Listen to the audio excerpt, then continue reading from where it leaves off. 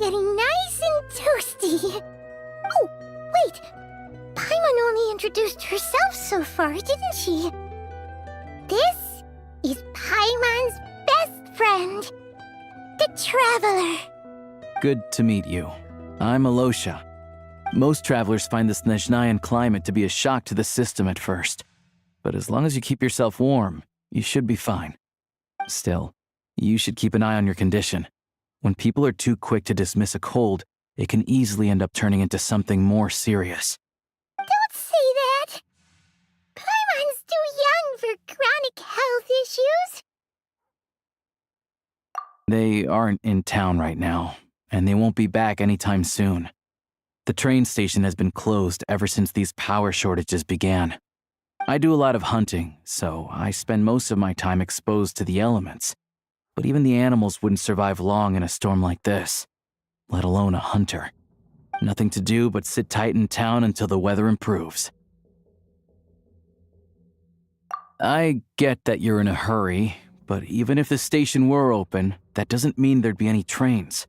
We could end up stuck here for a long time, I'm afraid. What? Your own train? Wait, hold on. That train? The one that suddenly fell out of the sky and crash-landed on the ice? Oh, we got lucky and found it in a cave. Then... Pretty crazy for a random find in the mountains. Well, as long as your train's good to roll, you might get to Snezhnagrad after all. I've been doing some digging recently. Turns out, the real reason for the current energy crisis in Stratomaros is that some of the supply is being seized for a private stockpile. But to expose what's going on, I need to catch them in the act. So, I'm heading off to catch a rabbit. Huh? Wait, a rabbit stole the crystal? It's a figure of speech. Real rabbits couldn't pull this off. They'd prefer carrots to Kresnik Crystal anyway. Shishkin, Mr. Positive Attitude, let's all get along now, shall we? Him? Really? Paimon never would have guessed. Huh? You're coming with? Huh. Oh, okay then. Just give Paimon a second to get ready. All right. Guess there's no point pushing myself. Paimon will stay here and hold the fort then. Be careful, you two. Oh yeah, there's one more introduction to do.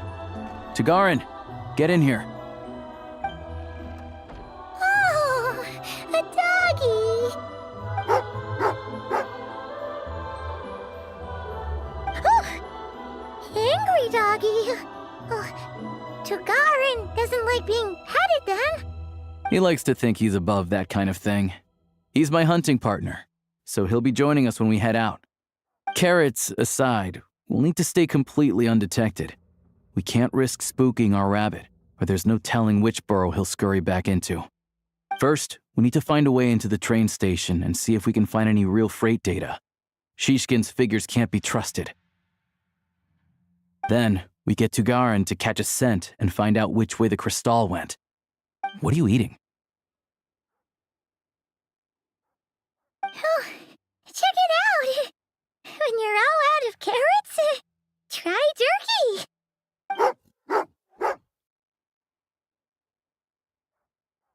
Good doggy, good doggy. A fellow dog lover, huh? Yep, and rabbit lover. Carrots are great too, you know. Good to know. Eat up, Tagarin. We got a lot of work to do.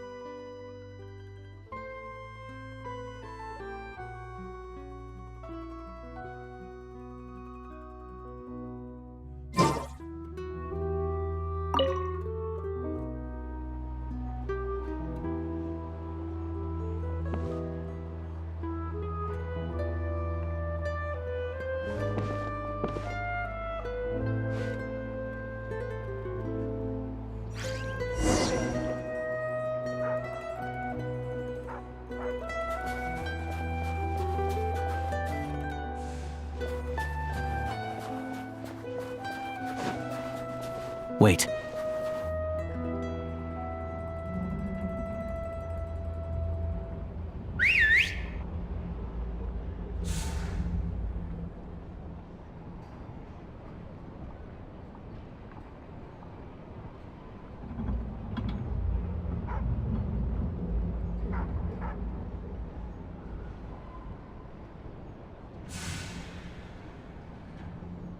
Nice work, Tagarin.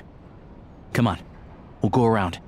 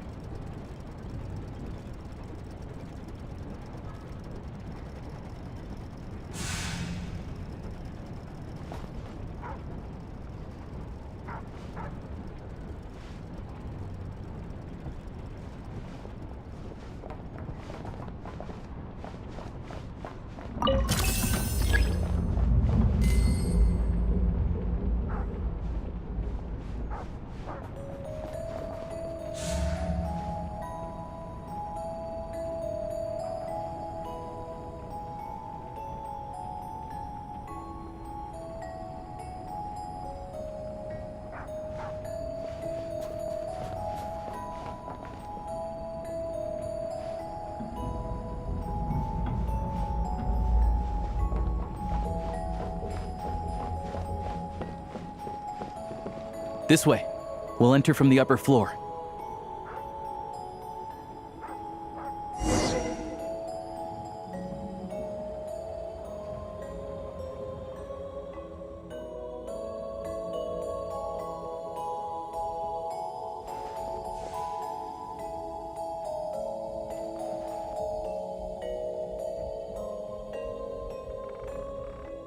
There we go. A freight list. Straight from the VII. So Shishkin won't have had the chance to doctor the figures. Looks as new as the day it was printed. I guess no one bothers reading these unless they have ulterior motives.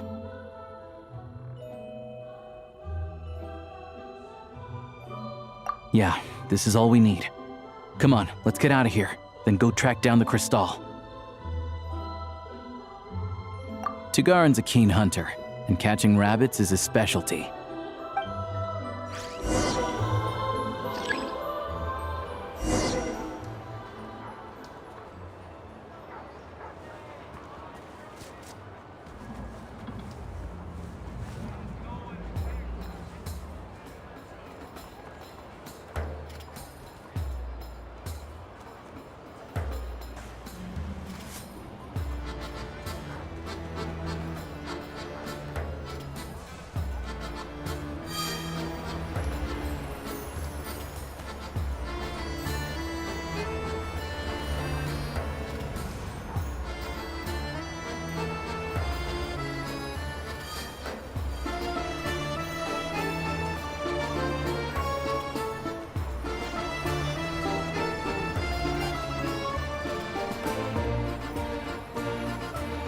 Anywhere there's a stove, there'll be the scent of crystal.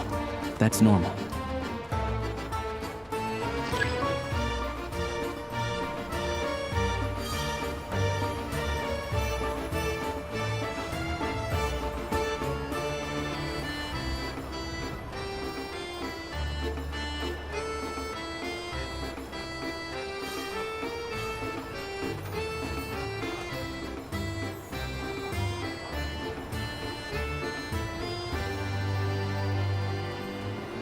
But if he picks up the scent of crystal somewhere and there's no stove around, that's how we know something's up.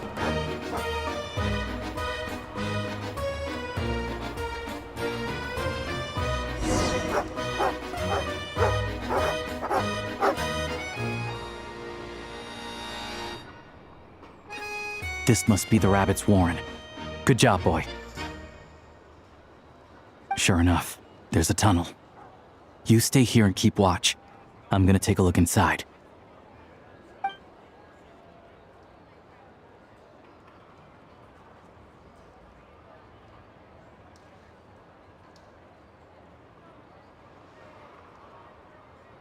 Thanks for looking out for us. Things things are getting tougher by the day. No need to thank me, it's my pleasure. Sure as Her Majesty the Tsaritsa watching over us, every sacrifice will be worthwhile. Let's grit our teeth until the blizzard passes. These days of hardship will be over soon. Maybe for everyone else, Liaison Shishkin, but for you, the hard times have only just begun.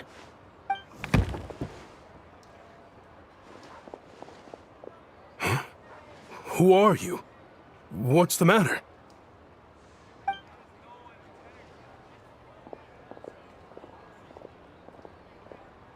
I just had a question for you.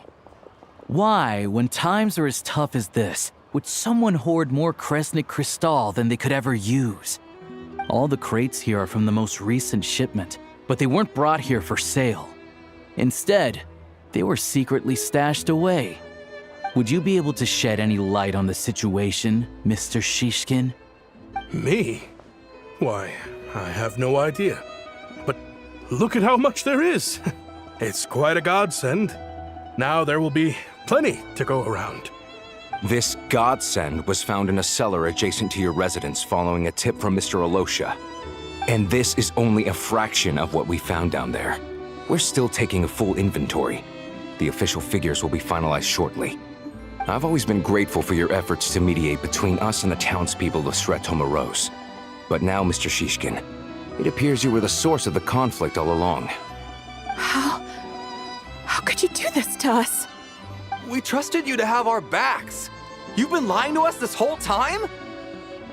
Hey,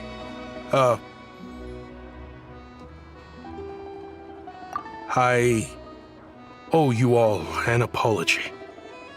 I'm sorry. I'm so very sorry. This isn't who I am.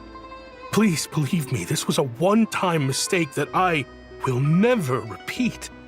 We all know how difficult life has been since Project Stuja came into force. Energy is an increasingly scarce resource. People everywhere are getting desperate. But some places have been hit harder than others. I grew up in Alatir, a small village with no train station. Deliveries of Kresnik Crystal have ceased there entirely. If nothing is done, they're all going to freeze to death. You know as well as I do how downright impossible it is to buy Crystal these days. The thought of my poor mother and father, with no one to help them, I felt so afraid. I watched as energy grew scarcer by the week, all the while knowing that their lives were at risk. Then one day, I looked at the Crystal shipment in front of me, and a terrible, selfish thought entered my mind. Looks like I'm just not cut out to be a criminal. I'm so sorry. Once the Fatui have finished their count, you'll see that the numbers match their waybill.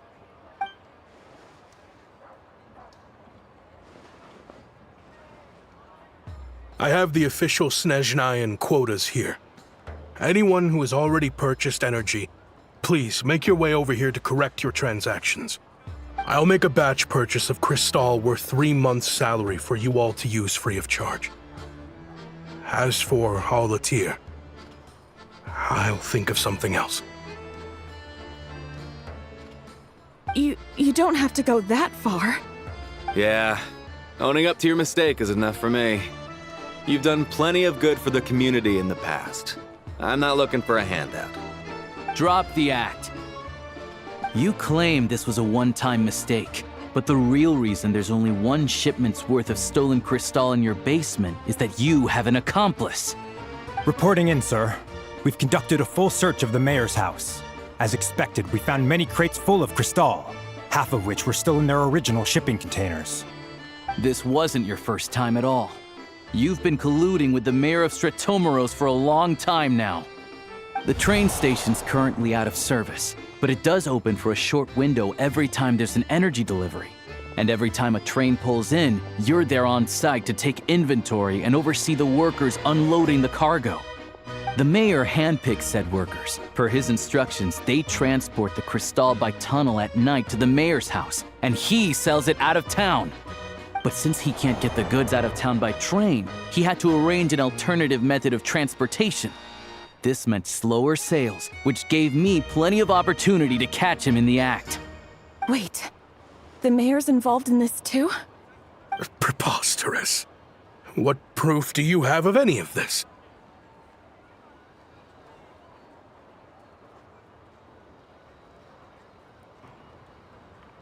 Basic math. I've spent a lot of time lately counting carriages as the snowstorm rages.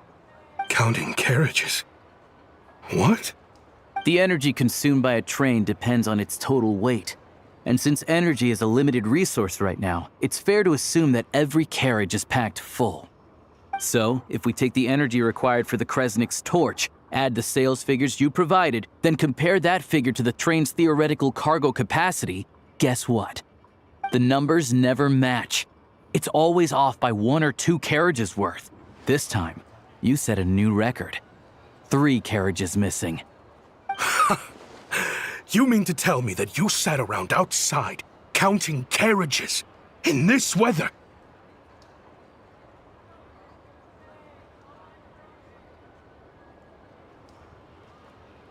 I'm a hunter. I have 2 options: hunt or starve. Well, I've heard enough. The evidence speaks for itself. Take Shishkin and the mayor into custody and escort them back to Snezhnaya.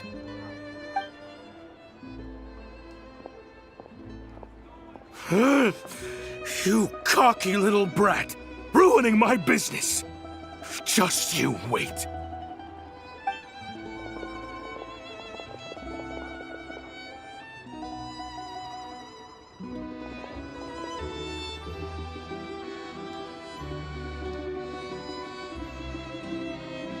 Yeah, something felt off, so I just followed my gut. Math isn't my strong suit, though. I'm lucky my dad made me learn enough to get by, but all this number crunching was a million times harder than the aim and fire work I'm used to. Thank you for your assistance. You're a brave lad. Shishkin was quite the cunning criminal, as I'm sure you can tell. He did all of this right under our noses, and we never suspected a thing. A wolf in sheep's clothing. He had everyone fooled. Even with that sob story he fed us. He was probably trying to keep the mayor out of it, not just mask his own motives. Without the compelling case he put together, even I might have fallen for it. Alosha, was it? Tell me, are you really a hunter? We can go find some wild animals if you want. I'll fire off a couple of shots, and you'll see whether I'm the real deal. I didn't mean to cast suspicion on your identity. It's just... well, I'm sure you've heard of the Rokot. Recently, they've been recruiting people with your kind of talent. They hide in plain sight under false identities, working against Project Stuzha, sometimes directly opposing the Tsaritsa herself.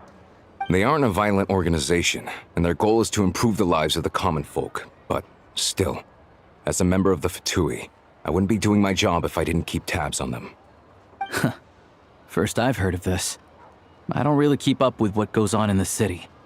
All I know is, people who don't mind their own business in the city end up paranoid about everything. As for me, I just couldn't stand Shishkin. I'm from Alatir myself, and I can tell you, nobody's lived there in years. Why would an abandoned village need crystal? Of course, no one really cares about the fate of that place. I'm guessing today is the first you've heard of it. I see. It does sound quite tragic. Really. Well, thanks again for your assistance, and your friend here too. I will report this incident to Snezhnaya. The Fatui will take over energy distribution until new officials are appointed. We'll also ensure that the train station resumes normal service as soon as possible. Looks like it's my turn to brush up on math now. I never liked it as a kid either.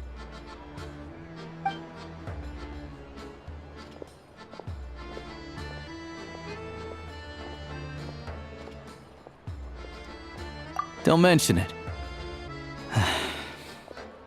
Isn't the soldier overseeing the delivery supposed to verify the quantity of the goods? Was he just careless? Or was he being paid off too? Who knows? Excuse me. I'll take a share of Kresnik Crystal, too. Thanks. I need to take a detour before we head back. There's someone I have to deliver this crystal to.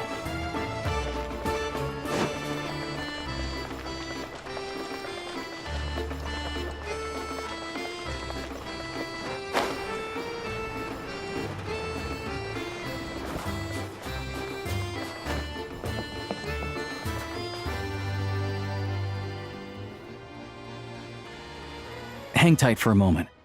This old lady, she doesn't really know who's who anymore.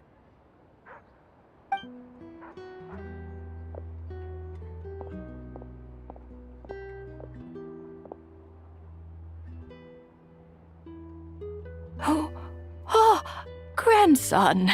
It's so cold today. You must be freezing. Ma'am, it's me, Alosha. Alosha? Alosha who? You know me. I came by earlier today. Cleaned the ashes out of your stove, gave you some warmer bedding, and washed your back.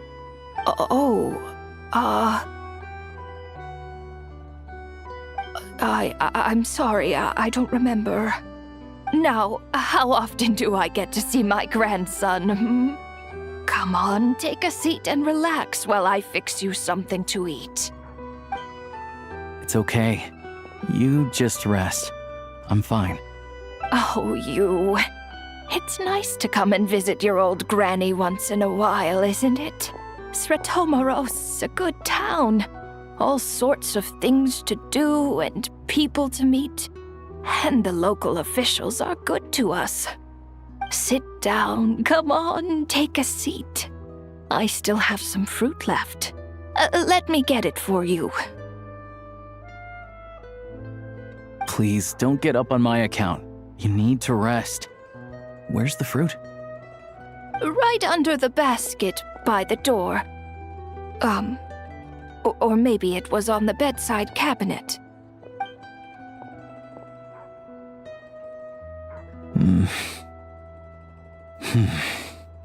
Well, grandson dear, do you like it?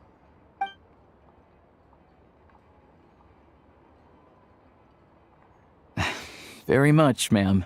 It's delicious. Good, good. Wonderful. You don't need to save any more for me next time, all right? Fresh fruit is hard to come by at the moment. You should eat it as soon as you get it. Oh, I don't need it. I'm fine. But if you like it, come back for some more soon.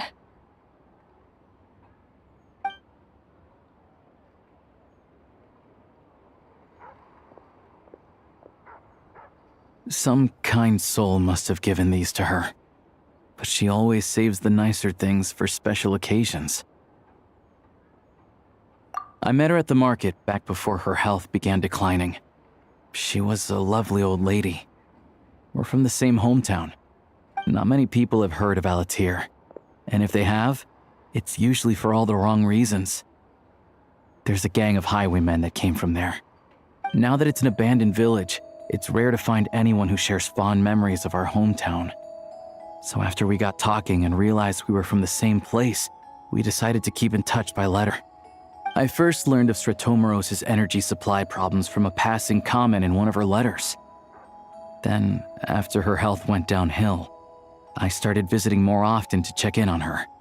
The town's been in decline for a while now, but because of her memory problems, she thinks of it as the bustling, prosperous Sretomoros still in its heyday.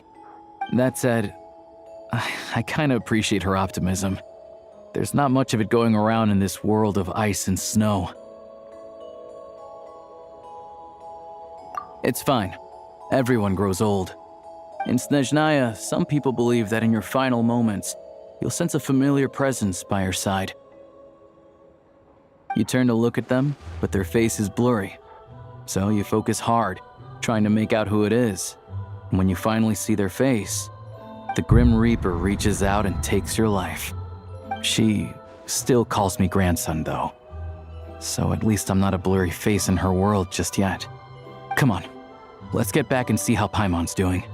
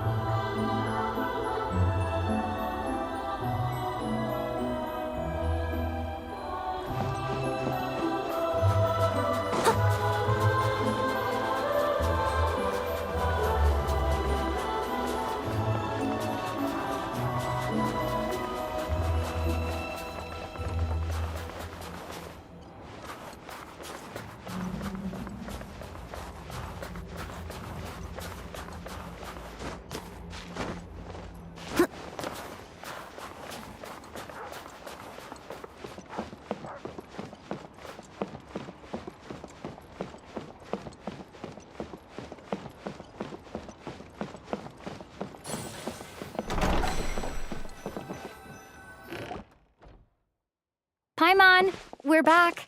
Are you feeling any better? Yep. Paimon's not cold anymore. But she's still a little dizzy. Flying probably isn't a good idea right now. Paimon might lose her balance. But Paimon's sure she'll be fine. It's probably just from getting hit on the head by that pile of snow when we first arrived in Snezhnaya. Her complexion's looking much better. Let's keep an eye on her. Sure. But enough about that. How did everything go on your end? Are you all set? Did you have any trouble? I'll explain. It's a bit of a long story.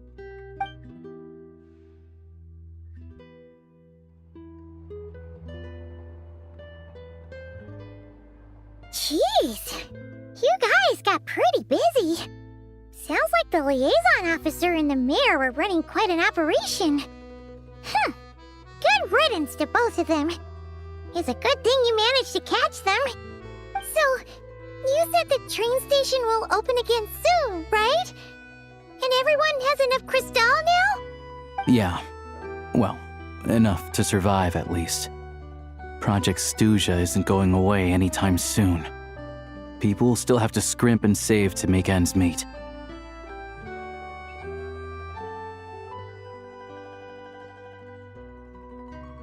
Don't know. The goal of Project Stuja is to gather energy for the Tsaritsa, but no one knows where that energy's going. It's never been made public. The thing is, we were told that the project would only last for 6 months, but time and time again, they keep extending it. Extending it? Does that mean the Tsaritsa's plan isn't going very smoothly? That's what everyone suspects. In principle, any proposed extension needs to pass by majority vote in the Snezhnaya Negeri. But even though opposition has been growing, any detractors end up caving into political pressure from the rooster, Pulcinella. He's the chair of the Snezhnaya Negeri and a key figure in the voting process. He has the backing of many powerful and influential people. How come the Fatui are picking on ordinary people even here in Snezhnaya? I don't see it like that. Fundamentally, the Fatui will always think and act in the Tsaritsa's interests. But that doesn't mean they don't care about the plight of the common folk. The only reason Sir Tomoro still receives crystal shipments is because of a relief proposal put forward by the rooster himself. Then there's the Fatui soldiers providing support in every corner of the nation. Even the Northland Bank provided some mora for disaster relief, and they're as conservative and indifferent as they come. It's just that the rich and powerful in their fancy palaces live in a completely different world from us. There's always going to be some conflict when those worlds collide.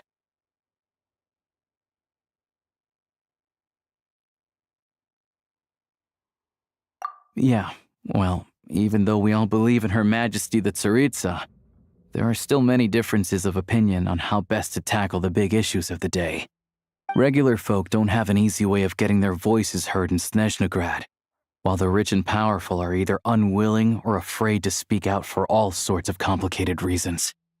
The Rokad provides the disaffected with false identities and an outlet to vent their frustrations.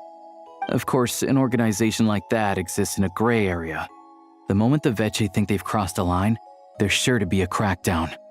But so far, they've been doing their best to help the common folk.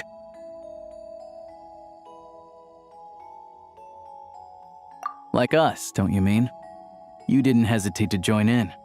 You're not new to this, I can tell. That's because we're adventurers. It's our job to help people out with commissions and get to the bottom of things.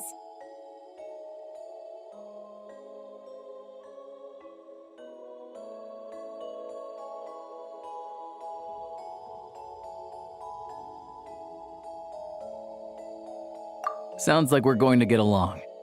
So, what's your business in Snezhnaya? Aside from taking your friend to see a doctor, of course. I want to meet the Tsaritsa. It's complicated. I've had run-ins with many of the Harbingers along the way, and I really need to know what the Tsaritsa is up to. Her ultimate goal, what the Gnosis mean in all of this. Since I've made it this far in my journey, I have to find the truth, whatever it takes. Wait, so... no way. Are you who I think you are? Sounds like you've heard of us then.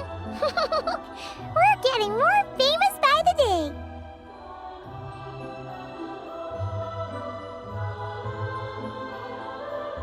I didn't realize I was in the company of giants. Honestly, we're all as curious as you are about what the Tsaritsa's planning, and why it has to involve us freezing to death in the snow. But getting in the same room as her won't be easy. The common folk aren't permitted to meet her at the best of times, and right now, she's probably not even in Snezhnaya. Word is, she's heading east on a campaign to slay a monster.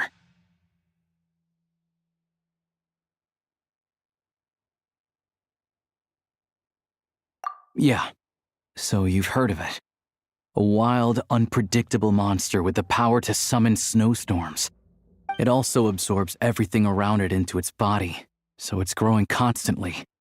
Now, it's so big that the Tsaritsa has deemed it the #1 threat.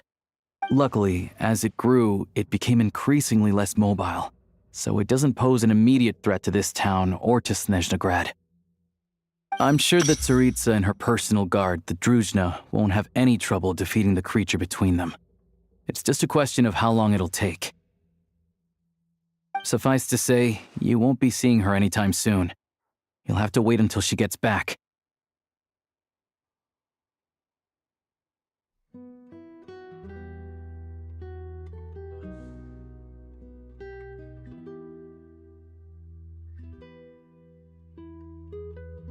Fair.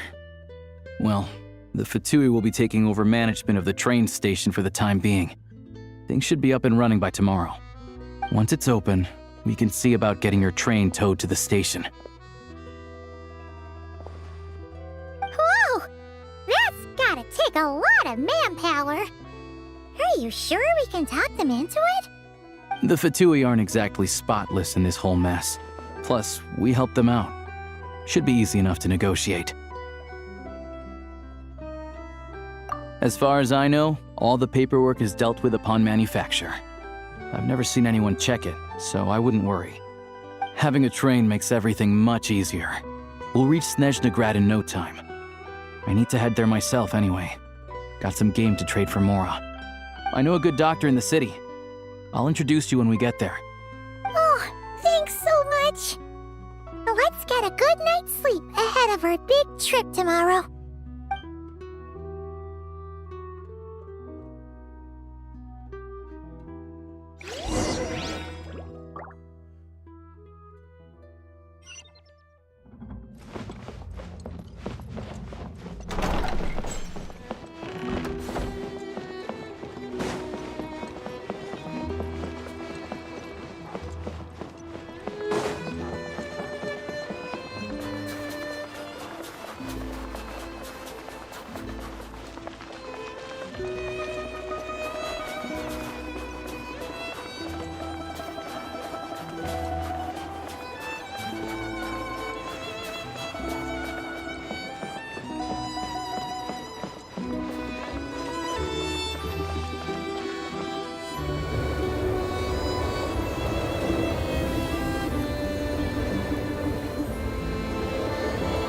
Drive carefully, all right? You don't want to end up in this situation again. Also, I don't think I've seen a train like this before. Is it a new model or something?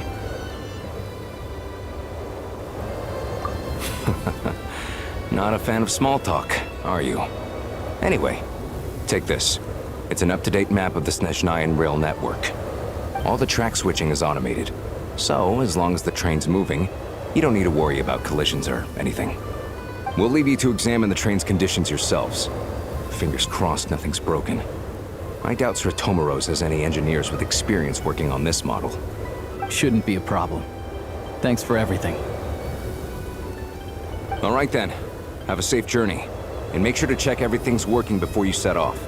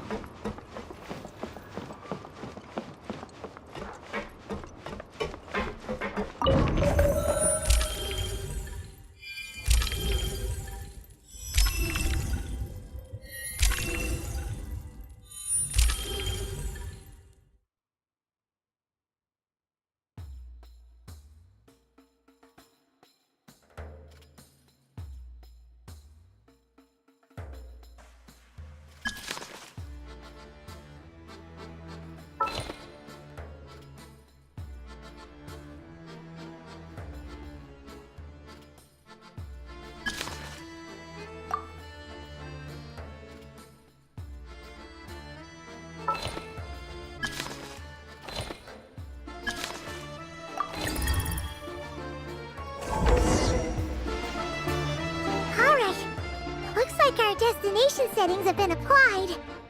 Let's give this thing a final once-over and then head out. Goggles, your time to shine. Affirmative. Running vehicle diagnostics. What's this?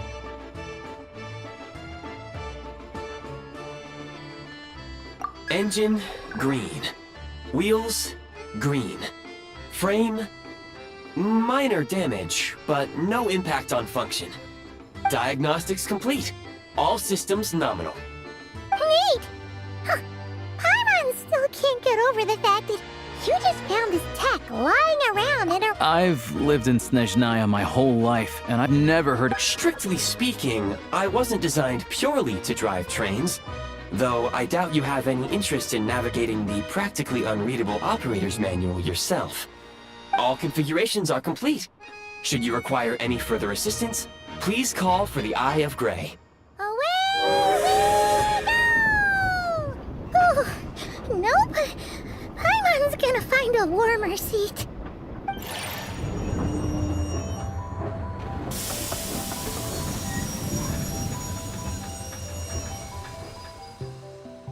Huh? What's going on?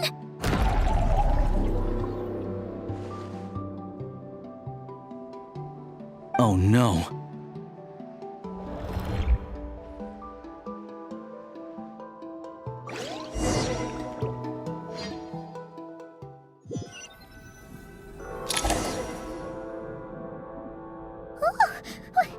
What is this place? Traveler, are you okay? Paimon's still airborne, but it feels like swimming through thick, gloopy water. Ugh, that's horrible. Just our luck. Of all the things that could have gone wrong. Alosha, you're Snezhnayan, right? Any idea what the heck this place is? It's called the Shadow Realm. A place where no wind blows, no light shines, and no elemental energy flows. Even time itself doesn't exist here. It's a world where everything seems to come to a standstill. I've only seen it a few times before, and this is my first time inside. It's a dangerous place. Most people who get sucked into the Shadow Realm are never seen again. And the few who do make it back, they're never quite the same.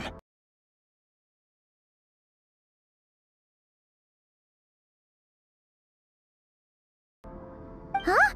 Then what the heck do we do now? Oh, maybe Goggles knows something. Goggles?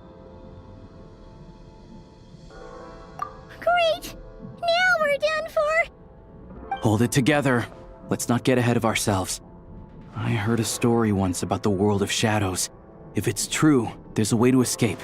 We just need to find the exit. Come on, let's explore.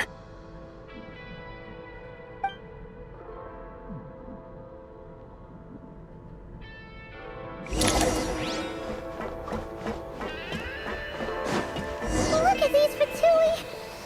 It's like they've lost their minds! Their shadows have been devoured. They're no longer amongst the living.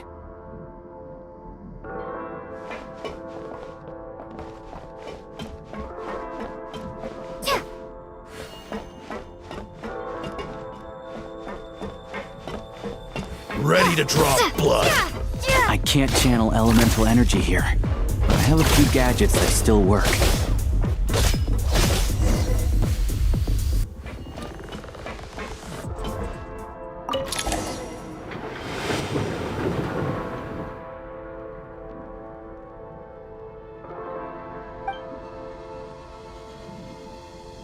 Wait! What's that blue thing? Is that... Goggles? Guess we'd better find a way over.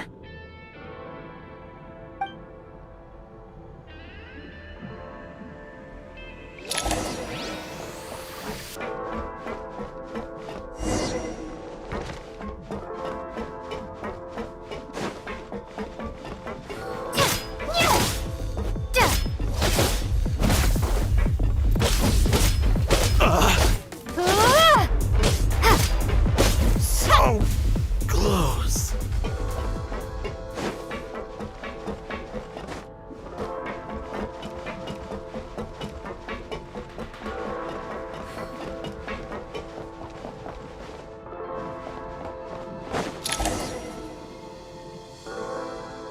Goggles! Hello. I am glad to see the three of you safe and sound. For now, at least. But things aren't looking too good. Correct. We are now inside what is known as the Shadow Realm, the darkest space in the shell, where even the Most High is loath to cast its gaze. Time and space hold no meaning here. It intersects with the world of the Light Realm only rarely, like an air bubble that rises to the water's surface. We must leave this place before it sinks back down into the depths once more. Sounds like you have a plan. Yes. In fact, the very purpose of my creation was likely to... from the Shadow Realm. It appears that key data is currently inaccessible, but now is not the time to resolve that problem. I have marked the exit to the Shadow Realm for your convenience. In addition, I have prepared some equipment to aid you as you traverse the Shadow Realm, traveler. It may well be one of my core functions. Scan complete. Construction in progress. Activation code? We once peered into the past from the ruins of the shadows. This is what remains of the Golden City, Hyperborea.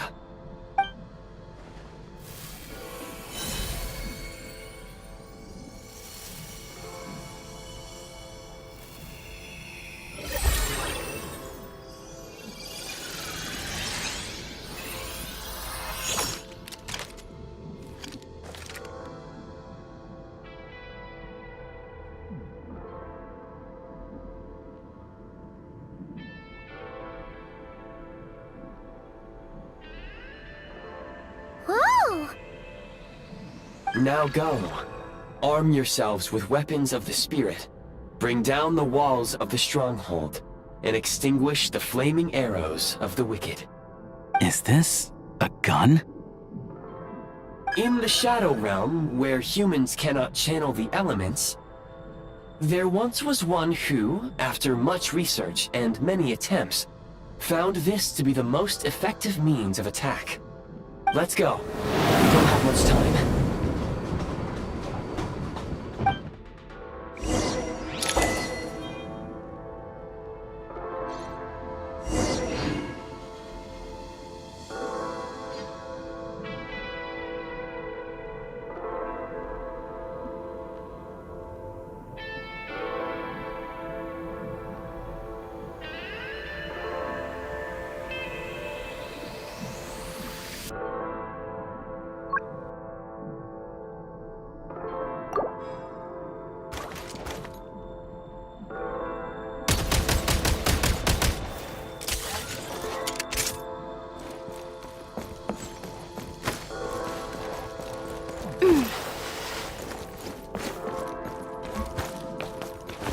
When you encounter small obstacles, you can simply clamber over them.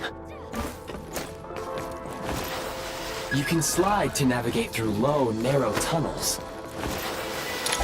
Obstruction ahead. You may be able to use... Since elemental energy is unavailable in the Shadow Realm, ammunition is an important resource. You can replenish your ammunition at various supply points. For long-range targets, try using the scope to line up your shot.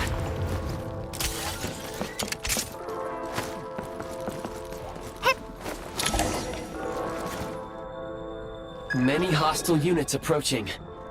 I suggest a new strategy. Take cover, and pick them off one by one.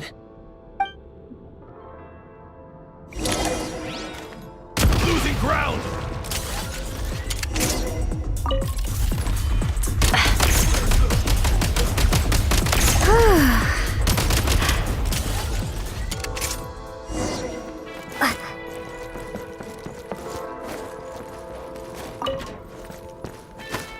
More enemies detected. Try attacking with the newly unlocked Assault function. Change of tactics. Advantage is out! Taking cover!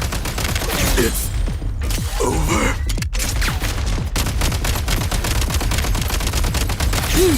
Gotta recharge. Back in business.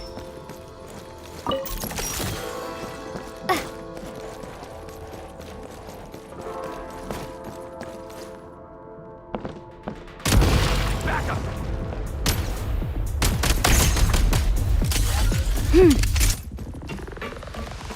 Nice.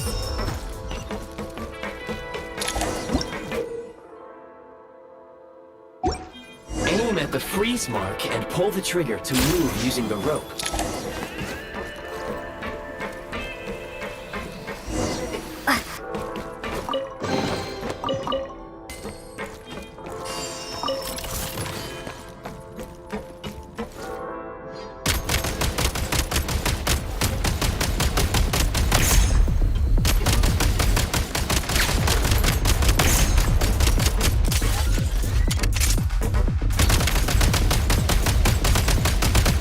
Some supply points can restore a small amount of stamina. Press on.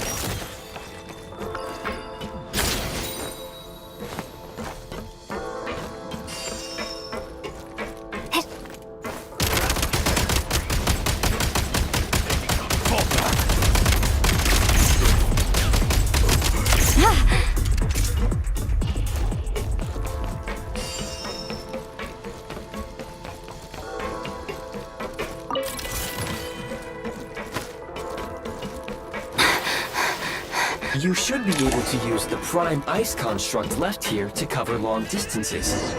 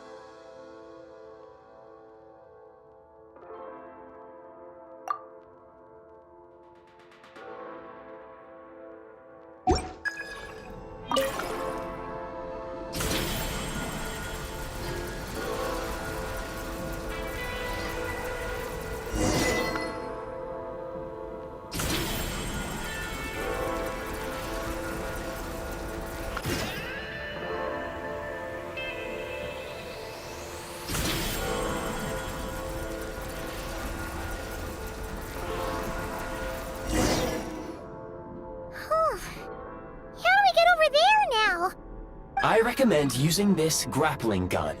Such devices were originally used to secure structures in the Shadow Realm.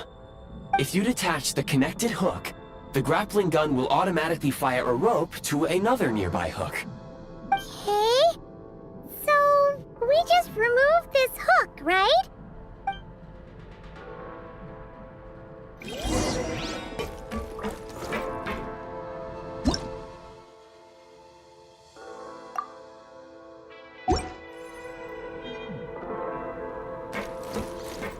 State number 2, charge!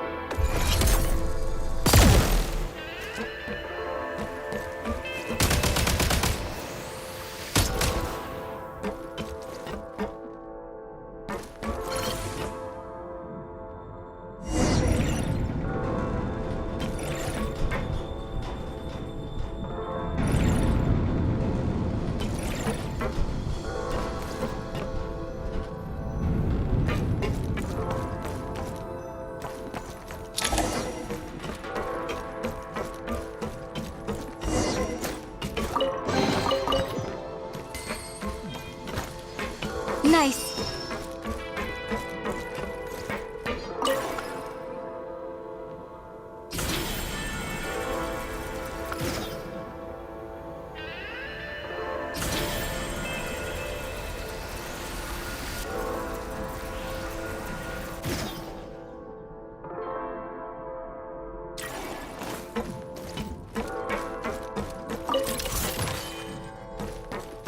Back in business.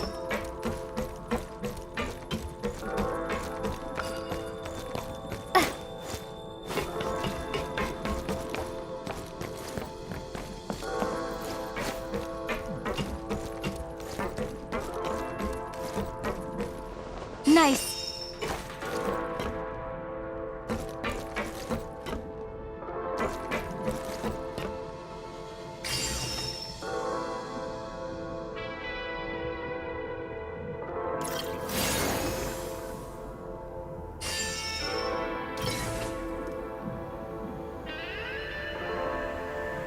Huh?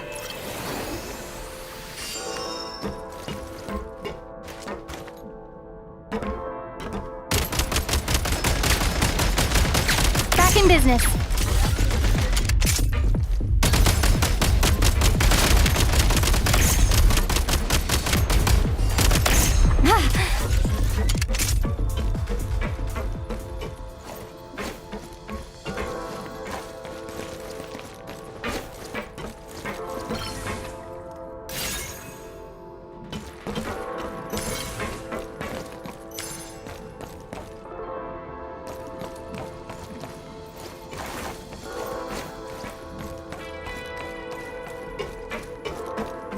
Sprint at the prime ice launcher to reach high places with ease.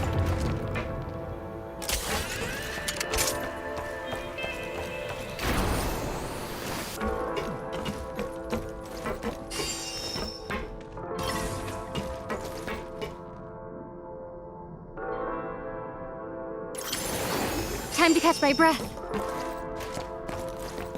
Switch mode. Mind the rhythm. Nice. Can't take much more.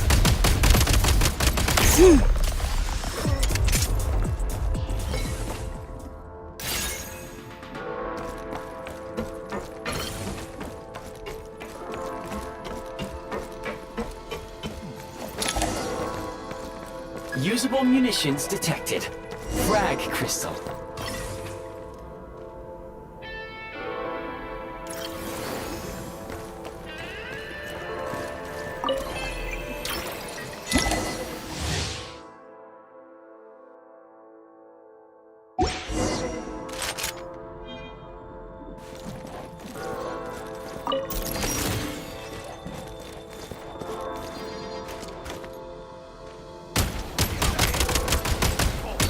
Can't take much more. Can't take much more.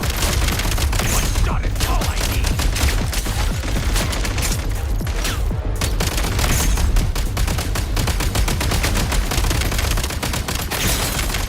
Reload.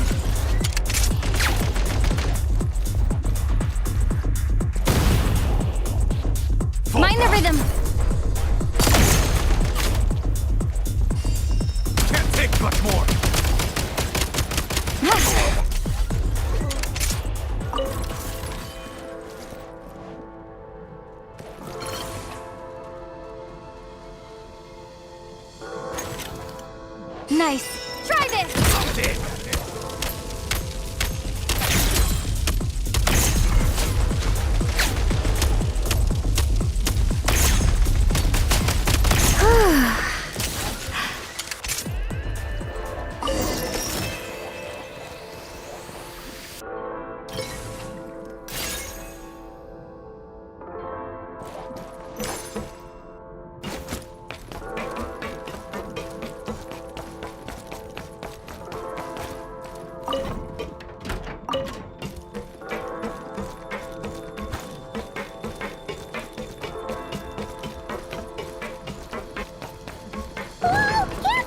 Shift your center of gravity and slide down.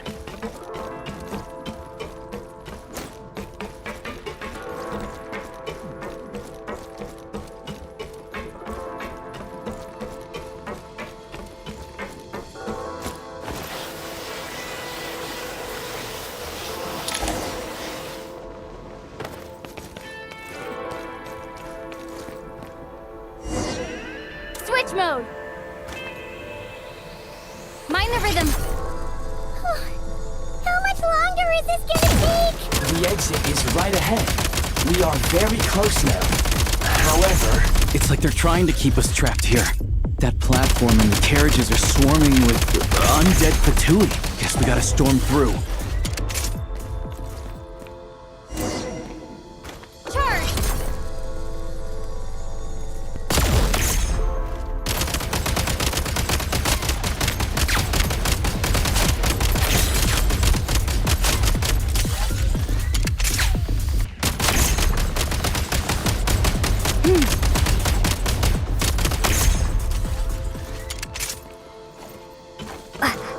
Nice.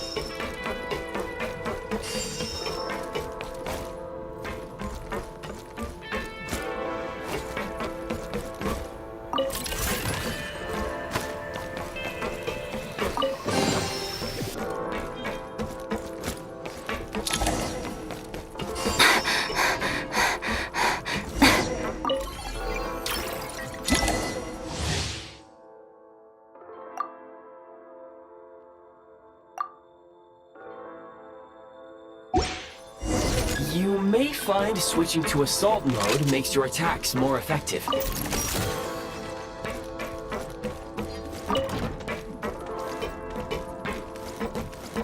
State number 2.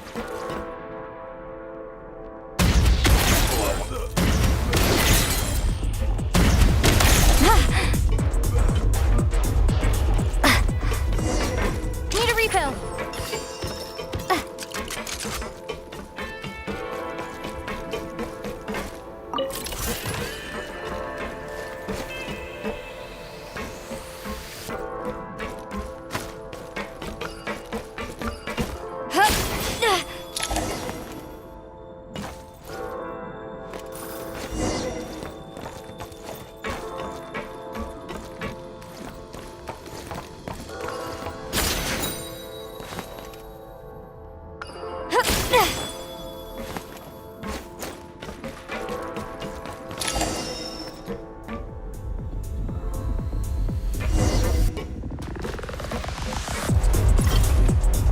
Time to catch my breath.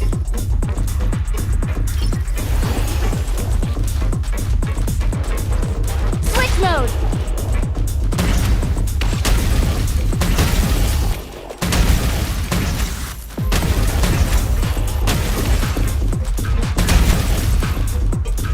Reload.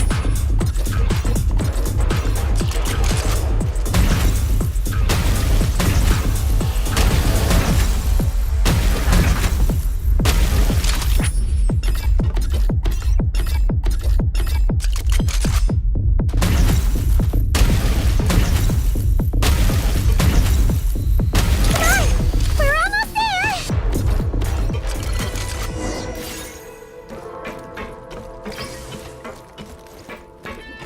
Time to catch my breath.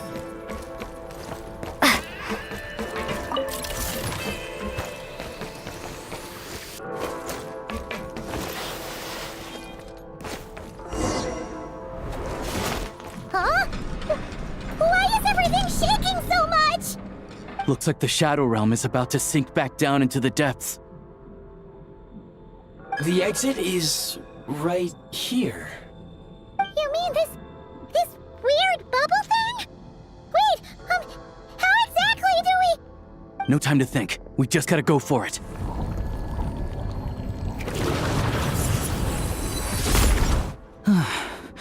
Looks like I was right.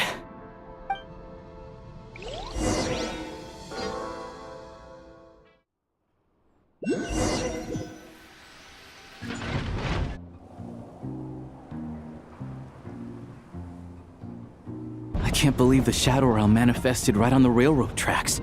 It's almost unheard of. Lucky we made it out. All thanks to you and that awesome gun.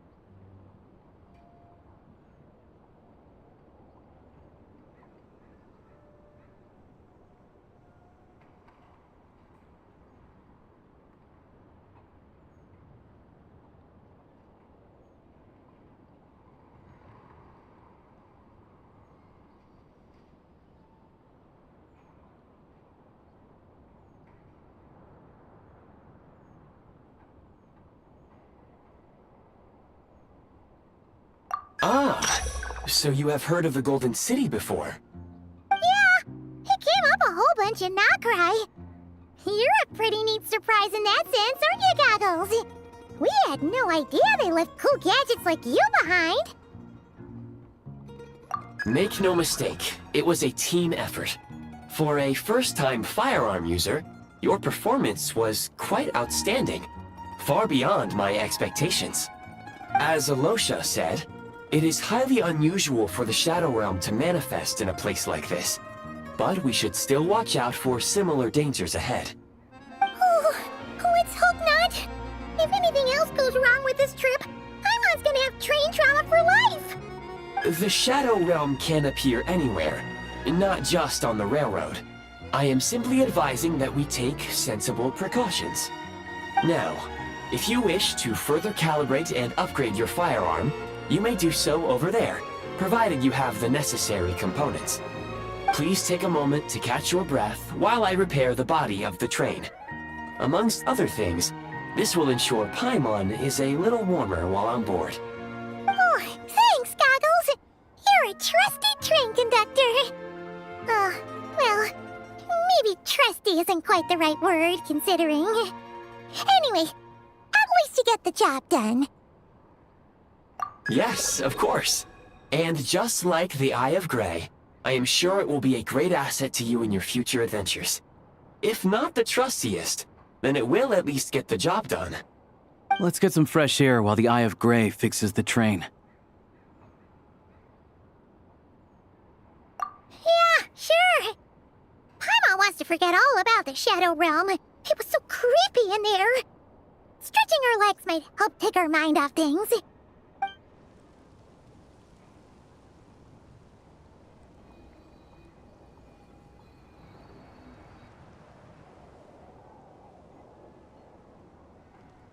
It's so quiet here for a train station. Not a person in sight. Just abandoned houses.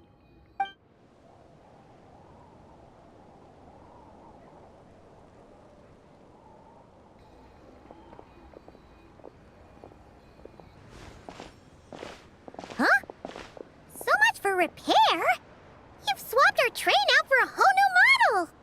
My plan was to restore the train to its original appearance per my records as quickly as possible.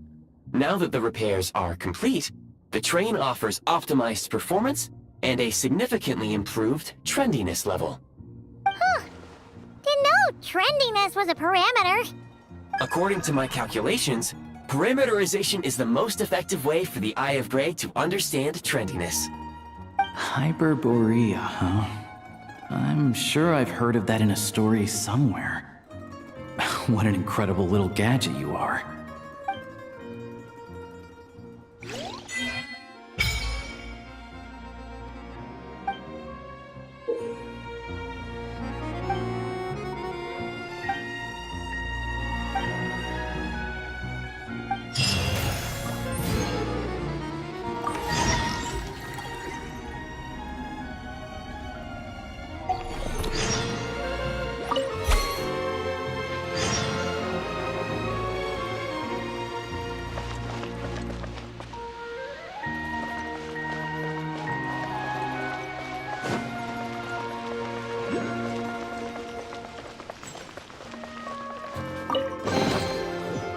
Dusty.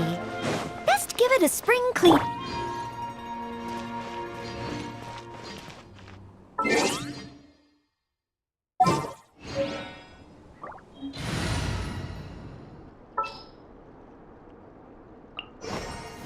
Just what will we come across?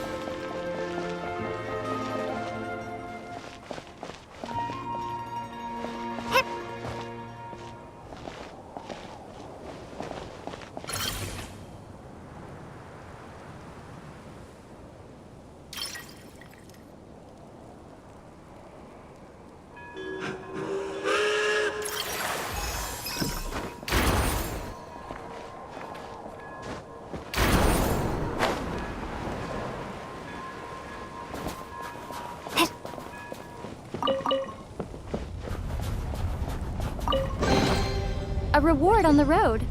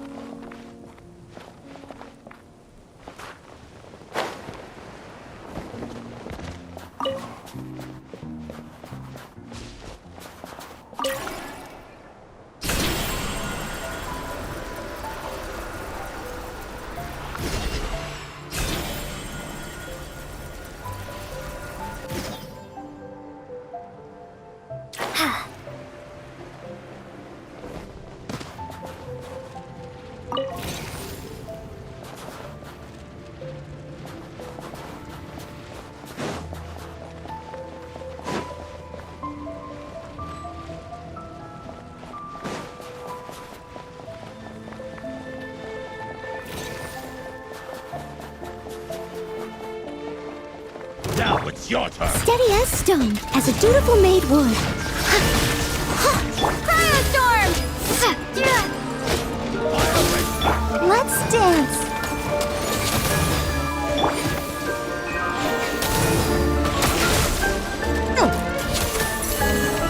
Struggle all you want.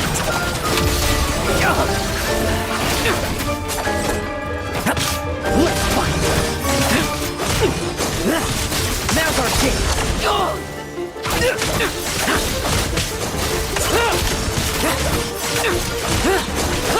Come on, we can do it. Hey, let the show begin.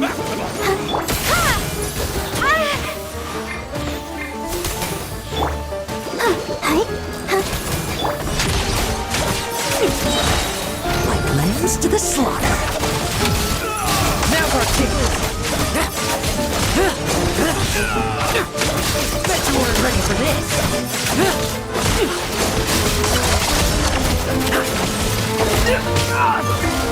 Condense! Encase! Let's dance! We run steady.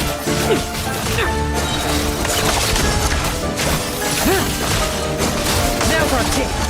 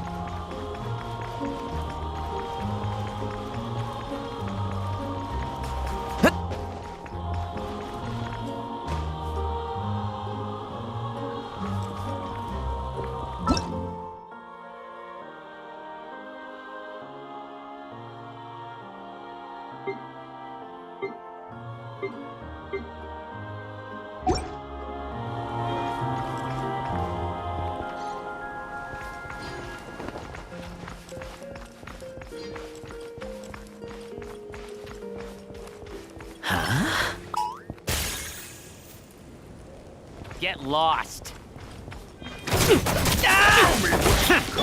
I must leave no stone unturned, as a good knight should. What the?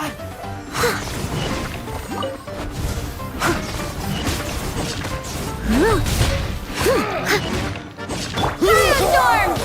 Let the show begin. Tremble. I won't judge.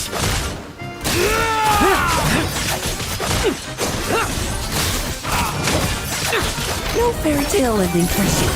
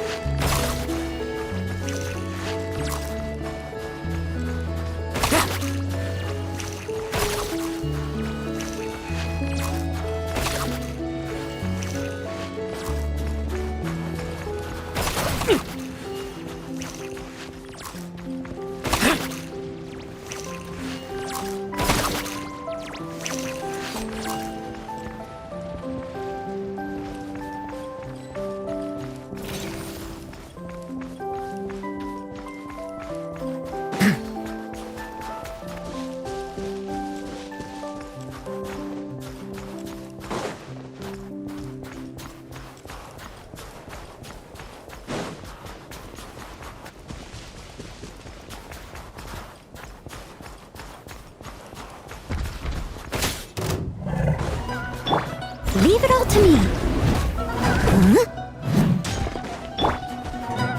Huh? I'll protect us. Fighting Frost!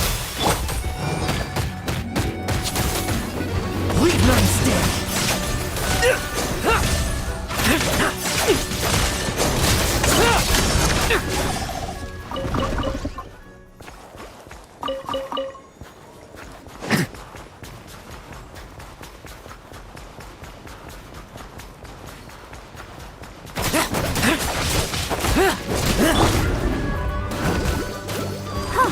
Let's dance.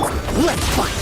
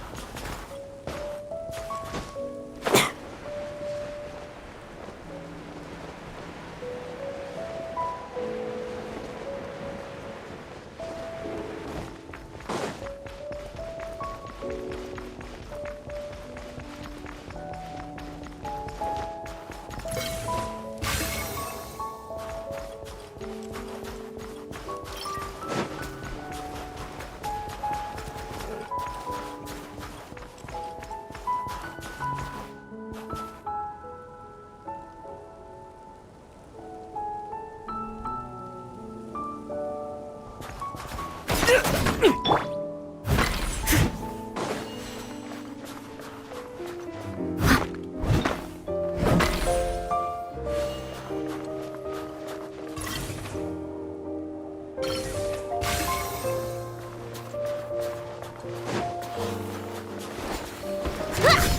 as stone. Firestorm! Fine. Let the show begin. Trim. I won't judge. Like lambs to the slaughter. Bet you weren't ready for this. Now's our chance.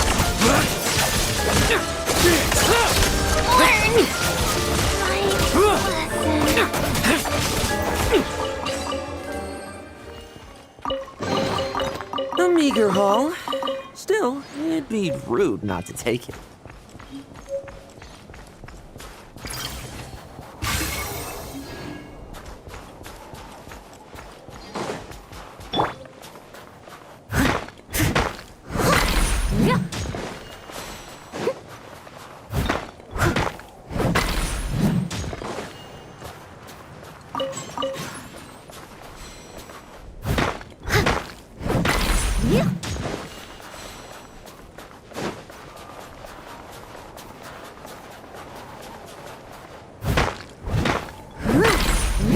I'll catch up.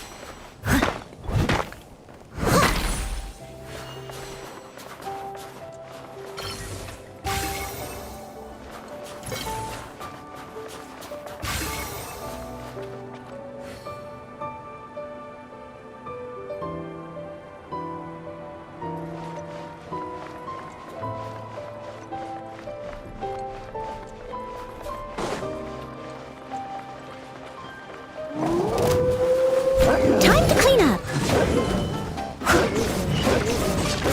Let's dance. We've none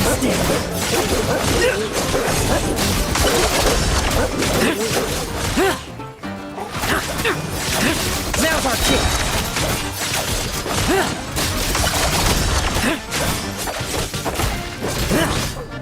And case.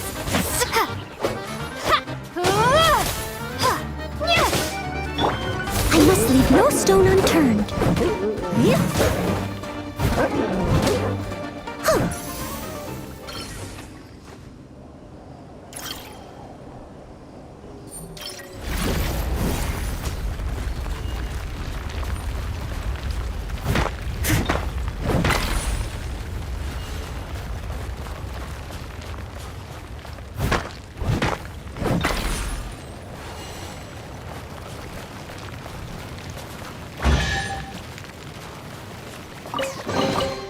Ooh, wonderful.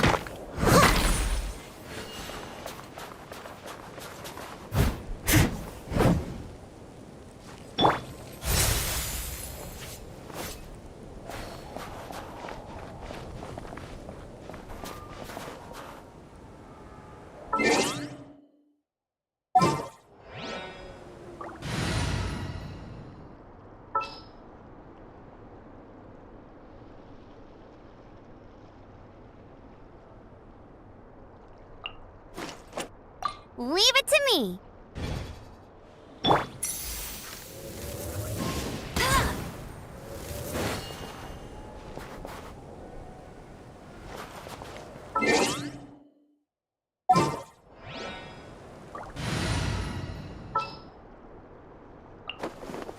Wish me luck. At the ready.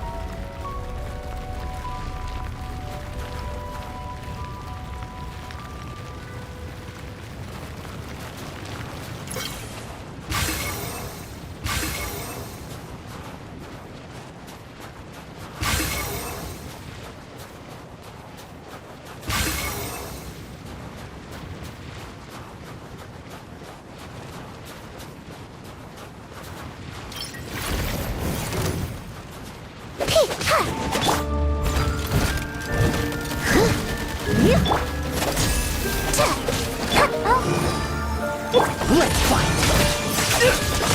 No fairy tale ending for you. Bet you weren't ready for this.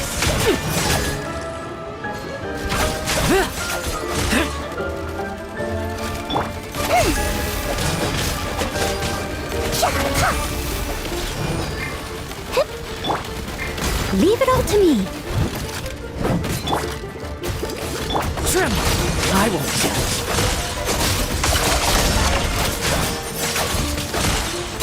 Now's our chance!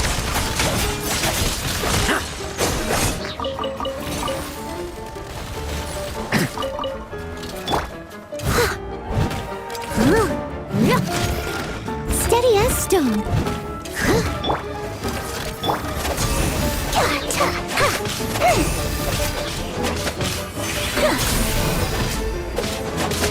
Let's fight! Bet you weren't ready for this!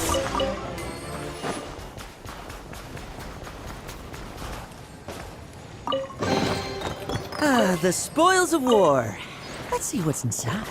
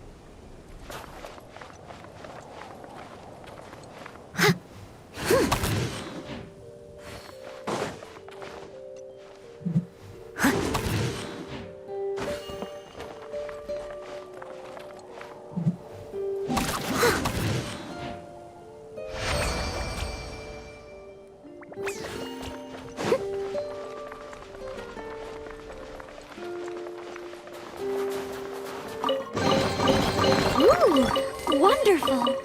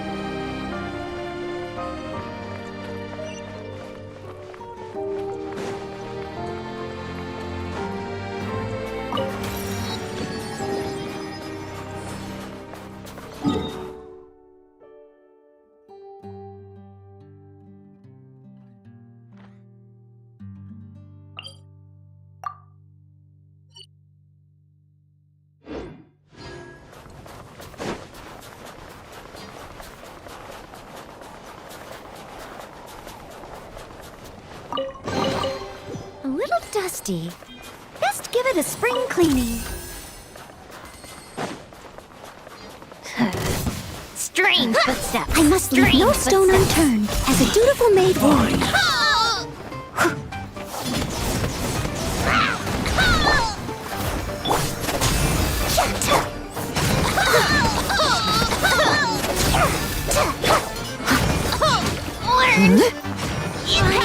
Listen. Tremble! I won't judge. Struggle all you want. Incoming!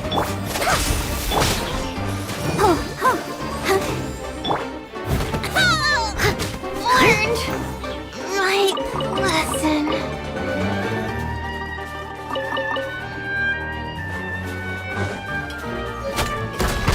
Leave it all to me. Let the show begin.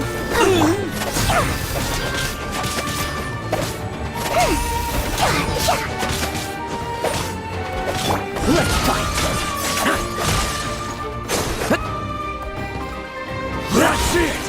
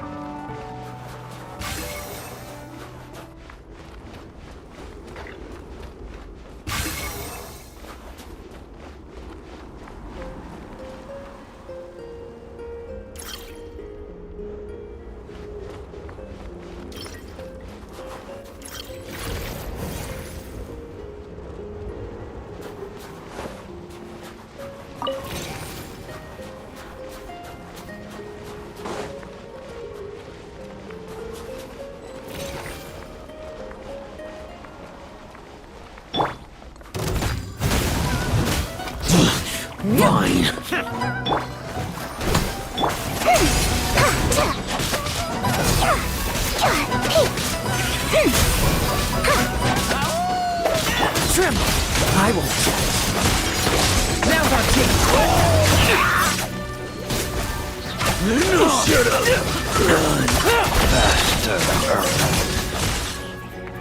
Like lambs to the slaughter.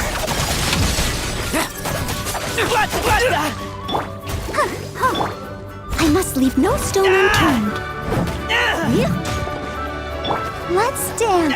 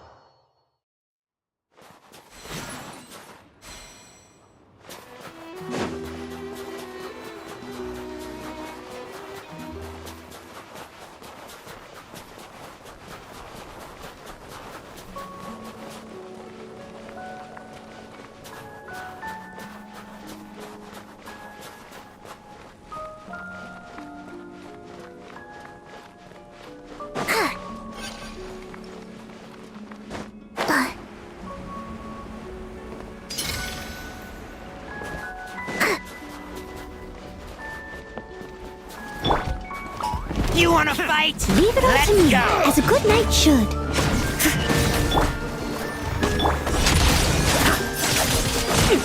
Now's our chance.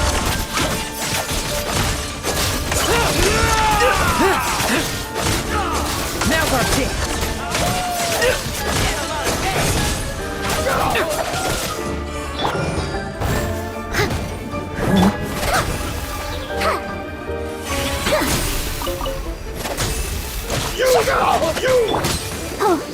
Leave none still. Bet you weren't ready for this.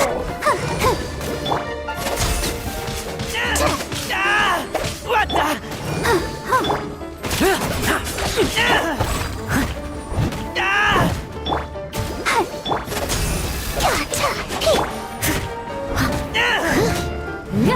What the?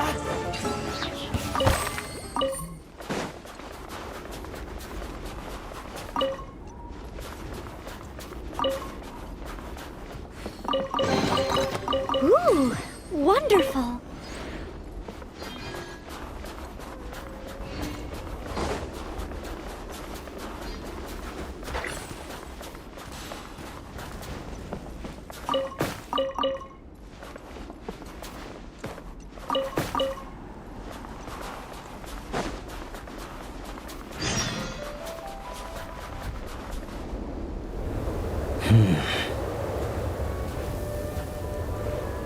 Traveler?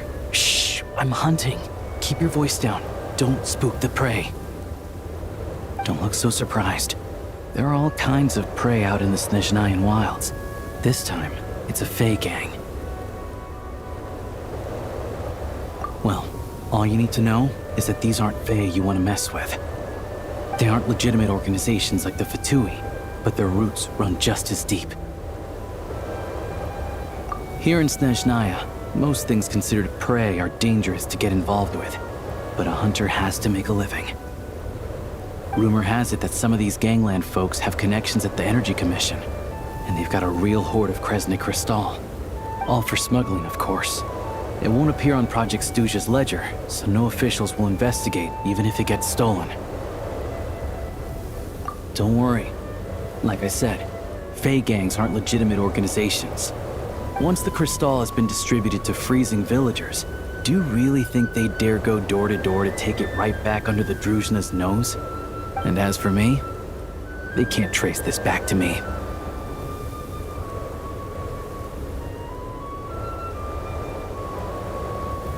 Just doing what needs to be done. Besides, it's nothing particular. It's always good to have extra help, but you know what? With your skills, you'll be fine.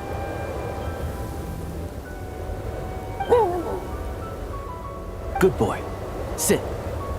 Are there horns inside? And how about claws? So, the gang's heavyweights are present and they're armed. How many horns are we talking? More than 10? Still can't count to 10, huh? Looks like I'll have to go and check for myself.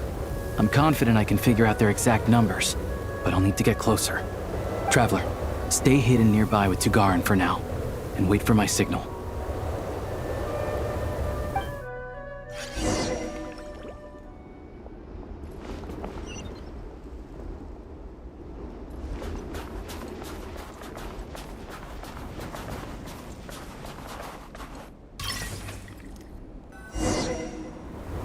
Excuse me. I wasn't aware that someone lived here. Where'd you come from, kid? What do you want? I'm just a hunter. I've been hunting nearby and used up all my fire water, so I need to find somewhere to warm up. Save it, kid. You better scram, or there'll be trouble. All right. 2 outside the door, 3 inside. No need to worry about runners after all. The heck do you mean by that? Like I said, I'm hunting. There's the gunshot. It's go time. Show me ready to taste my fist. Steady as stone. Time to clean up.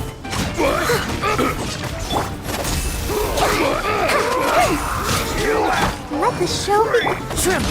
I won't judge. Now's our chance. Bet you weren't ready for this. No fairy tale ending for you.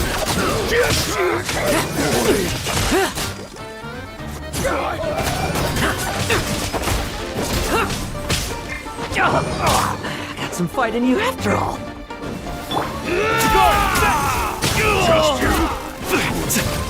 Let's search the place and see where they hid the crystal.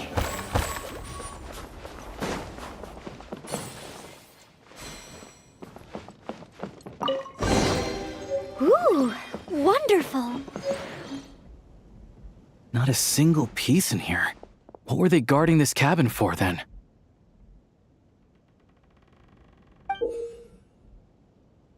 A key and a card? What do you think they're for? Hold on to the card for now. As for the key, it's probably for that door over there. Makes sense if you think about it. Hoarding crystal is dicey business right now, so they'd want to keep their stash well hidden. Sure. Assuming this key unlocks the door.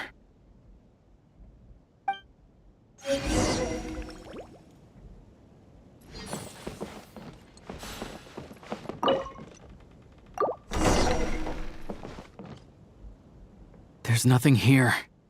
Did we just get unlucky this time? This ice. No, this ice is fresh. Probably put here to keep people out. Guess we'll have to go deeper if we want to find our crystal. 2 safeguards in a row. Must be quite the hoard. No problem. It hasn't formed for long, so this should be a cinch.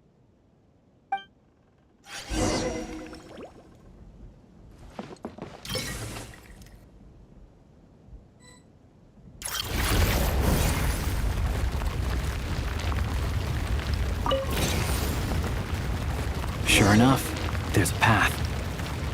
Traveler, let's go.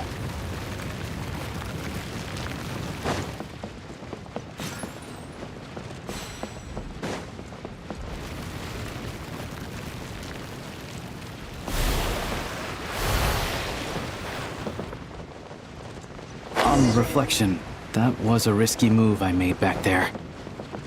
Diving headfirst into a suspicious cave isn't how an experienced hunter should operate. But it had to be done. Too many people need this crystal. Stay back! Wait, what? How are there gang members here too? Not just yet. Not until we know what's going on. Looks like there are 2 groups over there. I'll need to use my scope to see clearly. I said stay back! All of you! I've got the detonator in my hand! Hey, cool it. I told you. Turn around and walk away now, and we won't cause you any trouble. Not a chance! Anyone who finds treasure out in the wild gets a share of it. Old Sire's rules. The East Myla family will get their fair share, for Old Sire's sake, but the rest, we've earned it! You think you could just show up here and expect us to walk away empty-handed? That's not what the rules say! They're arguing over how to split the loot? Oh, you think you've hit the jackpot, huh? All you've managed to do is block the way in. Bet you tried to get in, but failed, didn't you? You ain't getting nothing! So what? We found this place first. There's gotta be a finder's fee for that, at least. Old Sire! Old Sire is dead. Or were you hoping Zmi would pick up where he left off? Huh? You didn't think so. Now beat it! What about Lady Voronina? You saying you're not scared of her either? Oh, you! Look, the only reason any of us are able to get by in this ash heap they call Snezhnaya is because of Old Sire. He put the rules in place for a reason, and no one gets to break them. Times have been tough for everyone. I get that. But if you break the rules, you can bet your life that Lady Voronina will be hearing about it. All right, so we're doing this the hard way.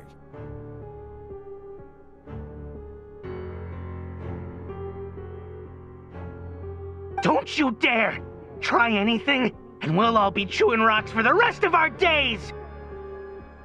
Stop! You really want to die here? We're all playing the same game, so don't take me for a fool. I know you left some men behind to seal the cave entrance from the outside when you came in.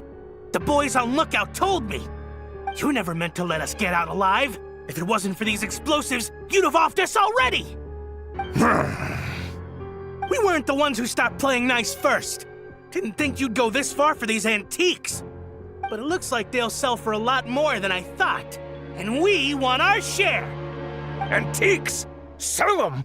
You short-sighted fools. You're the reason we're always getting trampled underfoot. Oh, save it! You gonna make a deal or not? Looks like we've run into another bunch of crooks robbing crooks. Valuable antiques, apparently. Fey gangs are known to smuggle that kind of stuff. We can't just hand antiques out to the villagers directly, though. We'll have to find a way to trade them in for Mora. But that, I can work with. The only thing that won't work is leaving here empty-handed. Leave this to me.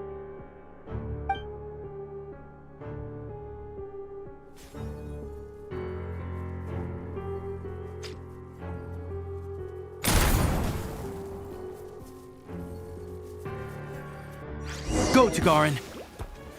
Show me what you've got. What? We got company? We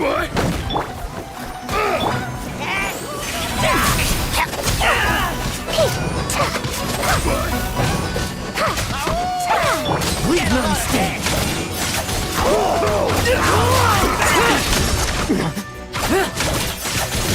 Just you? Bet you weren't ready for this. Now's our chance. Try all you want. What the? Steady as stone, as a dutiful maid would. Just you? What the?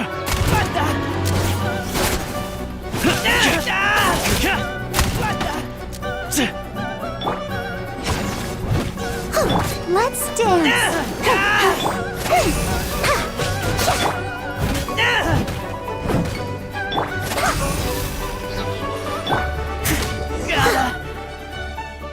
Cover me!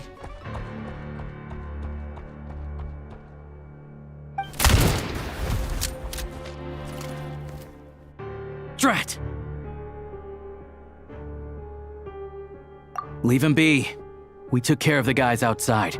If he wants to call for backup, he'll have to go back to base. That gives us more than enough time to clean this place out. Let's go take a look inside.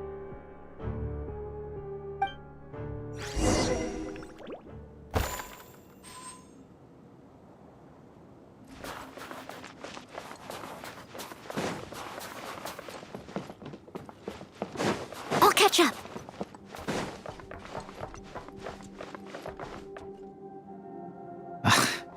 Antiques was right. None of this is from the present era. I don't know much about these ancient artifacts. If you're curious, I know a guy in the Rokot who's a bit of an expert about this kind of stuff. Maybe I can get him to come take a look later. This thing clearly isn't going anywhere. Let's start with whatever we can carry, but with this barrier blocking the way, we can't get any further inside. Shadow Realm barrier device detected. With the right access card, it may be possible to unlock it. An access card? Wait, that card we found earlier. Try it. With any luck, this might be what it's for.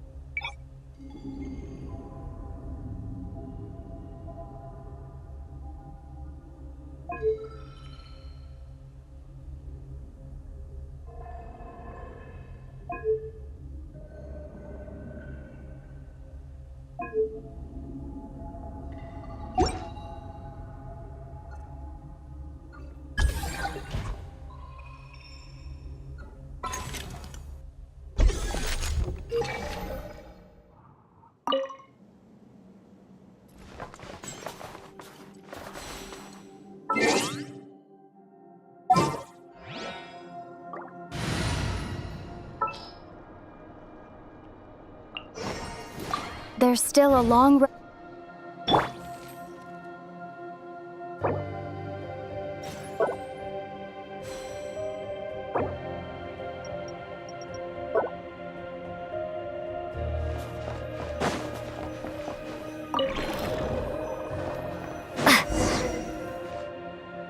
Everything else aside, at least the way's open. Still, if they knew they'd need this to clear the way, why leave it with the lookout outside? And then seal the cave entrance? Clearly this card is very important to them. They couldn't afford to let it fall into the wrong hands. But they also had to make sure it was safe before using it. I just wonder why they'd exercise this much caution over a bunch of antiques. Guess we'll just have to head inside and take a look. We can study this card and that pedestal later when we have the time.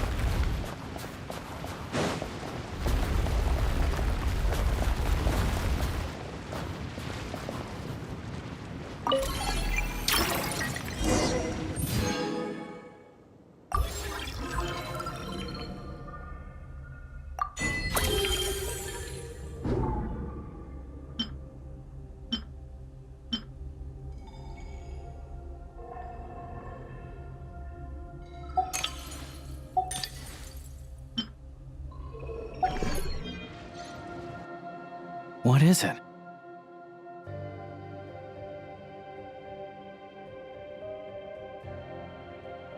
It's clearly not from this era either.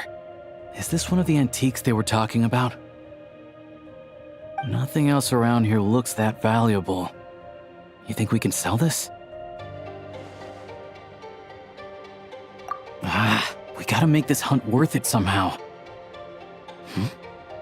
Wait, that device. I remember now. Not long ago, a Fey gang was going around buying up blueprints from the Bielitsar's time. I thought they might be worth some cash, so I swiped one to take a look. Pretty sure the drawing on the blueprint was this exact device. Not sure. All I remember is that we need to connect these pipes to get it running. Getting rid of the ice freezing the pipes should do the trick. Since the Fey gangs value this device so much, we might as well give it a try and see what it actually does.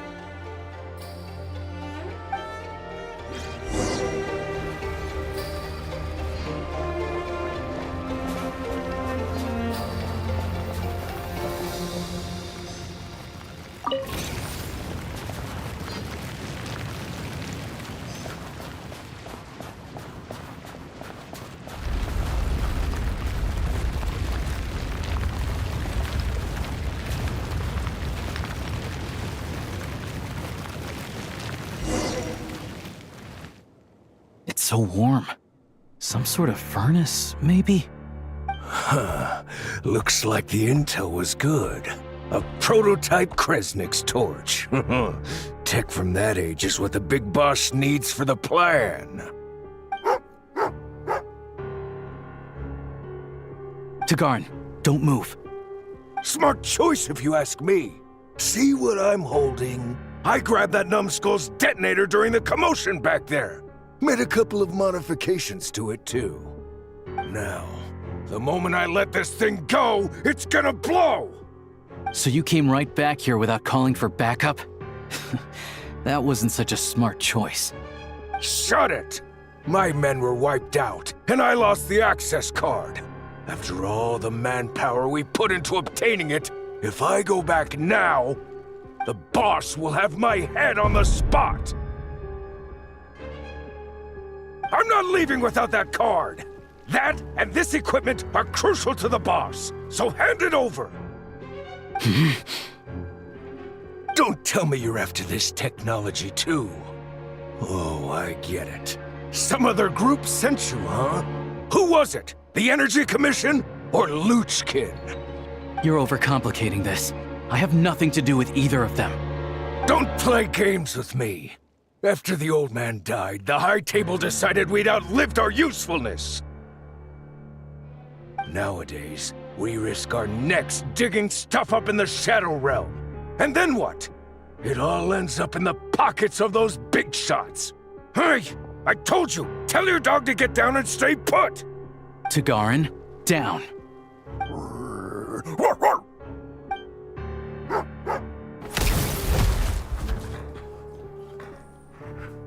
What the? Down means to prepare to attack. Sit is staying put. Who sent you? Who are you with? No one. I'm just a hunter. So it's a prototype Kresnik's torch?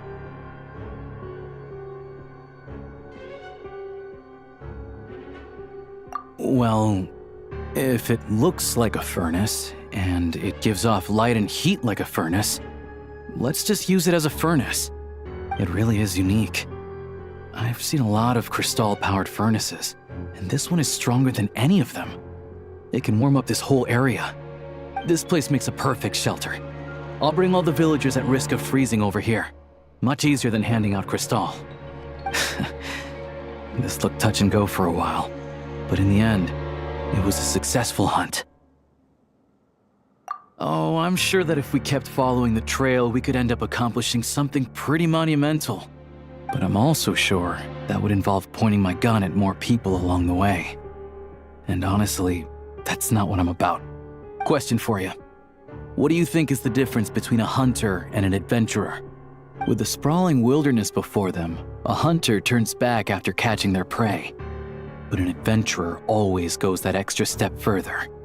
So, I'll let you hold on to that access card and any weapon parts we find here. You're the most famous member of the Adventurers Guild after all. Monumental events always seem to find you, don't they?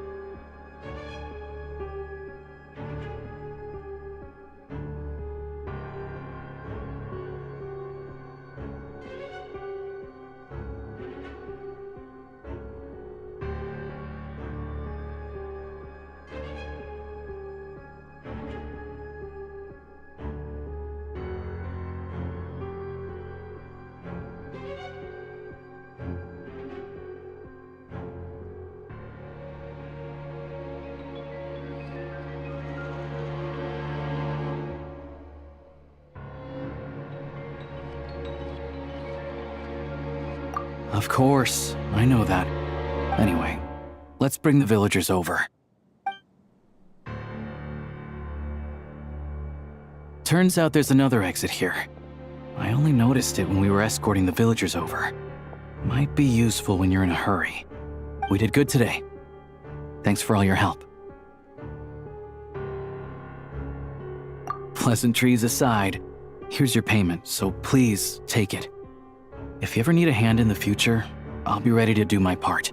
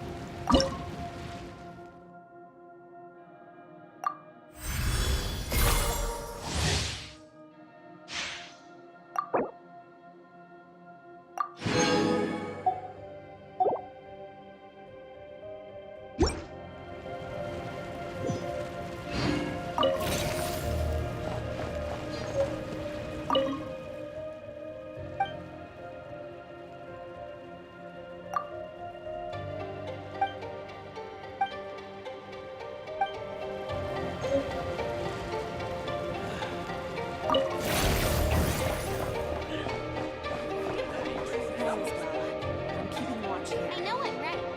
Dogs have their own language too.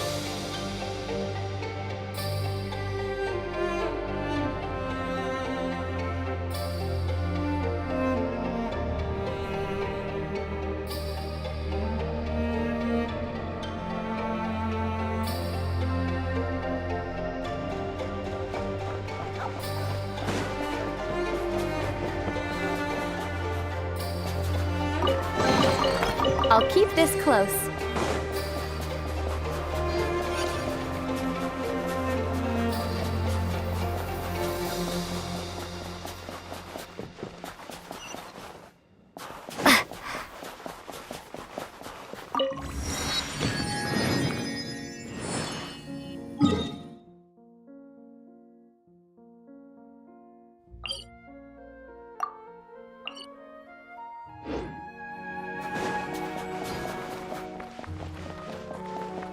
It's bound to take the bait this time, surely.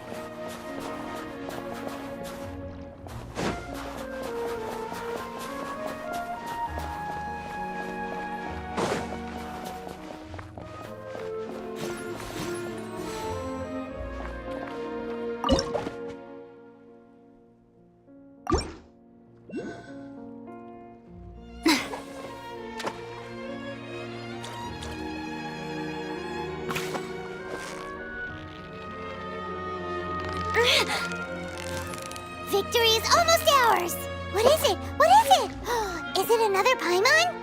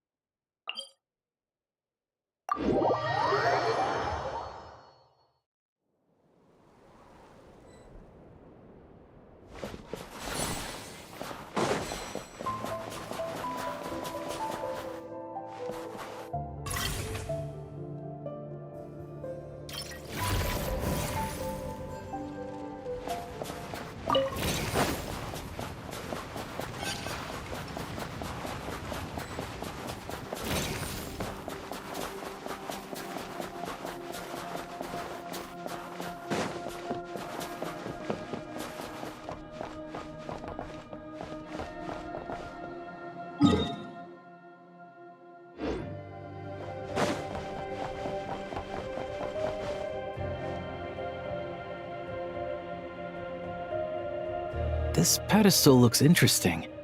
I'm curious to know what it's used for. Well, for starters, I can definitely confirm that it's Shadow Realm technology. Hey there, I'm Trapeznikov, a friend of Alosha's. Remember when I said I was gonna bring someone I know from the Rokad? This is the guy. He's a real expert on Shadow Realm tech. So anyway, the pedestal. Any idea what it does? Looks to me like some sort of device for browsing information, but you need the right access to unlock it. Establishing user permissions. Activated.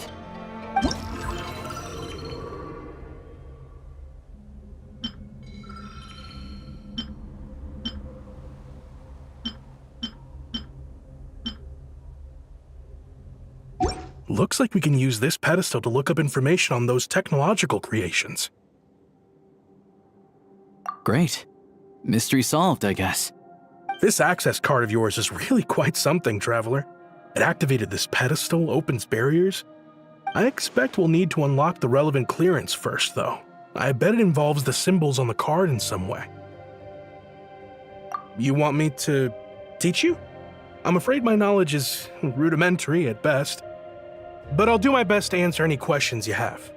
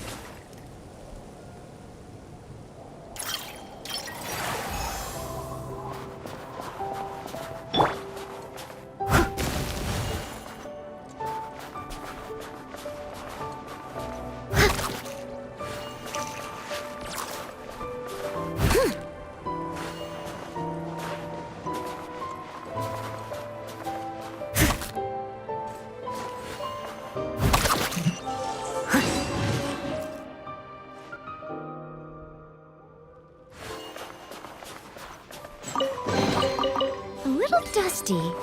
Best give it a spring cleaning.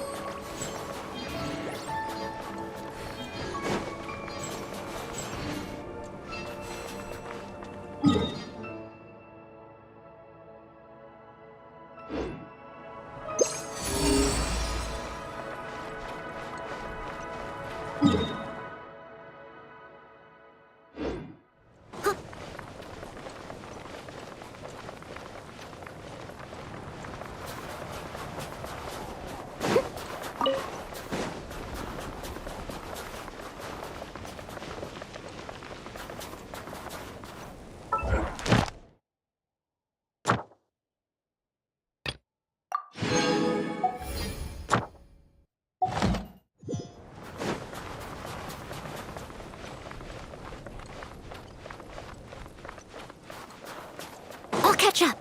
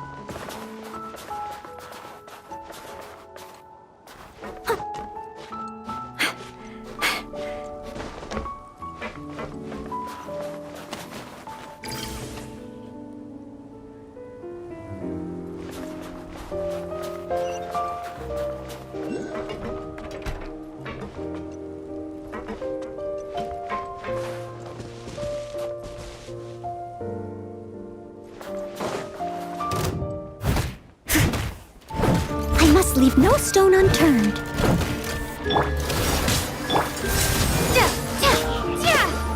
Condense! Let's fight!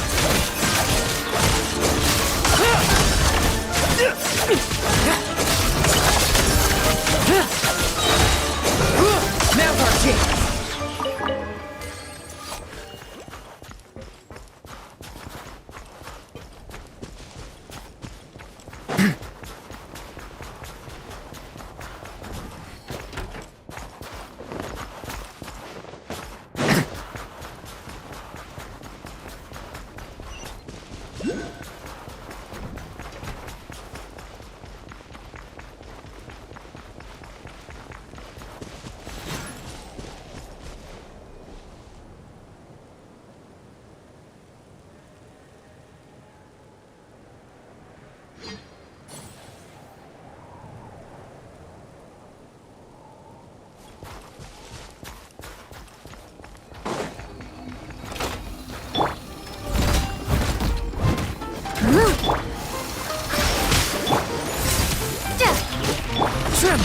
I won't judge. Bet you weren't ready for this.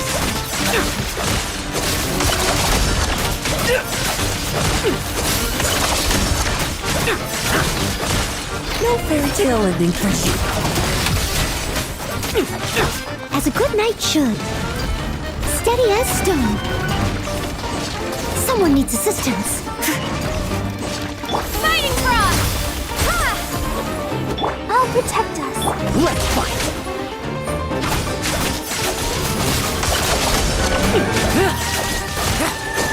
Now's our chance! Bet you weren't ready for this! Struggle all you want. Tremble!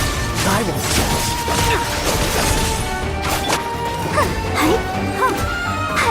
I must leave no stone unturned.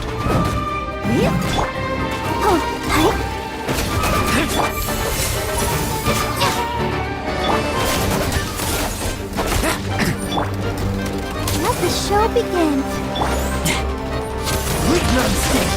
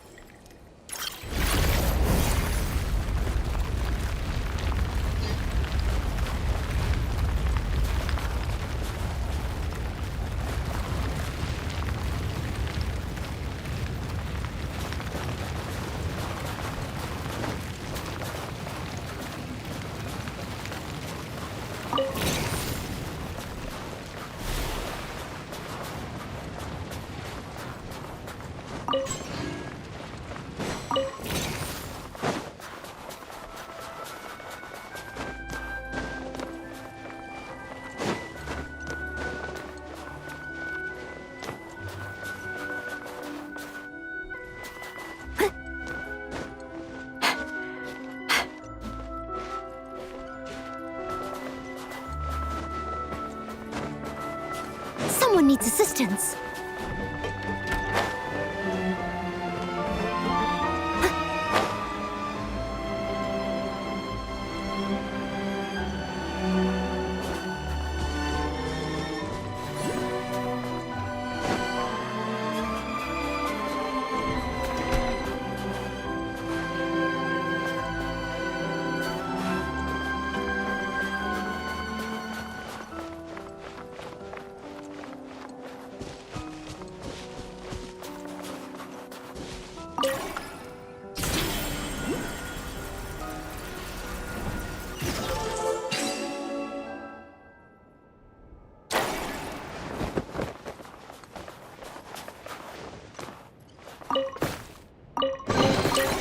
All in a day's work.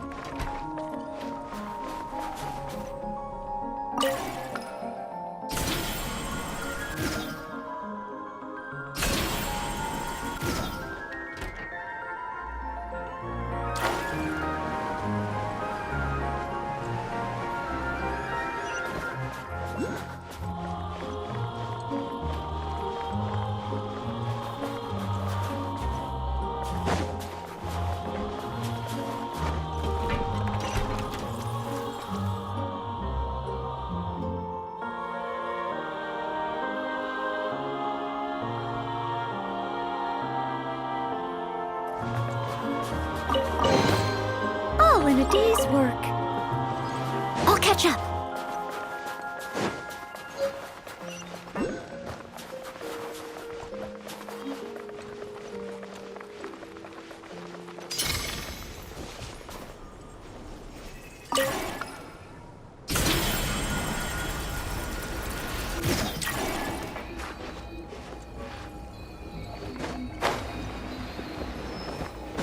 needs assistance.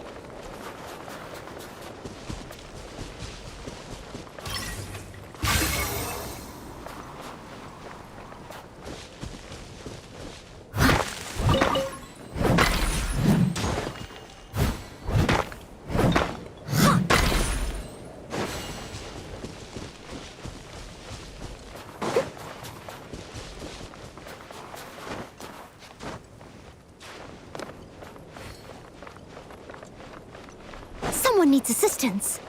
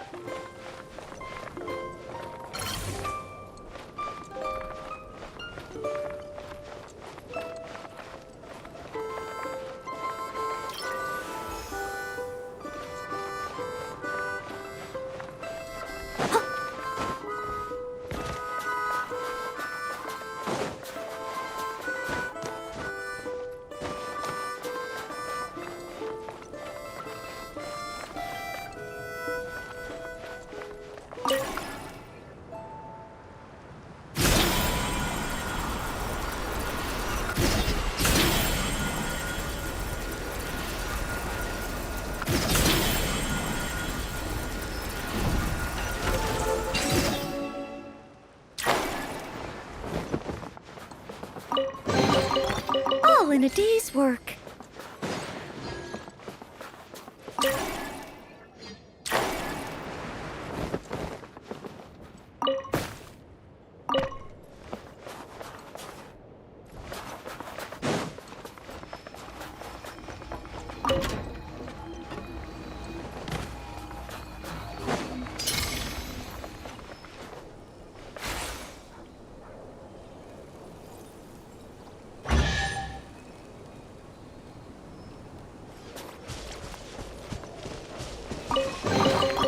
A little dusty. Best give it a spring cleaning.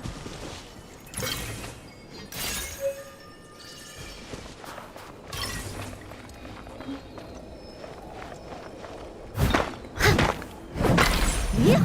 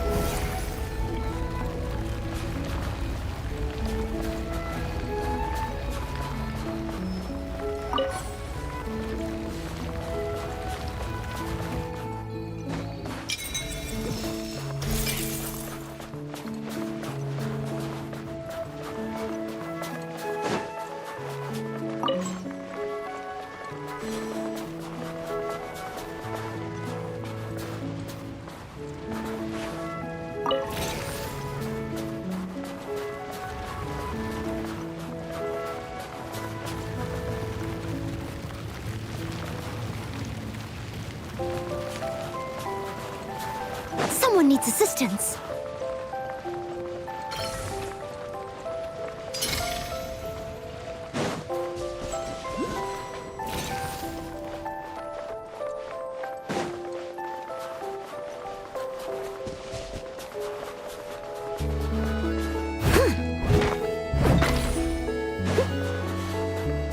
I'll catch up.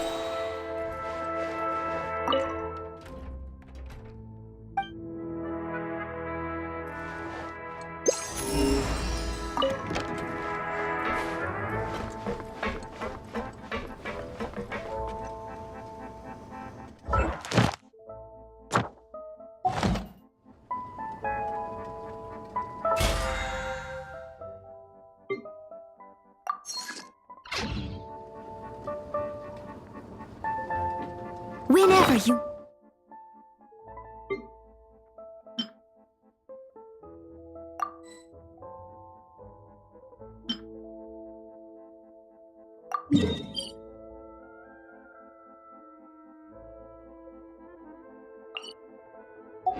need me, I'll be there.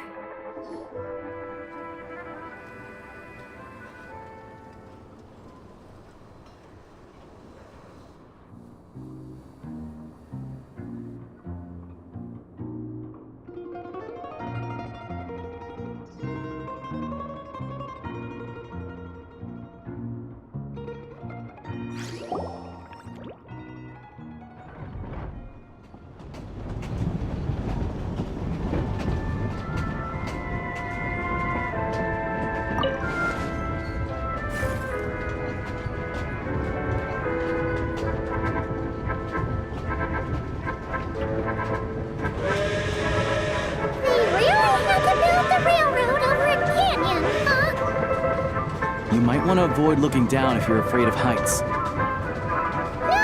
it's not that. Paimon's just praying that we don't have yet another accident.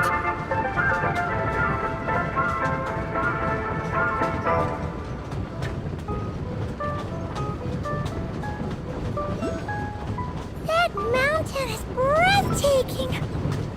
Reminds Paimon of Dragonspine. They say this mountain's the domain of a Snegovic lord. A lot of the Snegovic retreated there to live in seclusion, so it's a pretty mysterious place. You hear all kinds of stories. Even the residents of the nearby town of Svietlolaidovka steer clear of the summit, and they make a living off of harvesting prime ice.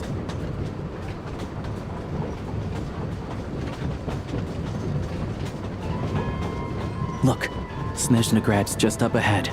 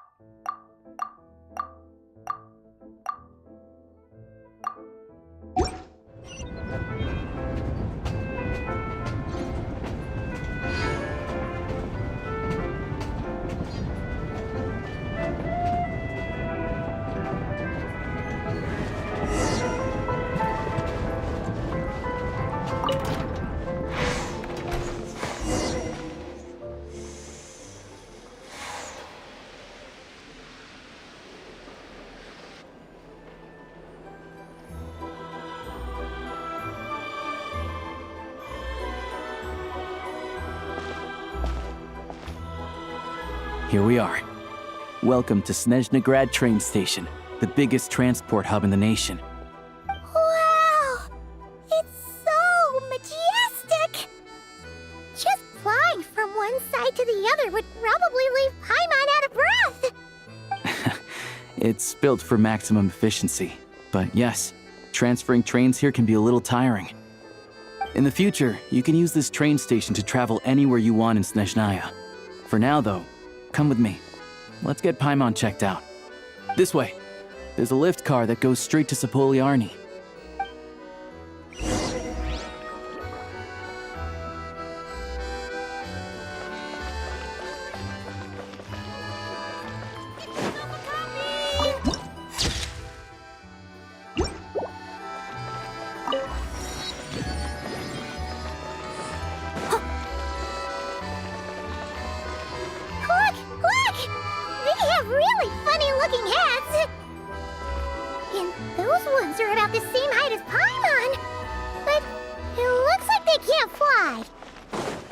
Those would be Volkudlak and Domovoy. You'll also see the winged Vila and the snowborn Snegovic amongst others. No wonder! We'd heard that Snezhnaya used to be the realm of the Fae. Paimon can really see it now.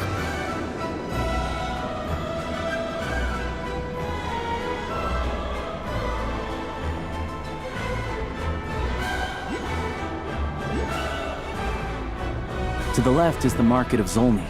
They sell everything there. You can often find some nifty little trinkets. To the right, you'll see the Korolyevsky Theater in the distance. Look at that! Incredible!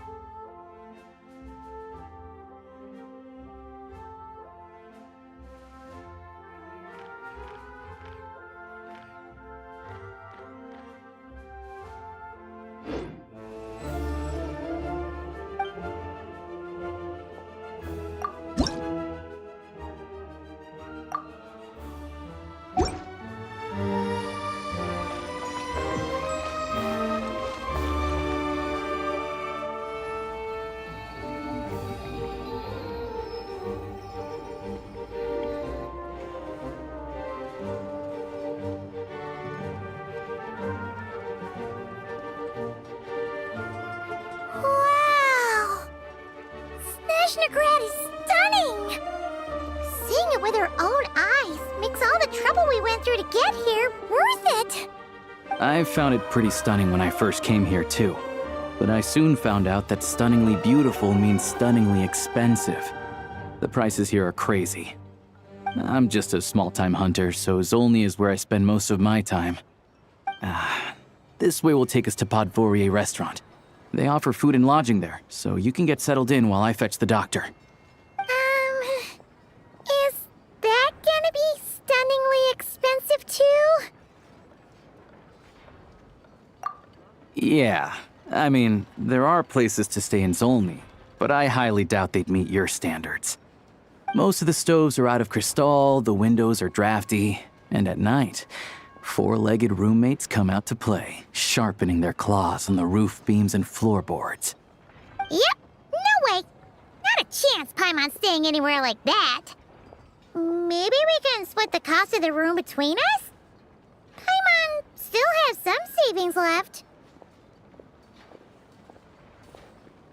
Fine then. It's your treat. Paimon will save her money for buying a nice little cake. Don't worry, you'll get some too. I'm glad to see you've perked up. If you find yourselves in the mood for some sightseeing later, there's a few places around here worth seeing. This way leads to Sapoliarni Palace, which serves as the Tsaritsa's audience chamber and also her personal quarters. The adjacent block is kind of a city in its own right. That's Glupov, the headquarters of the Fatui. Inside, there's a munitions factory known as the Armory Palace, producing a constant supply of all kinds of equipment for the Fatui. A lot of important research happens there too. And over there is the Snezhnaya Negeri, where all the big shots meet regularly to make policy decisions. These places are best admired from a distance. I'm sure I don't need to explain why. Yeah, they probably have super strict security. We're not looking for trouble right now. The downtown area is near the center of Zapoliarny. That's where you'll find the restaurants, bookstores, and gift shops. Another place of interest is the Northland Bank, which is over this way. Oh, and I'm sure you'll want to make contact with the Adventurers Guild at some point, right? That's right here. Ooh, speaking of adventuring, we use alchemy quite a lot. Do you know where we can find a crafting bench?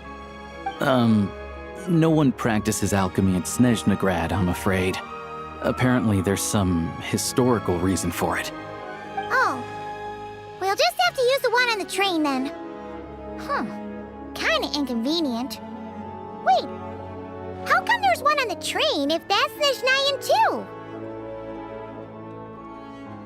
Yeah, I don't know. Not my area of expertise. Still, I wouldn't say the absence of alchemy makes life here any less convenient. Anyway... Finally, there's Zolny in that direction. It's mostly residential buildings and factories, but there's a few shops too. Worth a look around if you're interested. That's about it. You guys go ahead and get checked in while I track down my doctor friend. Sounds good. Thanks for all the recommendations. It'll be good to get out of the cold wind. Paimon's starting to feel another headache coming on. Podvorier restaurant is right this way.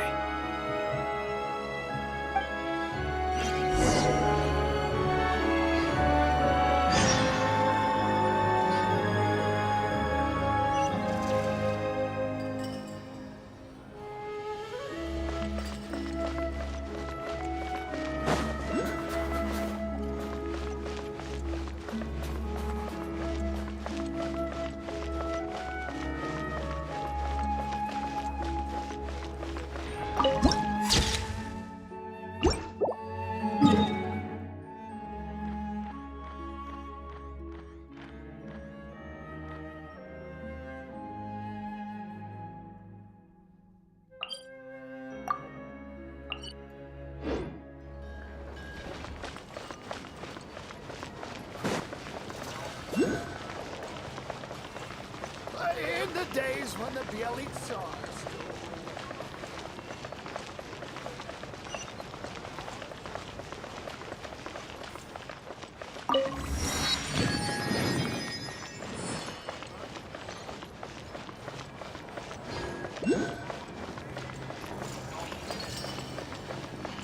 Report anything unusual.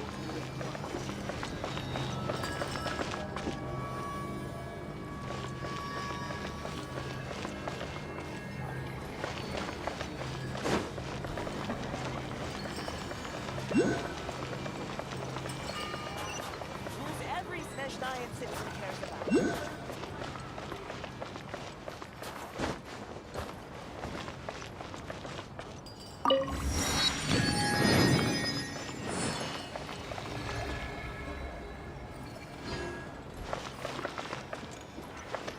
Oh no, missed it again.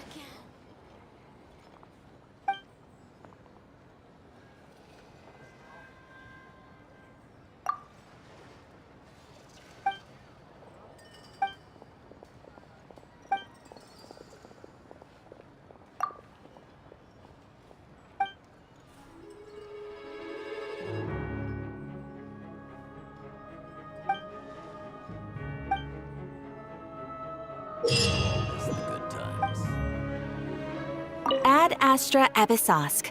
Welcome to the Adventurers Guild headquarters.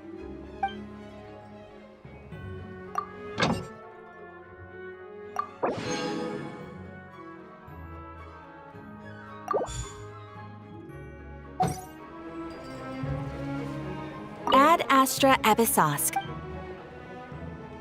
Thank you for completing today's commissions.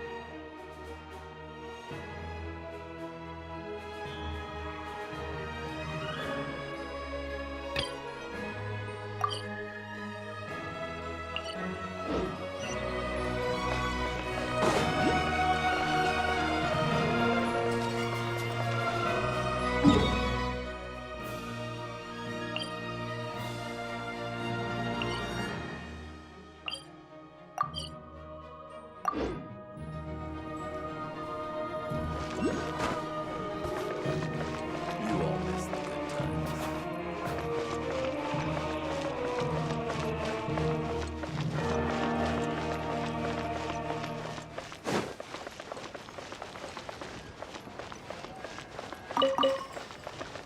If you'd actually read your Bible, you'd know who's the strongest. The strongest warrior? It can only be.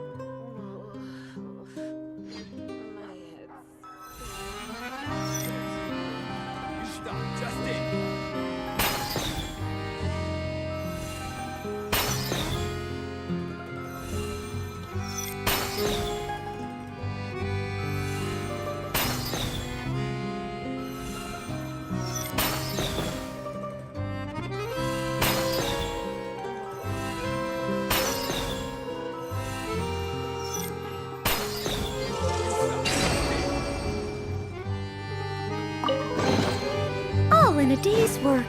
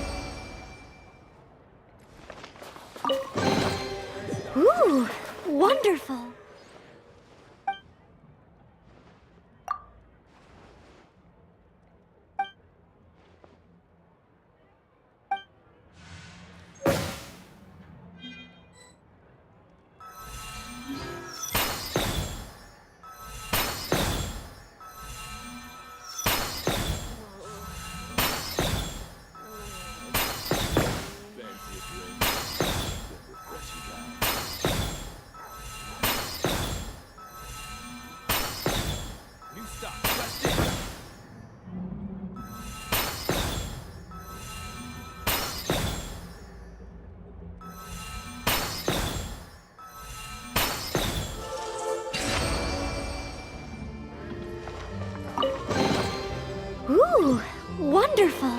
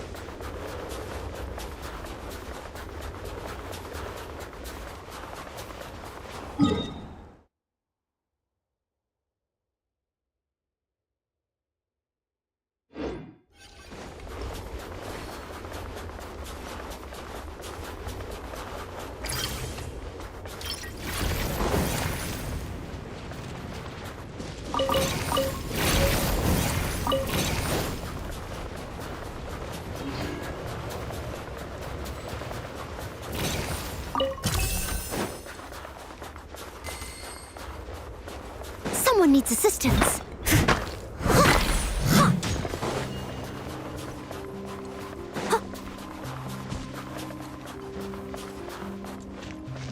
Someone needs assistance.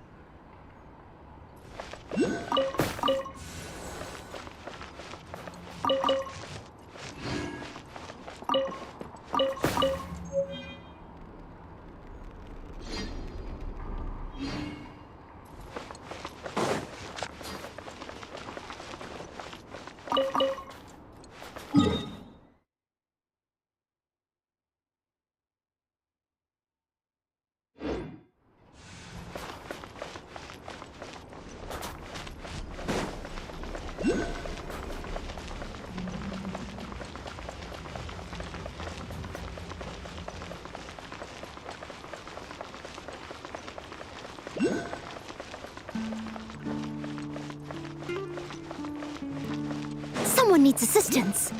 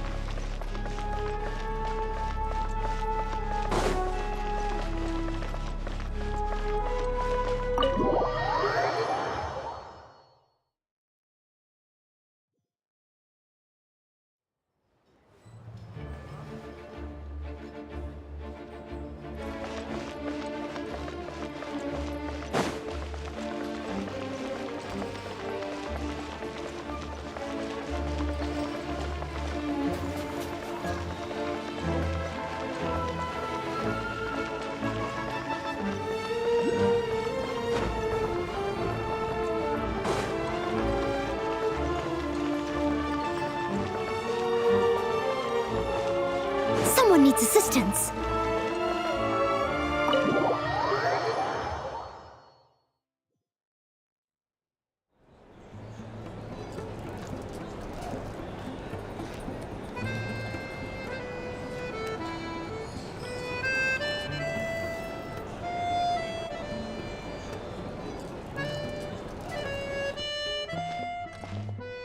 Looks like you get what you pay for, huh?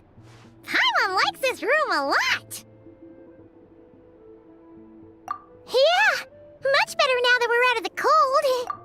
Oh, thanks for taking such good care of Paimon. Honestly, she feels kind of bad for throwing a wrench in the works.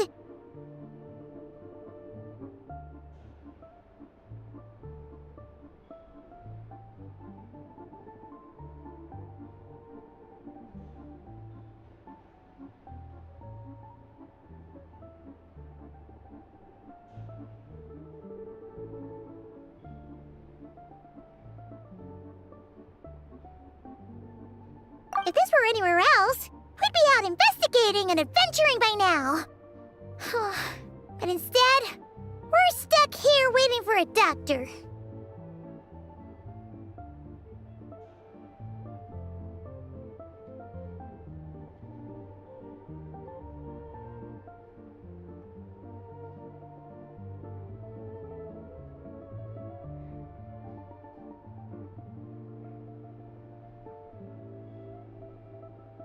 You're right. No need to push ourselves too hard for no reason. A lot happened on our way into the city. Let's review what we've learned so far and try to figure out what to do next. Obviously, the million more question is, what is this Tsaritsa planning? Everything else leads back to that.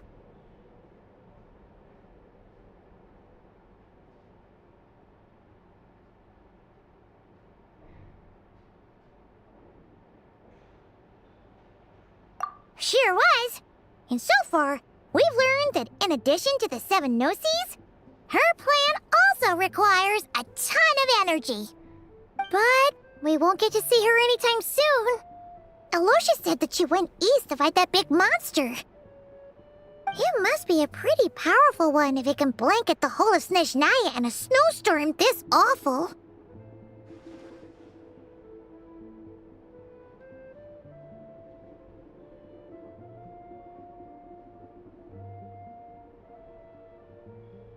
To be honest, what we're really lacking right now is information.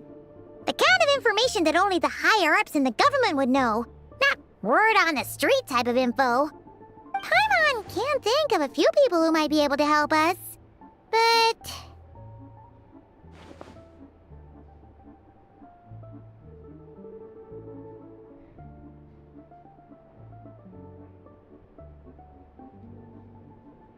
Right!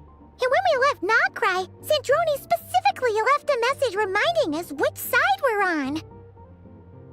So, it's unlikely they'd tell us anything confidential about the Tsaritsa's grand plan.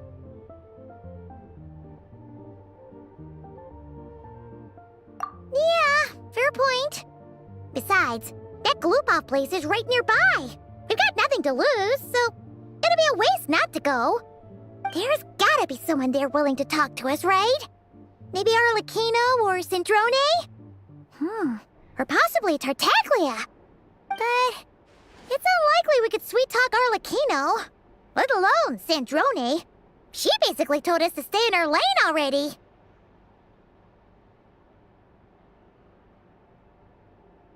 Yeah, the last time was all the way back in Fontaine, right? Too bad we missed him in Nagcry. Apparently, he came to help out. Hello.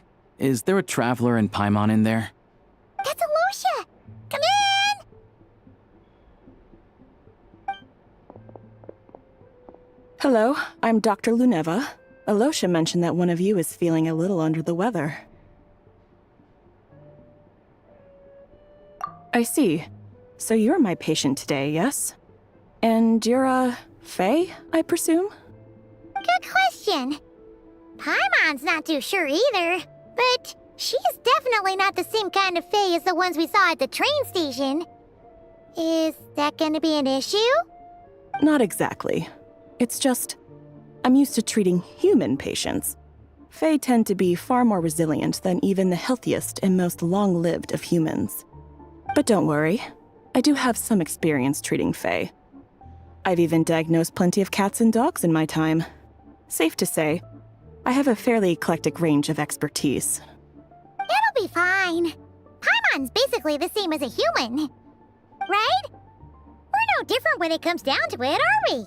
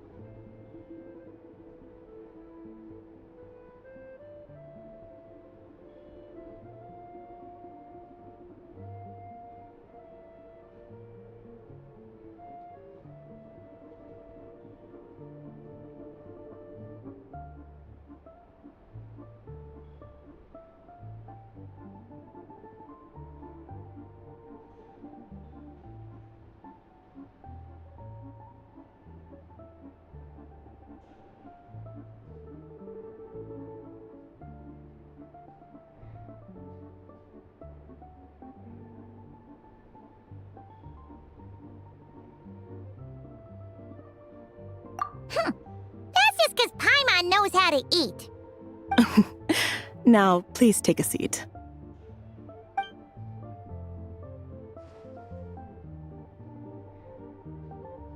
Okay, vital signs are good. Test results are all within normal ranges. I don't think it's anything serious. More than likely, you've just caught a cold. I can give you some medicine to tide you over, but as long as you rest properly for the next couple of days, you should feel better. Make sure to keep an eye on your temperature, though. If you find yourself with a persistent low-grade fever, or if your symptoms don't improve, just contact me again. Sounds like there's no cause for alarm.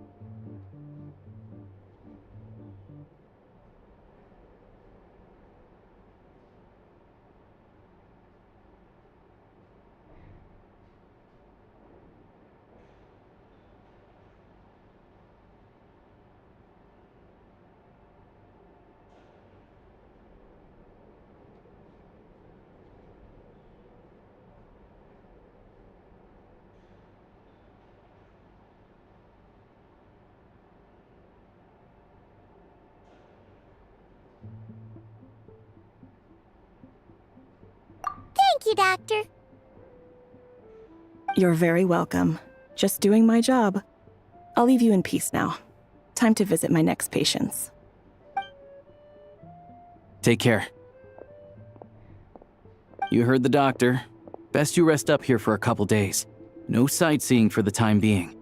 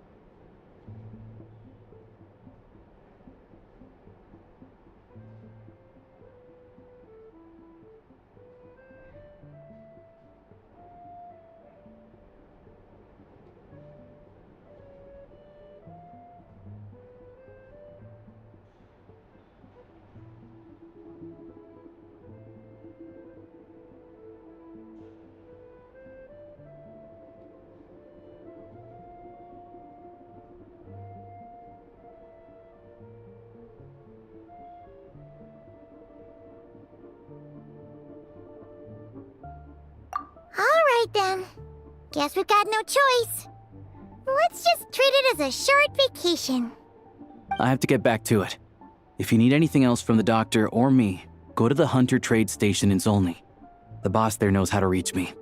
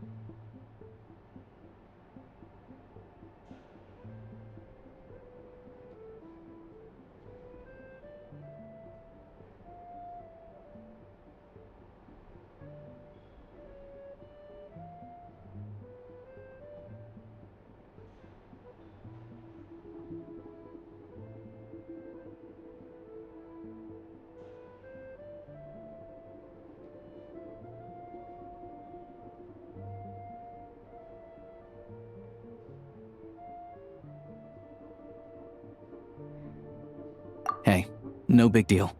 You saved my life in the Shadow Realm. This is the least I could do. See you around.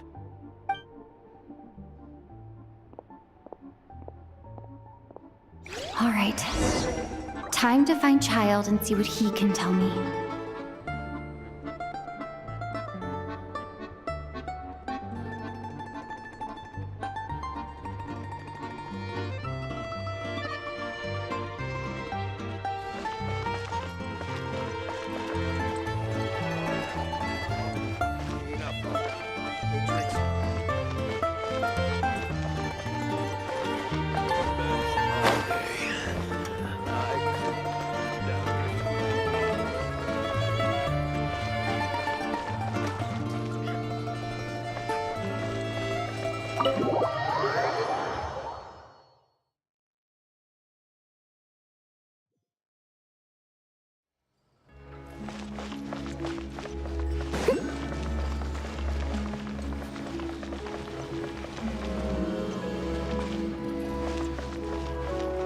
I'll catch up.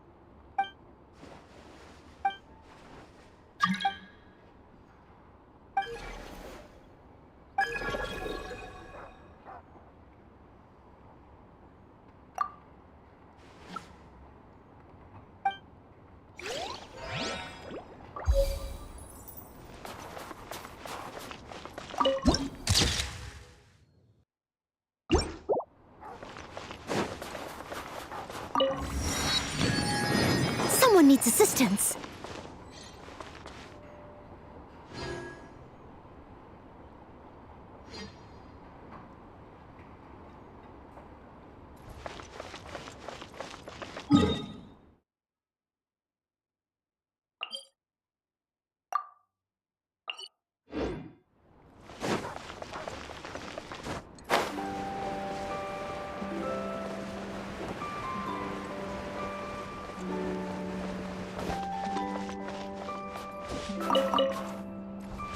Just a moment. I've got everything you want noted in my head. Impressive, brother. Impressive.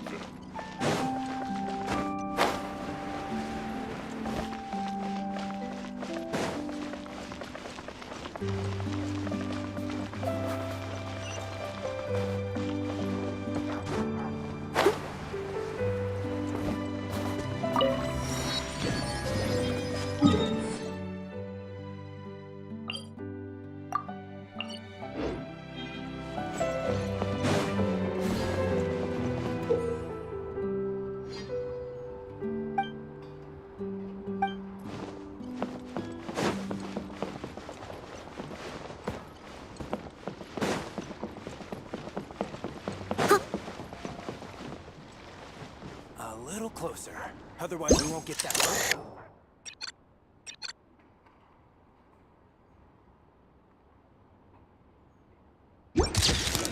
Our luck wasn't too bad this time. Back at our tribe.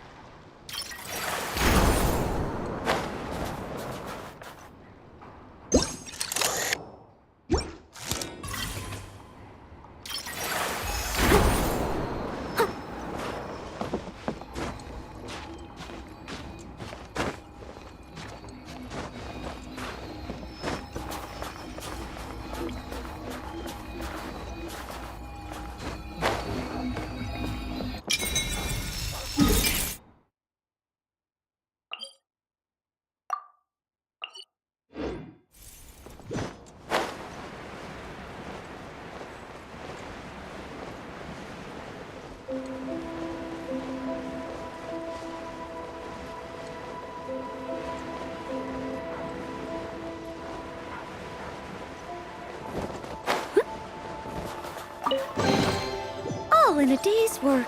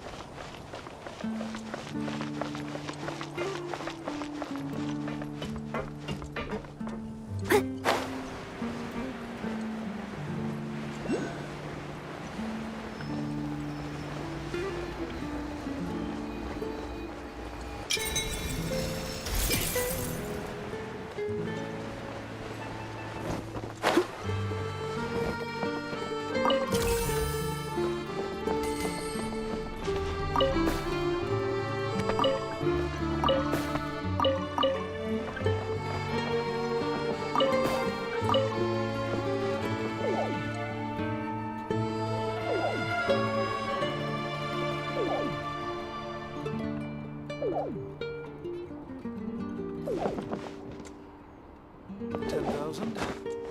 20,000.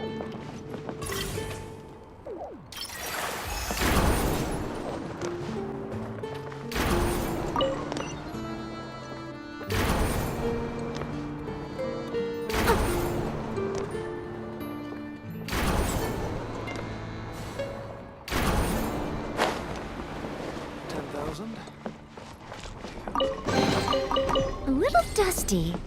Best give it a spring cleaning.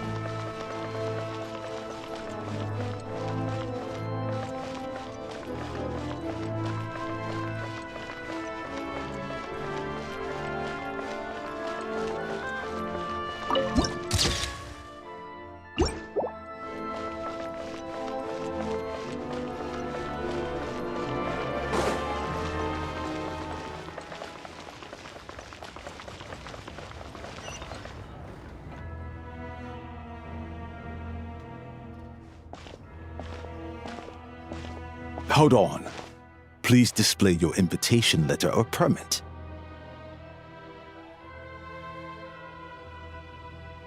Glupov does not accept meeting requests without a prior appointment. You'll have to apply per the advertised booking process and wait until your invitation letter is issued. Might I ask who you're hoping to visit? Another one who thinks the rules don't apply to them. I don't understand why people think they can just talk their way in here. You don't just show up and land a meeting with the Harbinger. But I have to go through the motions for protocol's sake. Honestly, it's such a waste of time asking when I already know what the answer's gonna be. Wait a moment. I'll pass on your message. If Child is unavailable, you'll have to go through the proper procedure.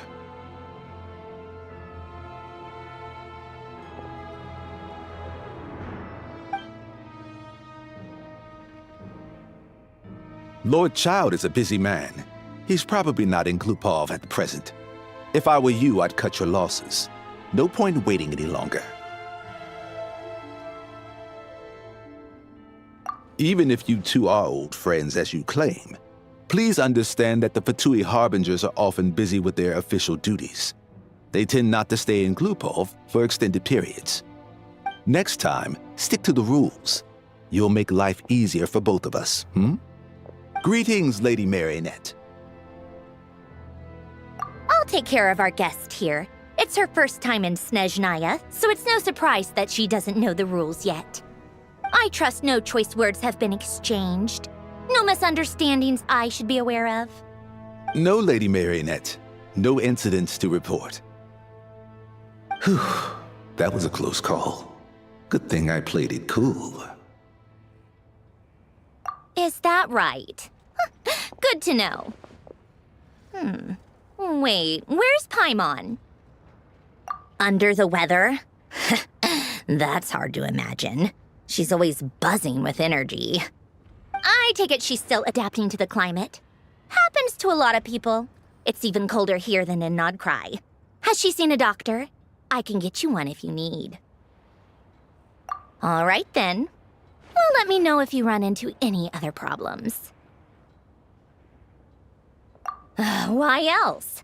I was just about to sit down for some much-needed tea time when I heard that an old friend of Tartaglia's had shown up outside. No appointment, nothing. And, as obnoxious as it may be to show up uninvited at Glupov, I couldn't help but take pity on the poor soul who was waiting outside in vain. So I had no choice but to abandon my freshly brewed piping hot tea and come to see this mystery guest for myself.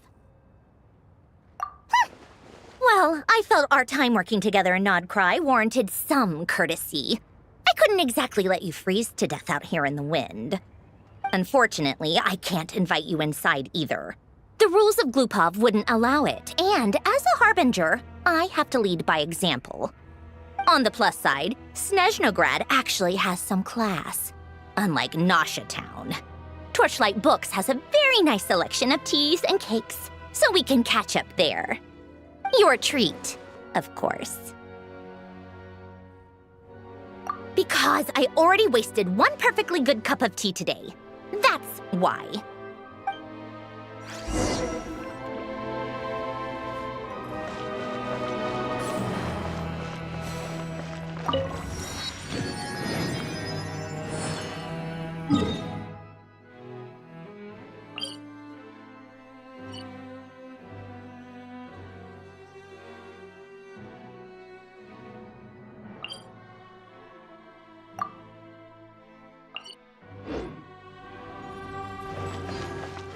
I'll catch up.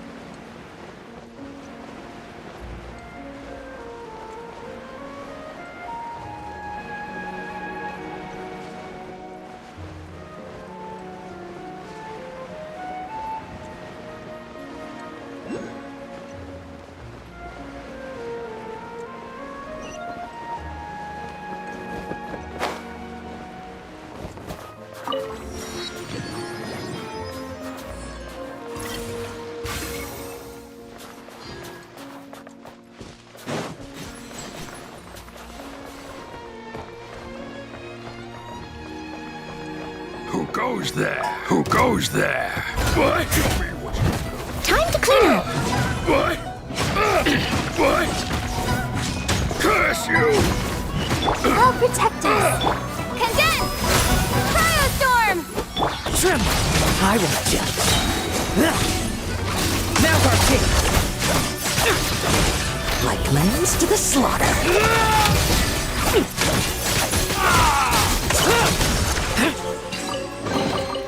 A meager haul. Still, it'd be rude not to take it.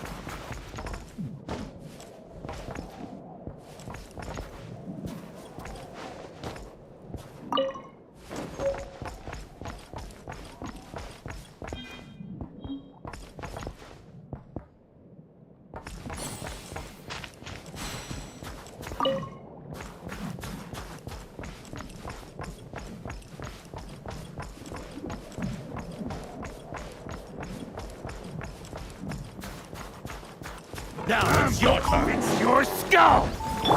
Leave it all to me. Let's fight! Bet you're ready for this!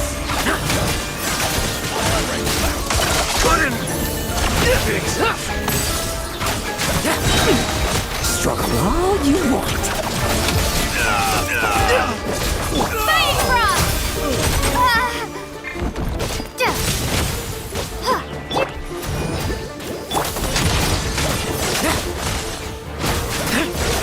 Now's our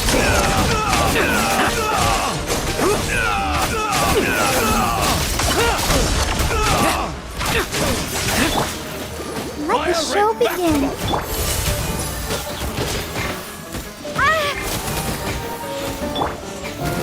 Steady as stone.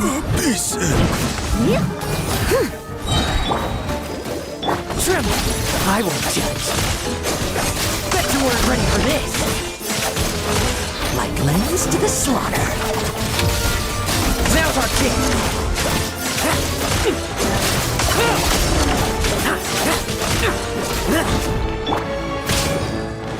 I'll protect us. Leave it all to me, as a dutiful maid would.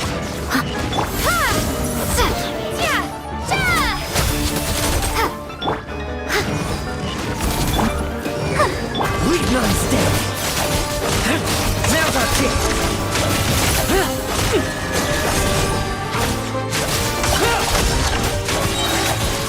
Struggle all you want.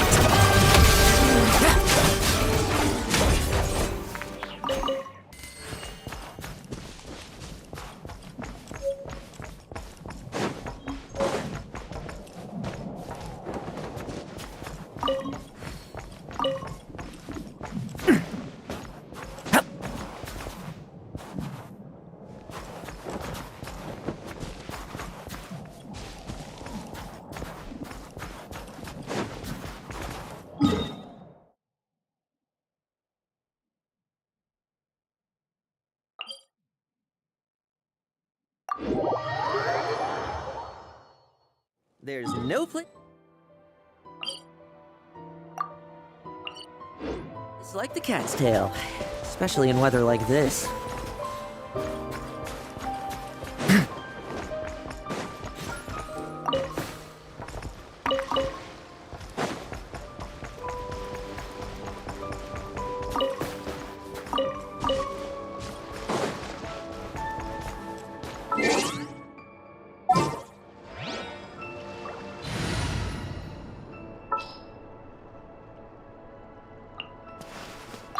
Awaiting instruction.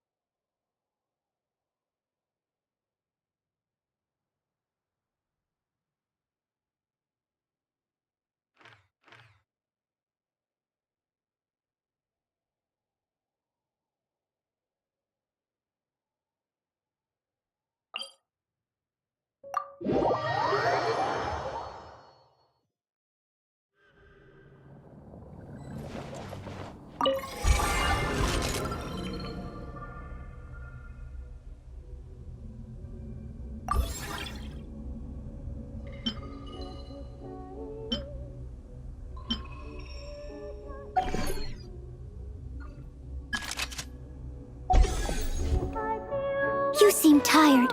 Would you like some tea? I'll brew you some. Do you take sugar? 1 cube or 2?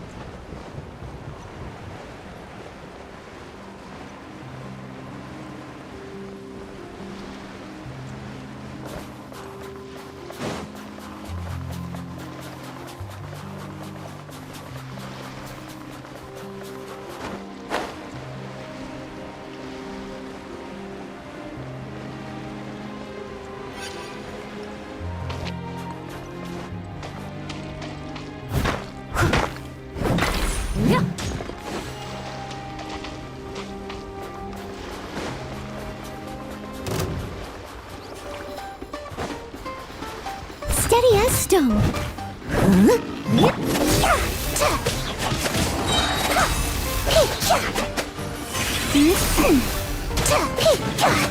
Let's dance. Bet you weren't ready for this.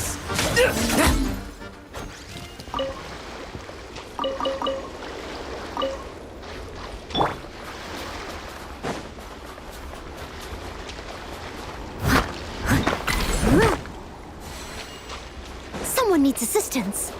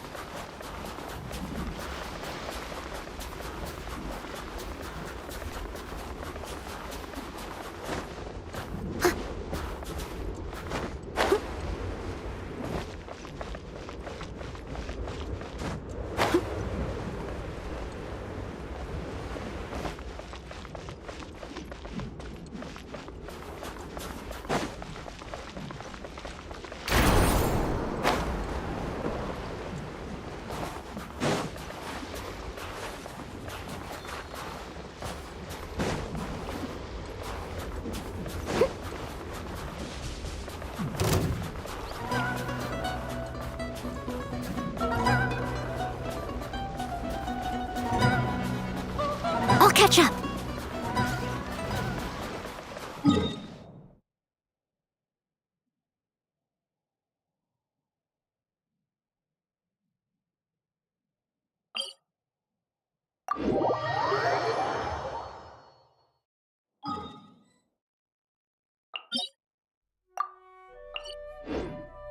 Someone needs assistance.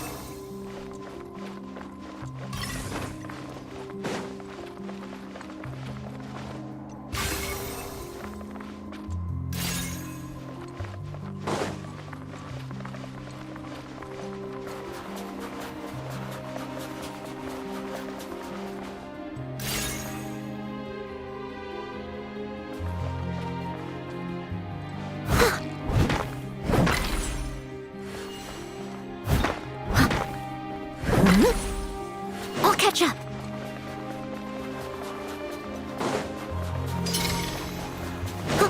So we're doing this the hard way. I'll protect us.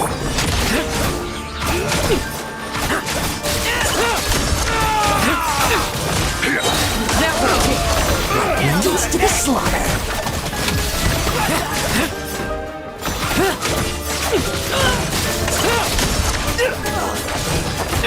I must leave no stone unturned.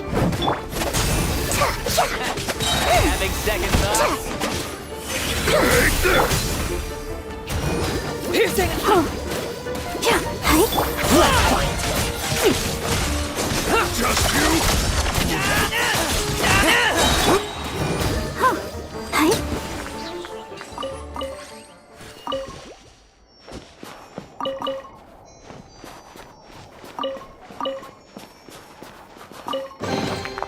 This is the kind of surprise I could sing about.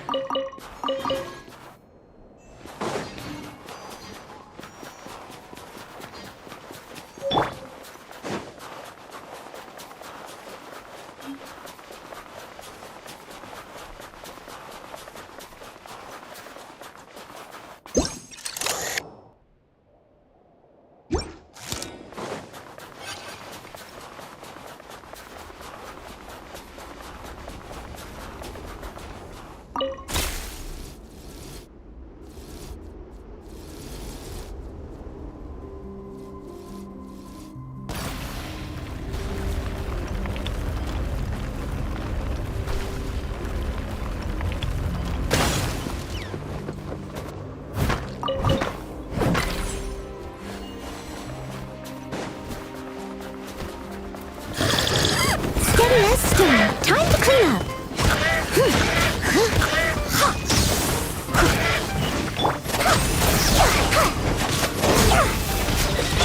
Let's dance. Tremble. I won't judge. Struggle all you want. Now's our chance.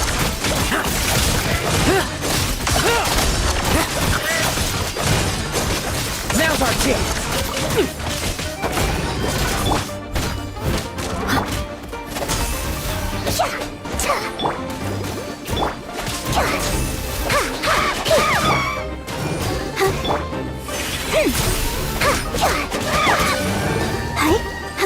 Leave none stand. Bet you weren't ready for this.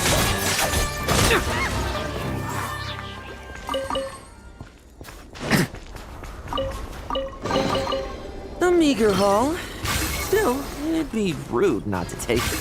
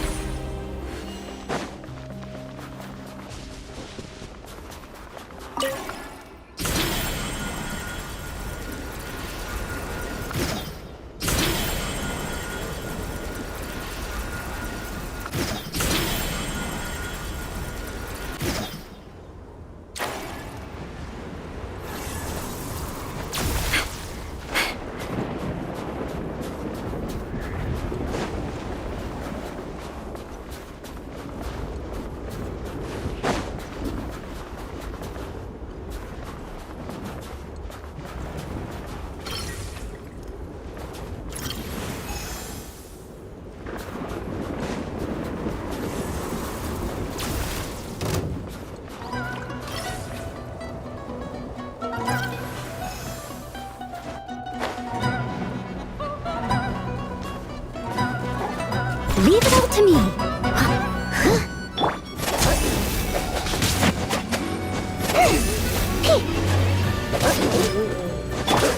I'll protect us.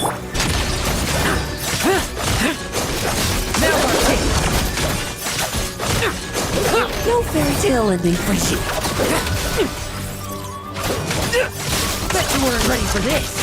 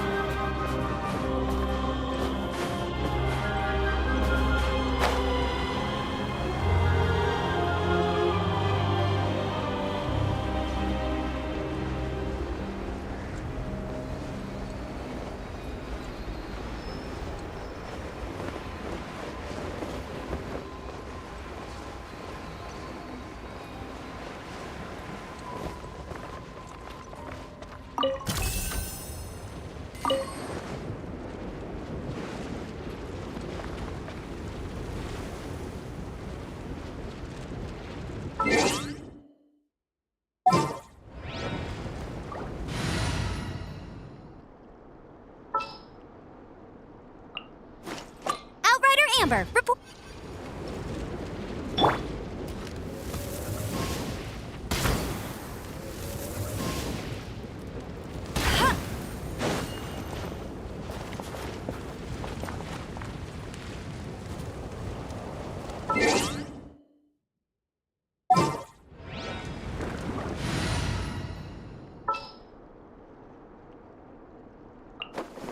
I'll take care of it.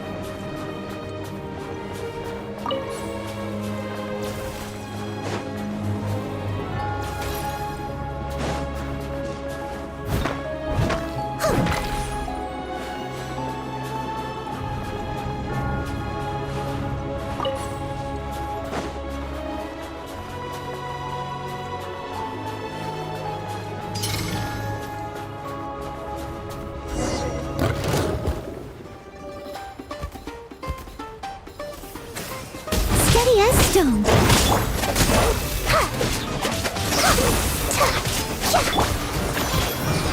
Leave none standing. Now's our chance.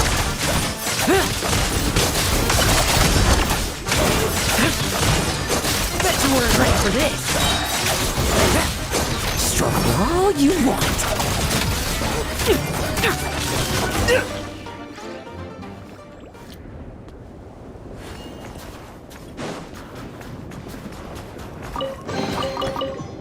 Huh. No traps, no poison smoke? How unimaginative.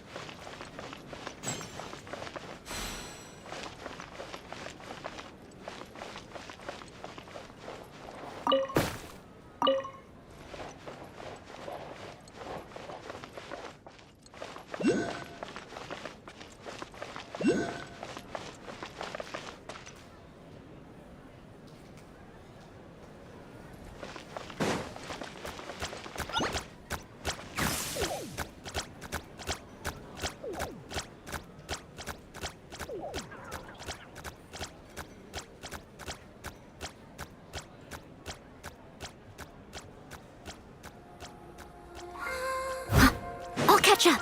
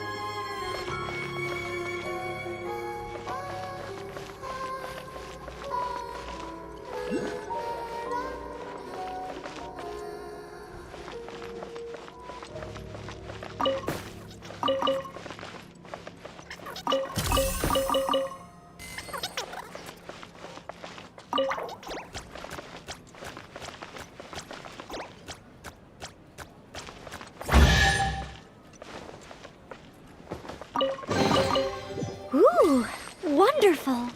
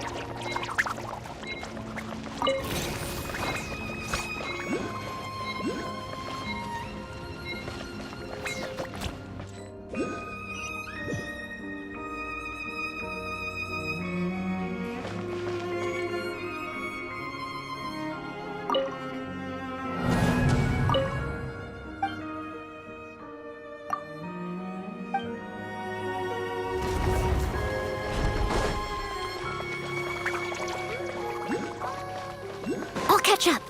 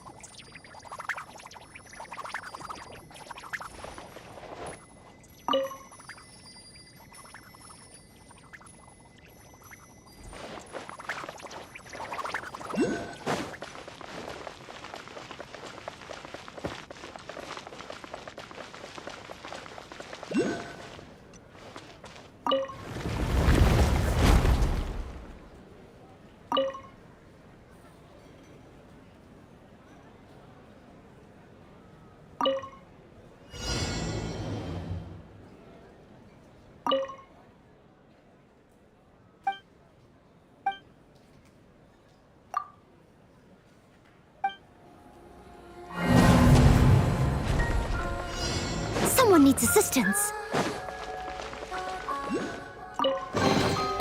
Ooh, wonderful.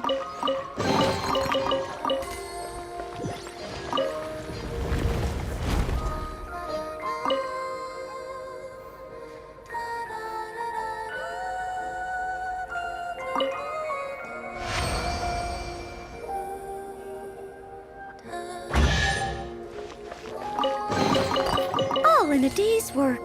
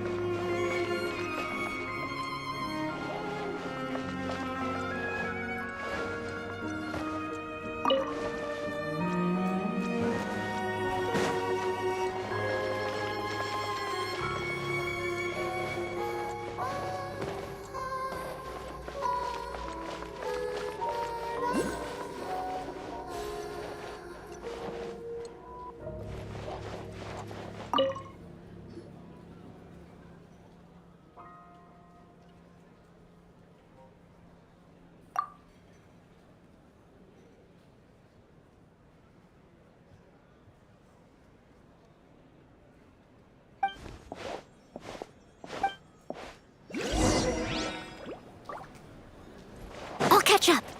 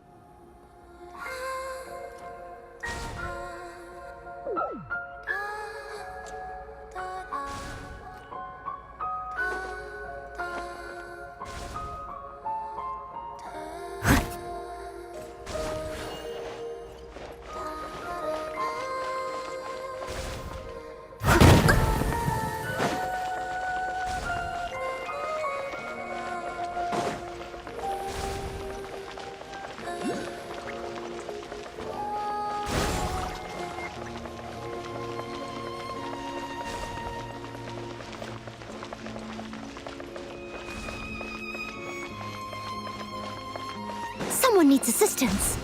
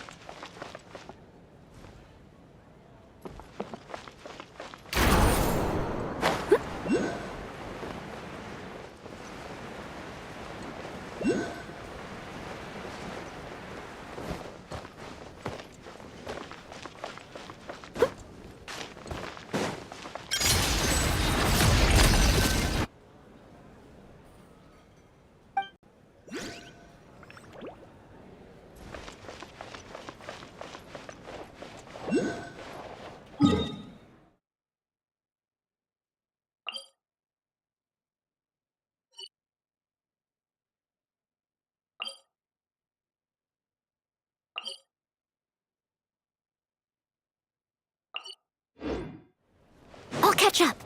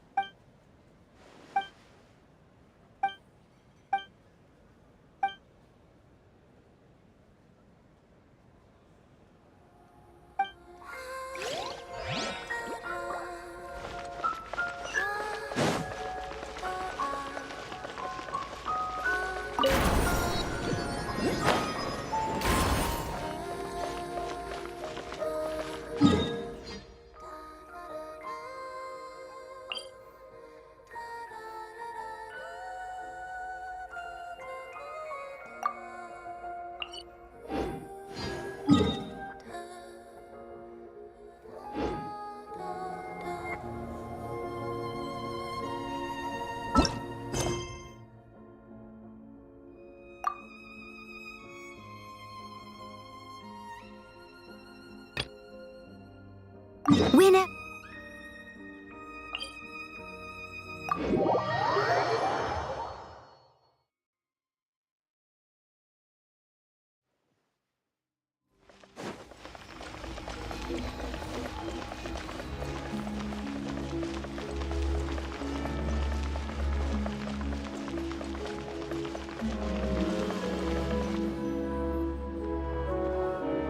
I've ordered for the both of us. No objections, I assume.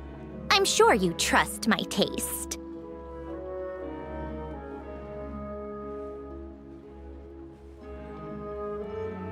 Okay, let's get down to business. I'm guessing you don't actually have any urgent business with Tartaglia, per se. You just want information, right?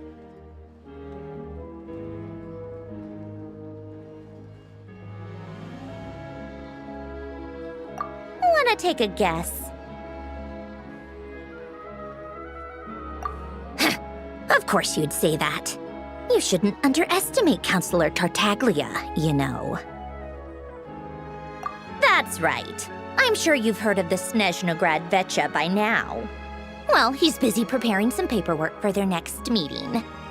They'll be discussing yet another extension to Project Stuja. It's basically all anyone cares about in the VII these days.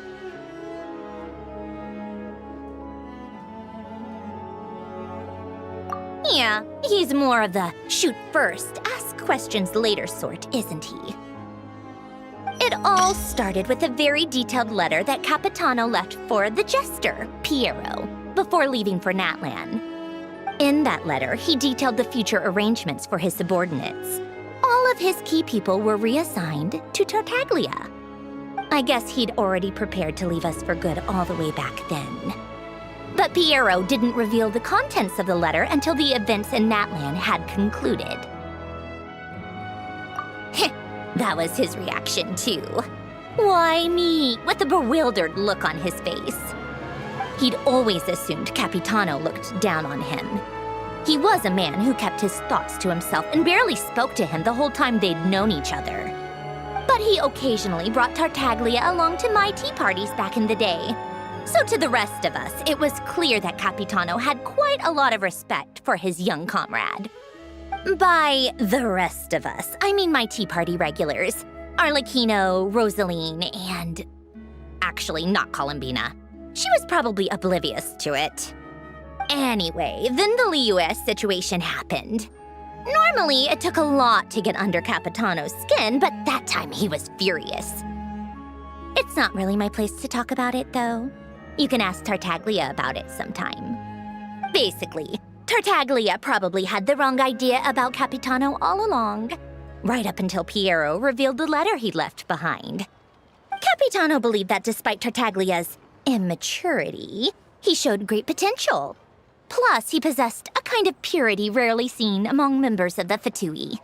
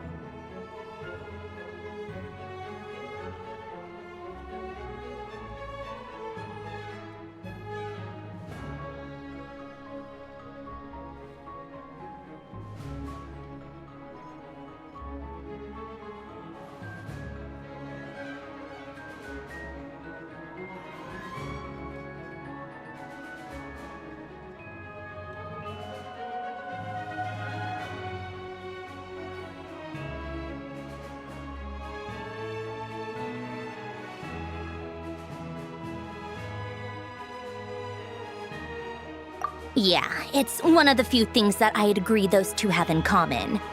But there's one other reason why Capitano chose Tartaglia to assume command of his troops. He knew that after he was gone, several of the others would swoop in on his army like vultures. With the ones who stood to benefit the most being the rooster Pulcinella and Regrator Pantalone.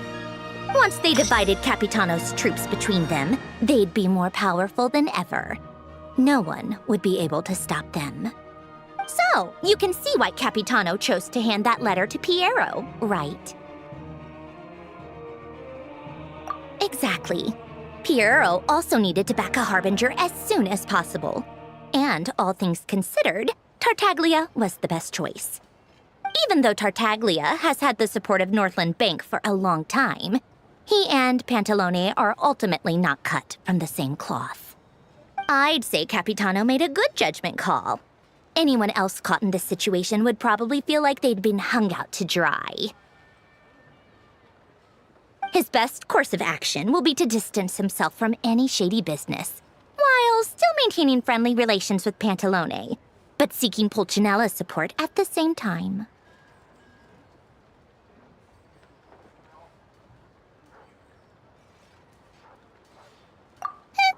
What's the point in having a tea party if you don't spill a little tea? Besides, none of this is confidential anyway. Ask any journalist out there. They'll give you all the lurid details. You'll see it firsthand if you ever sit in on a session of the Snezhnaya Vecha. All the factional strife, whether open or unspoken, it plays out for all to see in that one little room. Having a voice in the Vecha is the only way to steer policies in your favor.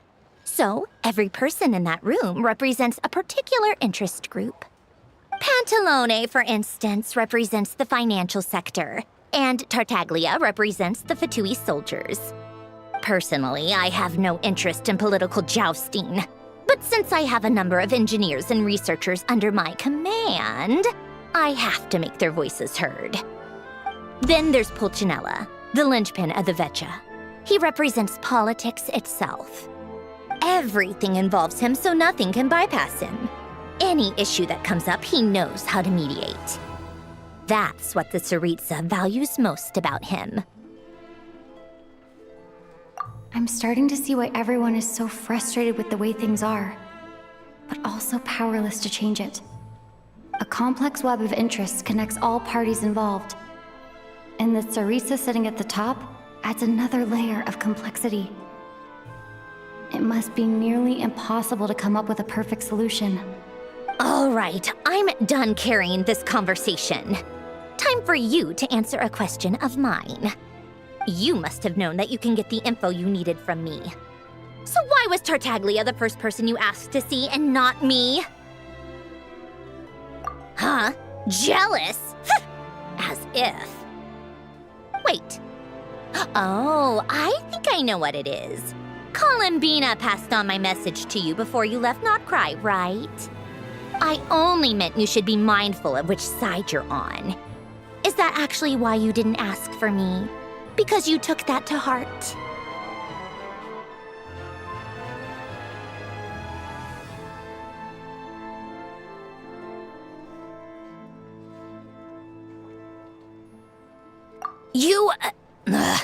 Fair enough. It's not your fault.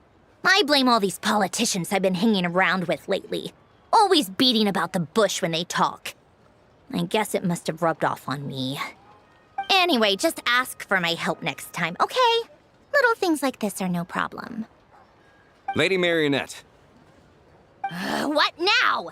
Can't you see I'm on my break? Whatever it is, just leave it on my desk. I'll look at it later. Sorry to disturb you during your break, ma'am, but I'm afraid it's an emergency. Isn't it always? I've told you before, fixing the tracks and transporting ice blocks does not constitute an emergency. The equipment in Svietlo-Lajdovka is in urgent need of maintenance. With how the weather's been recently, we suspect that the cause is a buildup of snow, exceeding the maximum weight limit. The supports on one of the machines broke and fell, awakening a dormant beast and leaving many of the ice miners trapped in a nearby ice cave. Luckily, Odette's team was nearby and launched a rescue operation, but we're still facing a severe manpower shortage for both the rescue and engineering teams. I guess that's it then. Our tea party will have to end here. I'm the only engineer you'll need.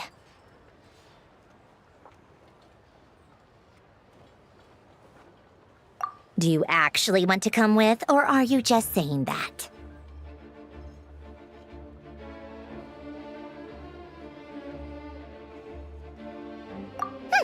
Nice of you to return the favor.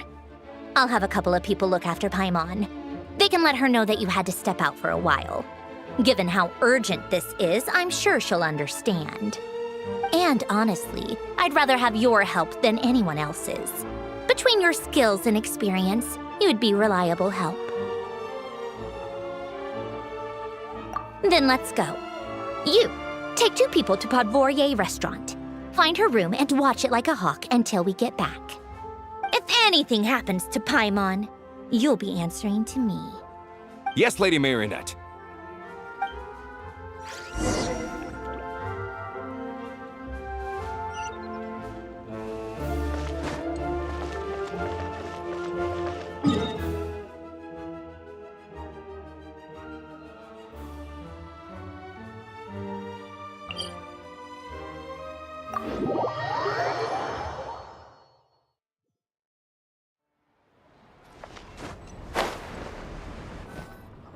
They weren't exaggerating. This is really dangerous. It's a good thing only one of them broke. From what I've been told, most of the trapped miners are over in that direction. Yeah, you do that while I check the rest of the equipment. I'll evacuate the people around here as I go. Meet me back here as soon as you're done.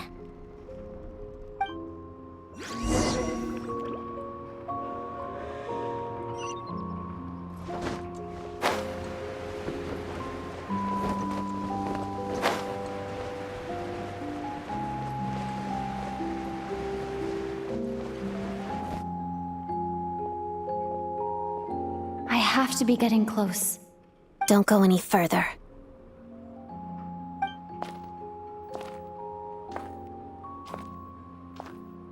It's too dangerous here. There's a highly aggressive monster on the prowl. You need to leave, now. Ah, I see. You're the backup from Snezhnaya. Well, I'm Odette. Good to meet you. Ah, so this is Odette. She was the first member of the Fatui on the scene. There are 5 people trapped in the cave. Monster type is unknown, and so is its location. Let's go. Every second counts.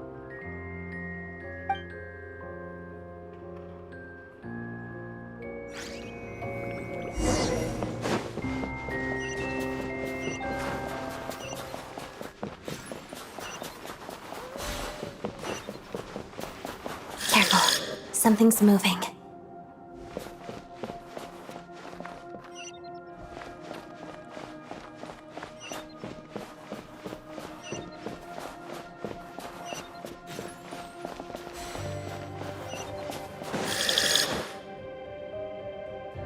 This must be the monster's shadow.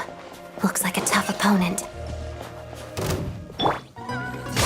Together.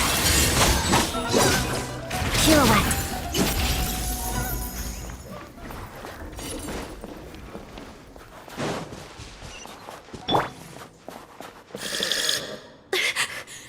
Stay back!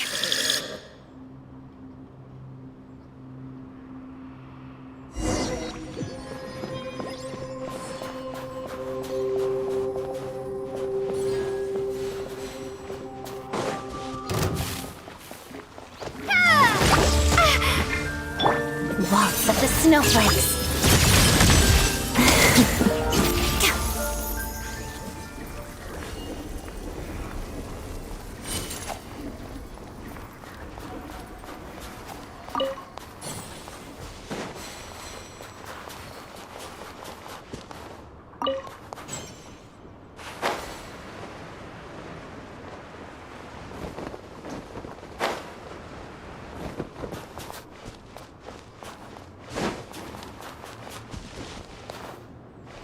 I see them. They're right behind the monster. The monster seems very agitated. It could attack at any moment. Let's make the first move.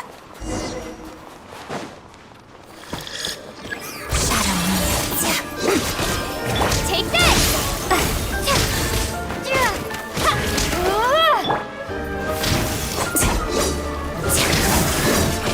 That's supposed to hurt.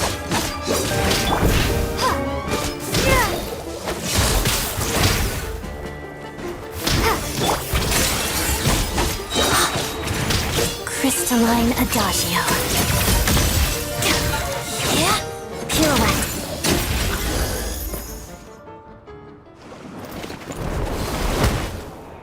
Thank you for saving us. We'd have been monster fodder otherwise. Thank you. Thank you. You're welcome. You should be safe now. Follow this route out. She and I will stay behind to watch the rear. Thank you. Come on, let's go. This way.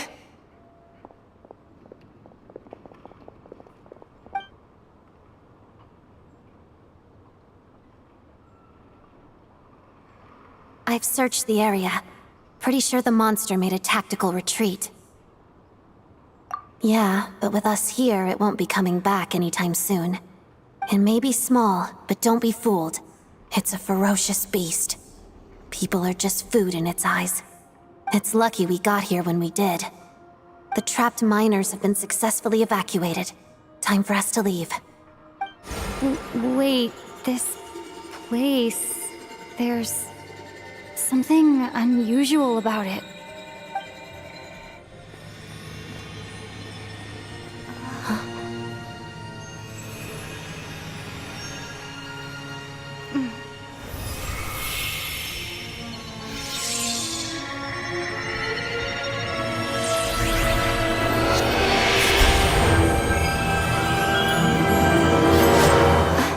What is that? I don't know. It's back? Guess it has family.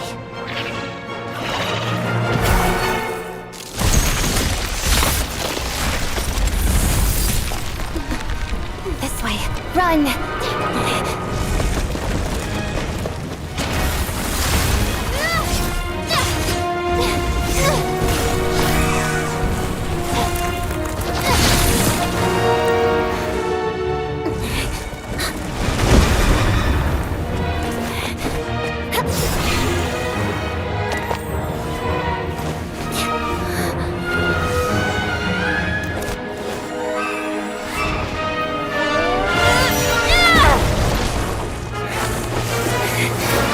Thanks. Let's get out of here.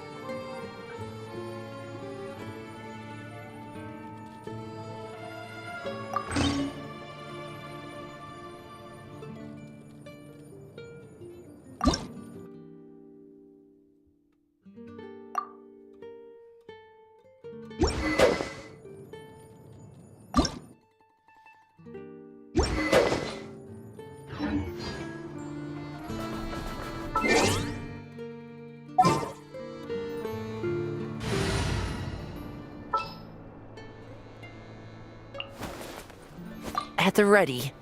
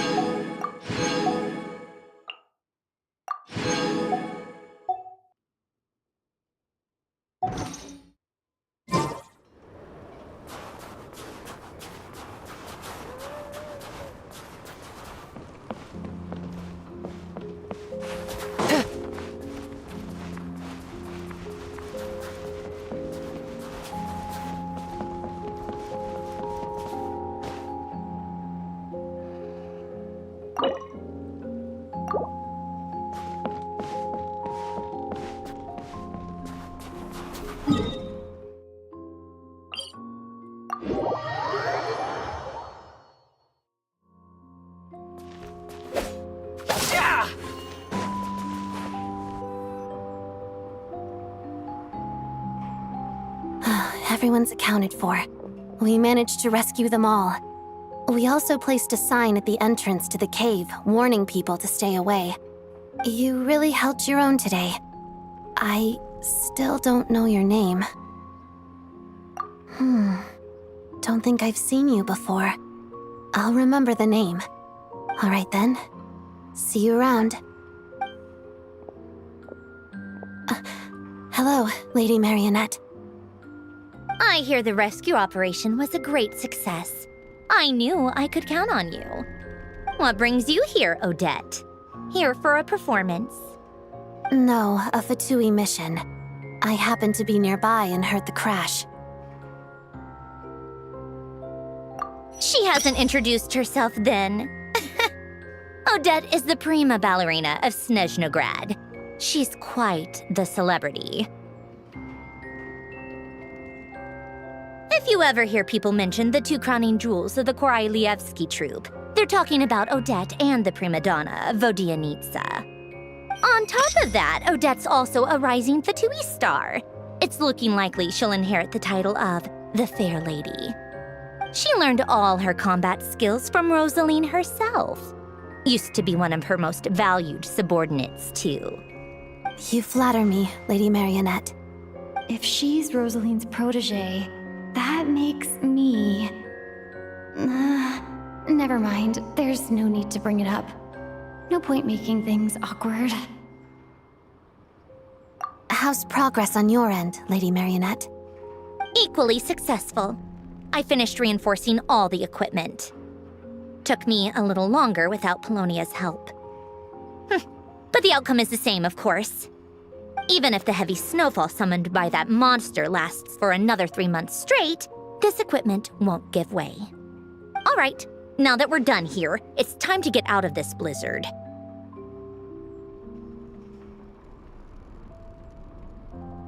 Sure, but Snezhnaya will send someone to investigate and draw up a relief plan.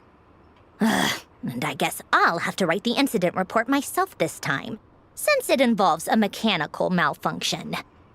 First, Pantalone needs to approve the budget, then Pulcinella has to sign off on the plan.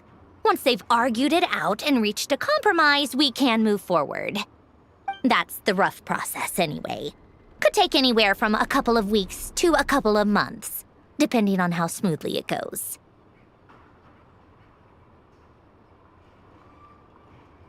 Yup, nothing we can do about it. There's a whole stack of incident reports like this back at the office. The snow has eased a little for now, but there's no telling when that will change with that monster still at large. Fuel for heating is in short supply, and relief is weeks away. There's no immediate threat to life, but still, it just feels like there should be a better way. Hey, quit daydreaming. Let's get back to Snezhnaya. When did you get a new sword? I found it in a cave. It handles pretty nicely. You have a strange affinity for second-hand swords.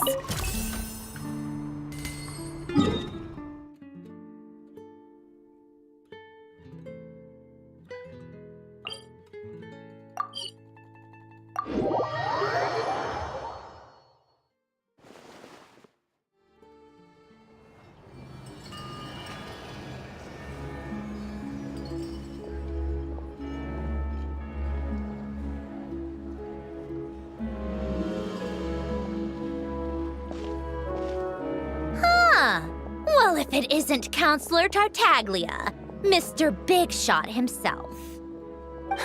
Go easy on me, all right? I'm still recovering from the interrogation the real Big Shots put me through. Hey, comrade, it's been too long. I heard you came looking for me earlier. Nicest surprise I've had in a while. Good to see you too, Odette. I'm guessing you guys just got back from Sviatlo Lajdovka. How'd it go? Crisis averted? It went fine. about you? Any new developments? Not really. Same as ever. Growing opposition to Project Stuja, and the usual rebuttals are starting to ring hollow. The results of the mock vote were pretty dire. Pulcinella was fuming. I've never seen the old man so angry. That's not good news. It takes a lot to rattle him. Yeah, obviously if push comes to shove, there are ways to crack down on dissent. But... Sorry, I have to ask something. This is going to sound blunt, but may I? Huh? Of course, fire away. It sounds to me like everyone's tearing their hair out trying to figure out how to deal with opposition to Project Stuja. But what exactly is this project's purpose? And how can it be so important that even people like you two refuse to stand up for the ordinary people of Snezhnaya? Interesting. I gotta hand it to you, comrade. You sure don't mince your words. Excuse her? What does she mean? Refuse to stand up for ordinary people. Oh my gosh. How does she dare speak to the Harbingers like that? Are you interrogating us now? It's okay, Sandrone. Let me explain. I think I understand where she's coming from. If I could, I'd take your side right now. In fact, my position's very similar to yours. I've only held back on casting a dissenting vote in the Vecha because the Tsaritsa would never let me get away with it. Still, I have a responsibility to the Fatui armed forces, so I do what I can to make their voices heard. Most of them are just regular folks from small towns far from the capital. I'm sure you've seen how much those kinds of places are struggling right now. Oh, and for what it's worth, I'm from Arepasak myself. Things aren't going so swell there either. The Tsaritsa wants to create a better, safer future for the people of Snezhnaya, but she's thinking long-term. I don't doubt that from where you're standing, Project Stuja seems to be creating all sorts of issues for everyone. But considering the Tsaritsa's vision for the future, these are sacrifices worth making. Sounds cold, I know, but I promise it's not as black and white as it seems. Maybe Sandrone and I can't oppose Project Stuja outright, but we're constantly raising our concerns in Vecha meetings. And even though we can't put an end to it, there are plenty of other ways to make a difference. We're trying everything we can think of, and so is Pulcinella. I respect Her Majesty the Tsaritsa and trust her decisions. But at the end of the day, I'm still just a normal guy who cares deeply about my homeland. And my family, who all live here. There's no way I would ever abandon them. As contentious as things can get within the Vecha, there's no selfishness or malice behind it. Everyone wants to get through this period as smoothly as possible. The issue is that there's no way of pleasing everyone under the present circumstances. Most of the time, we're trying to decide on the lesser of two evils, which obviously isn't a great look. But that is not the same thing as being blindly loyal to the Tsaritsa. No one's got their head in the sand here. We're all well aware of the way things are. We're just doing our best to make it work. In fairness to Sandrone, she rushed to Svietlo Laidovka's aid the moment she heard that people were in danger. And even Tartaglia, who used to only care about the thrill of the fight, is clearly doing his best to rise to the demands of his new role as counselor.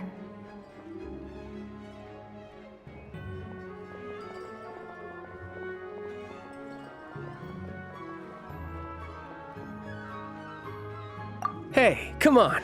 There's only so much we can say, so don't press us too hard. Look, I know how untenable the Tsaritsa's position looks if you don't understand her motives. Maybe you've heard already, but she's currently leading her army on a campaign to the east to defeat the monster that's been causing these brutal blizzards.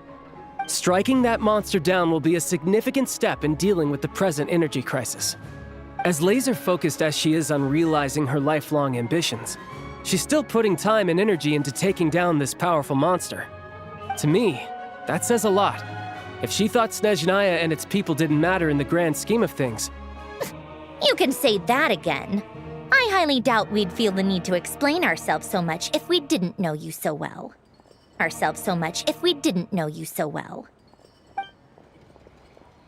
Forgive me, adventurer, But might I be so bold as to ask about your background? How is it that you can converse so openly with two harbingers? Oh, haven't you been properly introduced? Easier said than done. I like to think I'm not the kind of person who goes around busting open people's old wounds. I've only learned her name so far, and no details of her experiences. Is something wrong? Uh-oh. Is there no avoiding the subject of Rosaline? No, it's just... all right. I guess there's no getting around it. This is the world-renowned traveler who helped resolve the storm terror threat in Mondstadt, cleaned up after the mess I made in Liyue, and then went to Inazuma, where there was a duel before the throne in which the traveler defeated Rosaline. Oh. I'm sorry. I didn't think you two would be seeing much of each other, so I figured it wasn't worth bringing up. It's fine. It was a long time ago. It's fine. Sorry. I just remembered that we have a rehearsal coming up. Please excuse me. I should get going.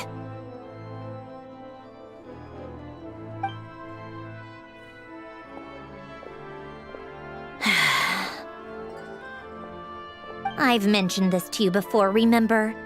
She was Rosaline's most valued subordinate. But they didn't actually get along. Not that Rosaline was really the type of person to make friends, but death has a way of resolving a lot of conflicts. Don't let it weigh on you. Like she said, it was a long time ago. It's in the past now. Odette has a very different personality from Rosaline. Give her some time. I'm sure she'll work through it. Oh, by the way, where's Paimon? It's not like her to hide away. She hasn't been feeling well, so she's resting at Podvorier restaurant. I got a couple of my people to look after her while we were gone. Oh, right. Sorry to hear that. Poor thing. Reminds me of when Tonya was little. She really felt the cold back then. Used to get ill all the time. I felt so bad for her seeing her lying in bed, coughing. She was so mature for her age, though. Whenever someone came to visit her, she'd greet them with a smile and would never complain. I'm sure Paimon's a good kid, too. You're a little short on manpower, right? Let me have a couple of my people take over for yours. I'll send my most capable and reliable. They'll make sure Paimon can recover in peace. Well, that would be great. Your people are more qualified. Hey, don't mention it. I'm sure you have things to do. Hopefully this takes a load off your mind. So no more accusing me of not being on your side, all right?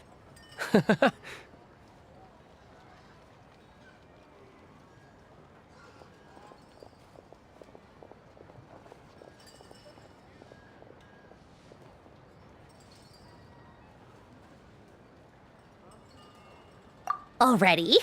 That was quick.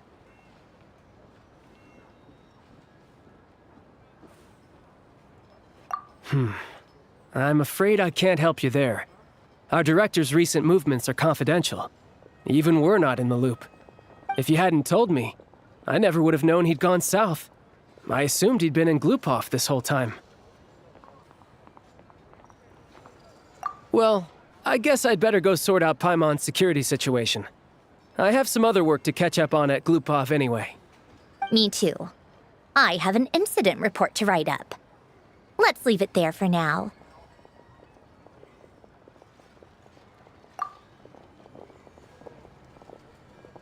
I guess everyone's in a difficult position. But Tartaglia's right. I have things to do. Things I want to do, and things I ought to do. To start with, I should go ask Alosha if he knows of any way to help Sviet Liledovka.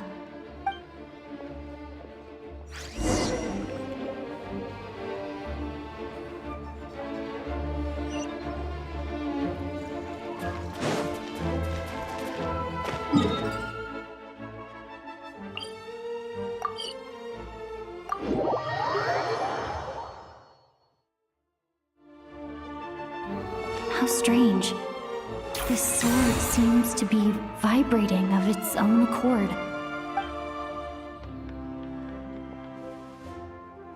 It's a very faint vibration, but it's getting stronger as I get closer to the statue of the Seven. Does this sword have some connection to the statue? But all it does is vibrate, even when I touch it. That place I got this sword from was definitely out of the ordinary. Maybe I should try channeling the power of cryo?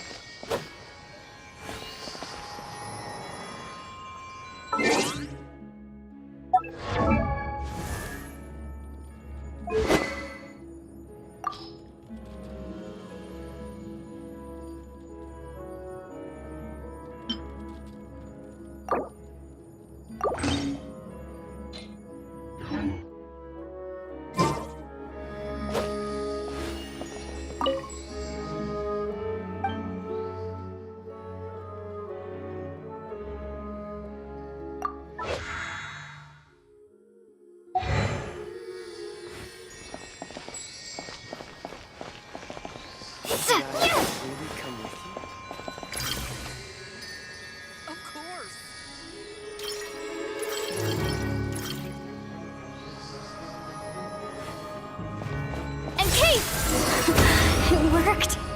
There really is something special about this sword.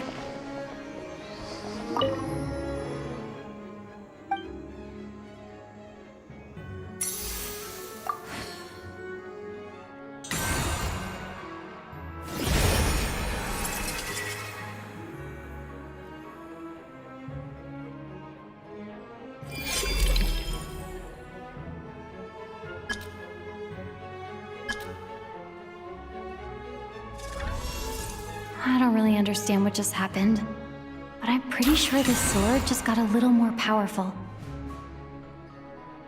I'll have to try the same thing again when I come across another statue of the Seven. In the meantime, I'd better go find Alosha.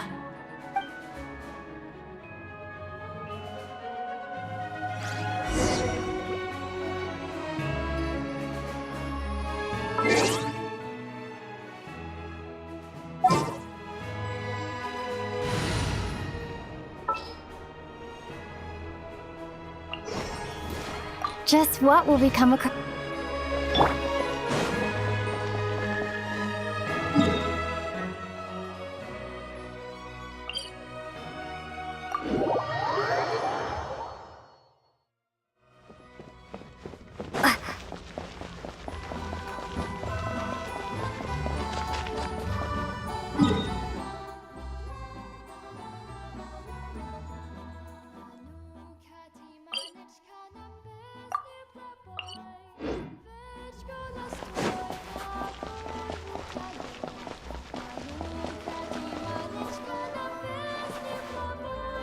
Hello there. How can I help? Ah, sure thing. Give me a second. I'll go fetch them for you.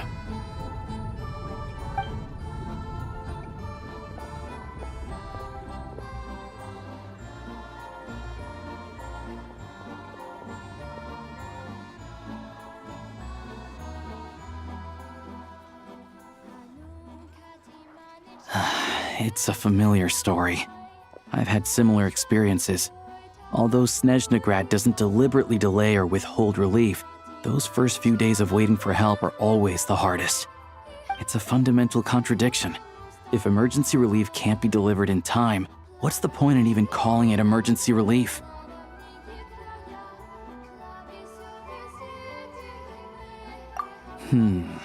Not necessarily. I think there's a good chance that Kresny Crystal from Stratomoros will start flowing into the market. When we resolve Stratomoros' energy issue, it's like we open the floodgates. A huge backlog of crystal is now available to the townspeople. there's no way they can use it up at once. A lot of them will probably stockpile it and slowly work their way through. Probably a good idea, since energy prices are only going to keep rising. But there will always be people who urgently need Mora. Exactly. At the current prices, selling Cristal is an easy way for an ordinary person to make a fortune. Hey boss, how much do I have left in my account? 1 second, let me check. So, you're planning on buying the Cristal out of your own pocket? Yeah. I don't know if I have enough, so I'll chip in a little extra and buy as much as I can afford. No, it's fine. You're new to Snezhnaya, and you have your own living expenses to worry about. Besides, you're already providing the train. Here's your Mora. See what you can find at the market, but I doubt there'll be much Cristal left. Yeah, well, can't hurt to take a look. Let's see. Huh?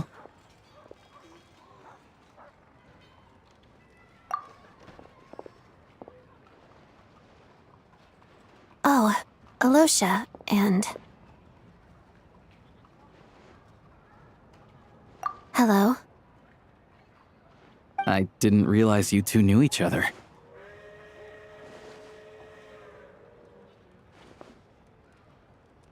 Yeah, I take on some odd jobs in the city to supplement my hunting income.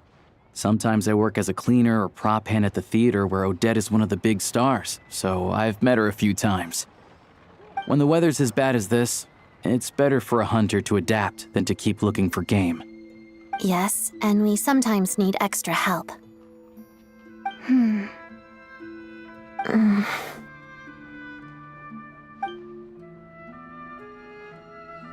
Wait, why is the atmosphere so awkward? I thought things went pretty smoothly in Svietlolaidovka. So, what brings you here, Miss Odette? Looking for some new props? No. After I got back to the theater, I couldn't stop thinking about the situation in Svietlolaidovka. It bothered me so much I couldn't focus on my dancing. So I decided I'd come here and see if there's anything I can do.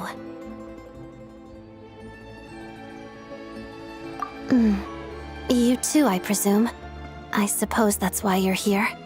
I didn't feel comfortable expressing my true opinions in front of the Harbingers. Not least because ordinary Fatui like me don't even know what Project Stuzha is all about. Without knowing the full picture, I can't make sense of it. And at some point, if things aren't making sense to me, I can't just keep going along with it. So many people feel the same way. They wish they could do something, but all kinds of reservations hold them back. Explains why groups like the Rokot are springing up to fill the gap. Yes. Well, that's one option. But there are risks to consider with organizations like that. The Fatui does not encourage their activities. Right, because things can get out of hand, and it's hard to hold the right people accountable when they do. I've heard about a few cases like that. Sandrone said Odette was on track to inherit the title of the Fair Lady. If so, she'll be able to find out what Project Stuzha is really about. Still, it's probably a little soon to ask her about that. There may be more to the story. What's on your mind? I think we can both agree that no matter which side you're on, it can't stop you from doing the right thing. Where there's a will, there's a way. I know what Rosaline did while she was abroad. You made the right decision, so no hard feelings. So, what's your plan? Oh, we were gonna buy some Cristal. I heard there's some on the market right now. Funny. I had the same idea. In that case, let me pay. I can claim it back as mission expenses. The real issue here is that government relief is behind schedule. Surely it makes more sense for the state to cover these costs than for us to pay out of our own pockets. True. It's a huge expense after all.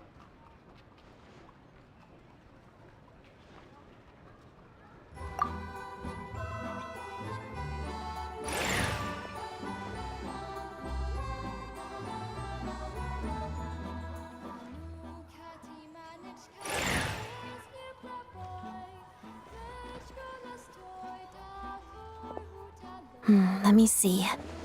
I'll take it all, please. And I'll be needing a receipt. Right. Choose mission budget under the expense category, but be sure to specify emergency rescue operation in the description. Otherwise, the normal reimbursement limit will apply. Let's book this train. Regulations say that if we need to transport Kresnik Crystal during Project Stuja, extra carriages can be added 1 hour before departure.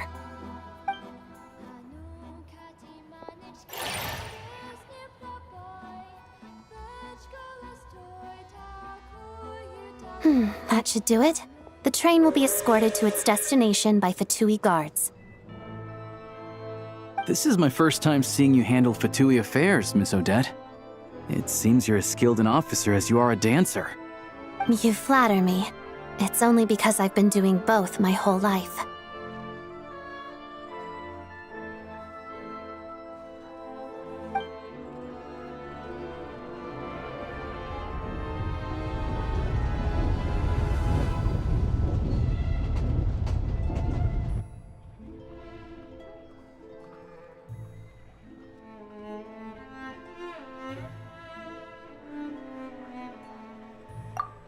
Anyway, I bet you've been non-stop today, am I right? Any idea how Paimon's doing? What's wrong? Who's Paimon? Her travel buddy hasn't been feeling well. She caught a cold right after they got to Snezhnaya. Sounds like she's important to you. I can't believe you've been dealing with this on top of everything you've been doing to help the people of Snezhnaya.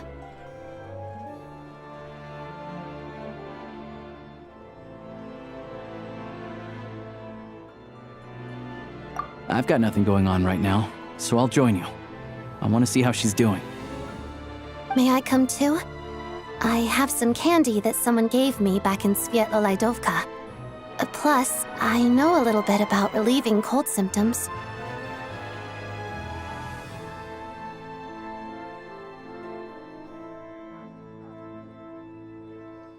All right then, let's go.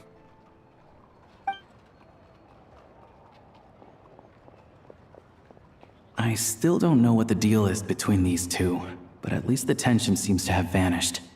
A good sign, hopefully.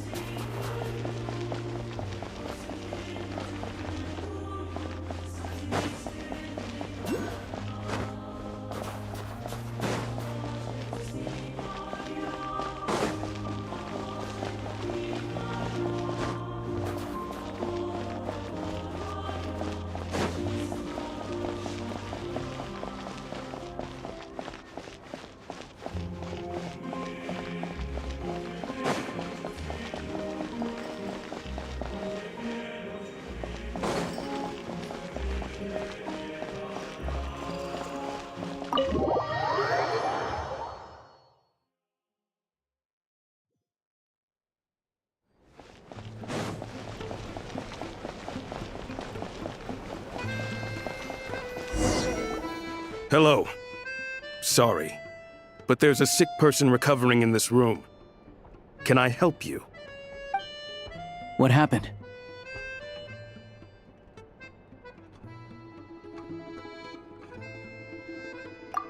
Oh, please, excuse me.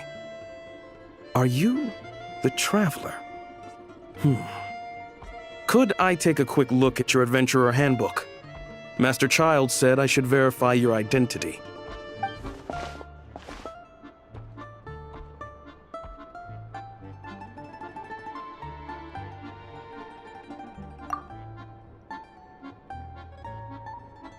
Ah, it's really you. Sorry for the inconvenience. We're under strict orders from Master Child to keep this room well guarded. At the same time, we can't interfere with Podvoye Restaurant's business. That would only seem all the more suspicious and draw unwanted attention to this room. Besides myself, a few of my colleagues are stationed in and around the restaurant, in plain clothes, of course. Rest assured, you're in safe hands. I didn't expect such a high standard of protection. Well, Master Child handpicked us for this special assignment. We're not about to let anything go wrong. Anyway, I won't keep you any longer. Please, head inside.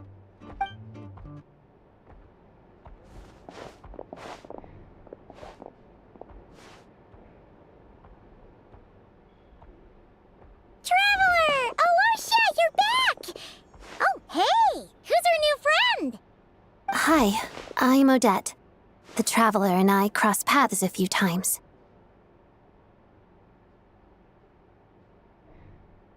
Another friend from the Fatui, huh? You're practically a member yourself by this point.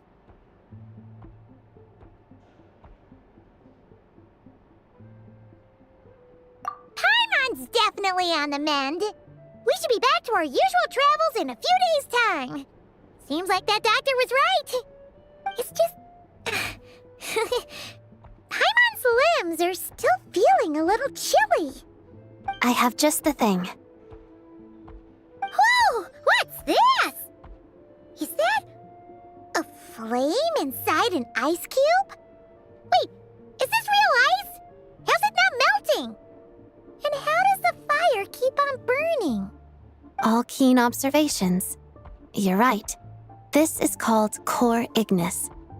Whenever I've caught a cold in the past, I found I recover much more quickly if I place this by my bed. You're welcome to borrow it. Awesome! Wow! It's so nice and warm! Oh, it's like magic. Your name was Odette, right? How did you two meet again? Looks like she's in pretty good spirits. That's a relief. Any progress with your investigation yet?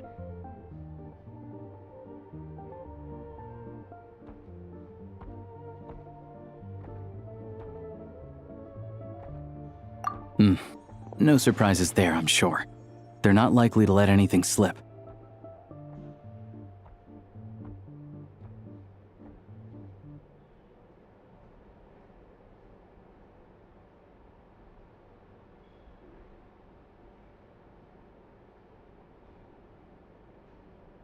The Rokot, huh?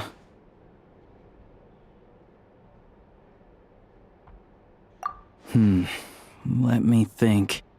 Members of the Rokot keep their true identities hidden, but I think there might be someone I can introduce you to. Leave it with me. Meet me at the Korolyevsky troop tomorrow, and I'll tell you how it goes.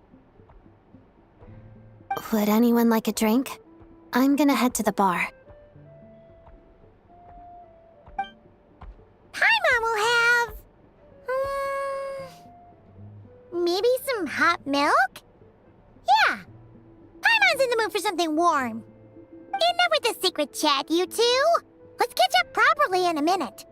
Paimon wants to know everything that's happened today. It'll be kinda like tabletop troop. No reason why listening to a story can't be an adventure.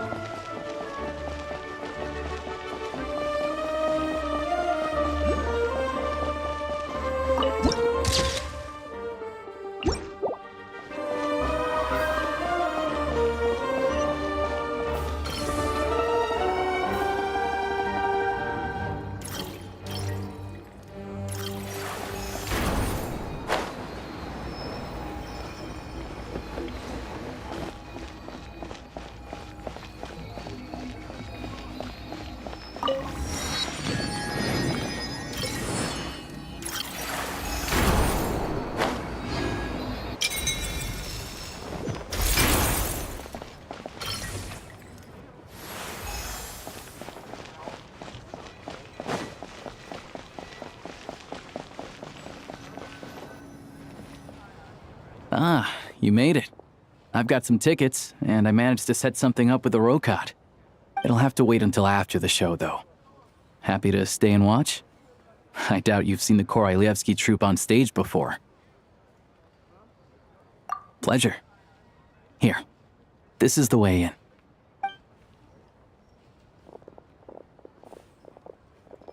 Please present yourself for a routine inspection in accordance with theater regulations. Thank you.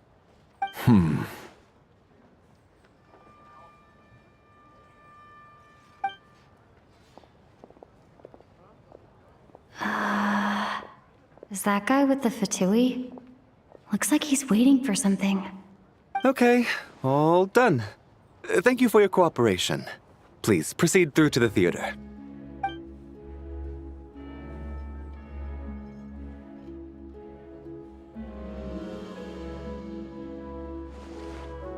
What's up? Everything okay?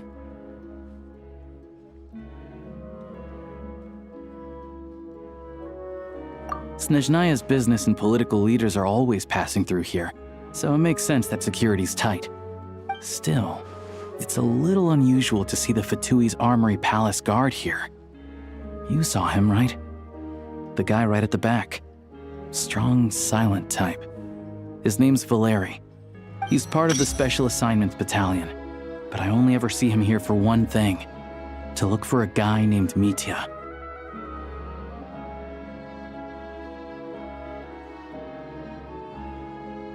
Supposedly a researcher, though he never seems to put much time in at the office. The theater is one of his favorite places to hang out when he's playing hooky from work. But that's not for us to worry about. Let's go. The show's about to start.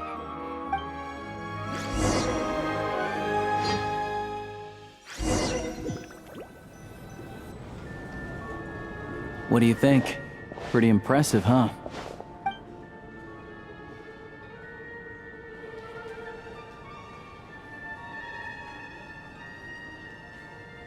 Oh, the one in Fontaine? I hear it's iconic. Never seen it for myself, though. Here we are, just in time. Sorry, coming through.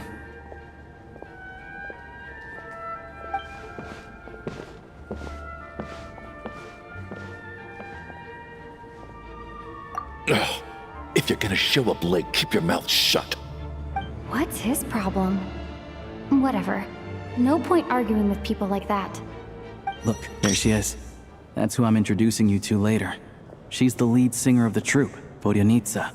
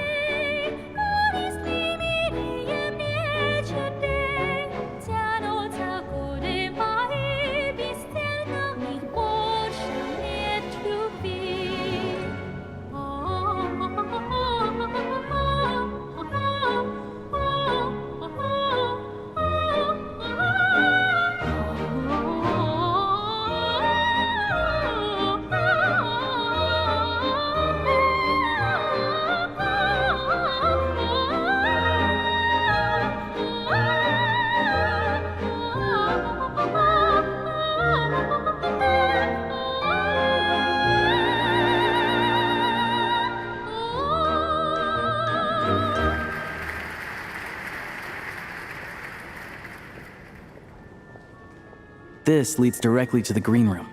They're expecting us. Vodyanitsa will be waiting for us there.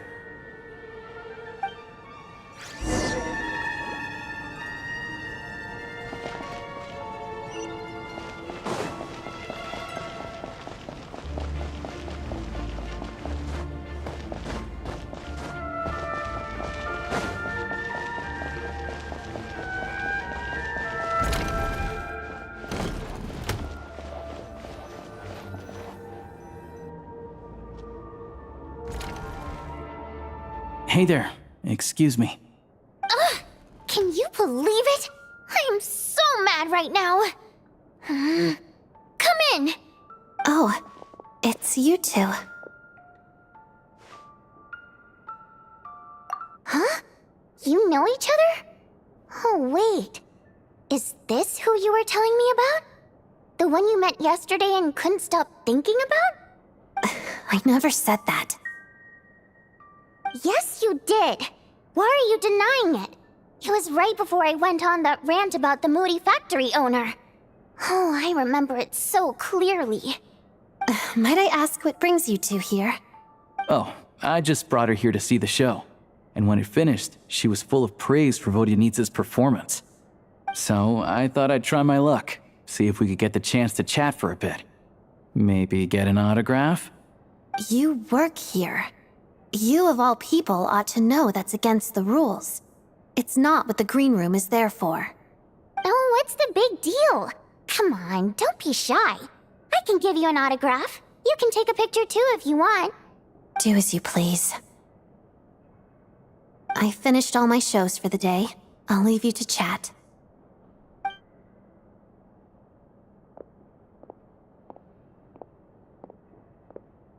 I wasn't making that stuff up, you know. Odette's just too proud to admit it. She thinks very highly of you, and so do I. You did the right thing in Svietloladovka. We're good. Odette's out of earshot. I'll lock the door. Confidentiality, of course. The Rokot is very strict on that. Whoa, Alosha! Not out loud! Not with an outsider here! Relax, I've taken care of it. Look at this. The President's reply sent this morning. Wait, so she's been approved to join? You told me last night that you wanted to get intel from the Rokot. Unfortunately, Rokot intel is only available to members. But ever since you set foot in Snezhnaya, we've been working together. I've seen the way you work, your character, and your motives. Everything about you is perfectly in alignment with what we're trying to achieve in the Rokot. So I figured I might as well cut to the chase. I wrote a letter to the president explaining your situation, including just the right amount of detail. His approval came very quickly. Of course, it's still your decision whether you want to join or not. We'll respect your choice.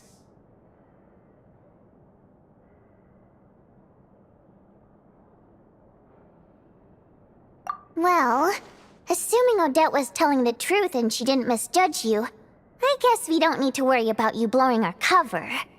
Still, you gave me a real fright. I didn't know that's why you came looking for me. So, that stuff you said about admiring my performance, was that just because Odette was here? Did you actually mean it?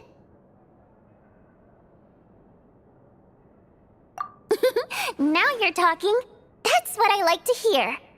Anyway, let me give you a quick rundown of how things work. Like I said, the Rokot is a covert organization, and we hide our identities. Members typically don't meet in person or even know each other's identities. This helps us maintain a high level of independence and secrecy. Because of this, members are basically free to decide their methods without constraints, so long as the outcome of any activity doesn't violate the organization's principles. After all, we don't have any ostensible contact with each other.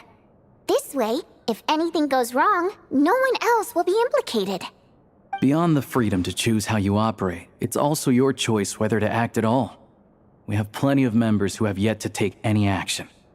In short, joining the Rokot in and of itself won't place any restrictions on your activity in Snezhnaya. There's a code of conduct you can read if it interests you. But basically, as long as you don't plan on using your anonymity to go around doing evil, you'll be fine. I tried reading it 5 or 6 times. Never made it all the way through. Even the most lackluster script makes for more interesting reading. Great. Then I'll go grab an official application form. Be right back.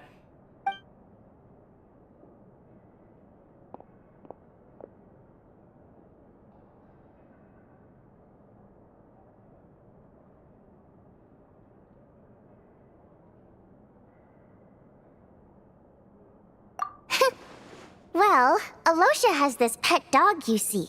His name's Tagarin, and this one time, Alosha brought him backstage. Tagarin took quite a liking to me, so I played with him for a little bit and fed him some treats.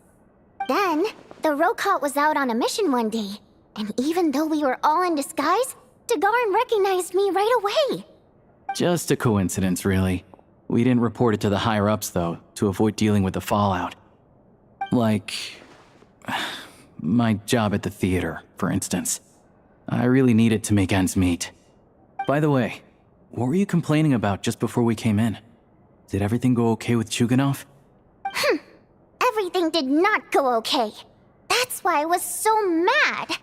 I tried to make some small talk with him before I went on stage to fish for intel about the Iskra manufacturing plant. But he wouldn't take the bait. No matter what I said, he kept dodging the question. And then he started complaining. He said he didn't appreciate his second-rate seat in the stalls because he usually gets a private box. I mean, what did he expect? Everyone knows that if you want a box seat, you buy a ticket well in advance. But instead, he sends me a letter the day before the show when we're practically sold out. I had to juggle things around just to get him a half-decent seat, hoping he would appreciate the gesture enough to share some information. But nope, he didn't give me anything. Yeah, meeting Chuganov in person has definitely been a disappointing experience.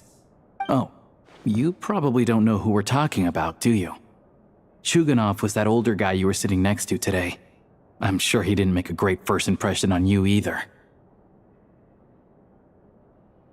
To the citizenry, he's a family man and a kind boss. But our interactions with him tell a very different story. It's one thing to ask for a favor, but he acts like it's his right. He always expects special treatment. Take the ticket situation, for instance. I've actually gotten him a private box in the past. But not only was he not even grateful, now he's acting like I've sold him short this time! Not to mention that he's never paid for a single one of his tickets!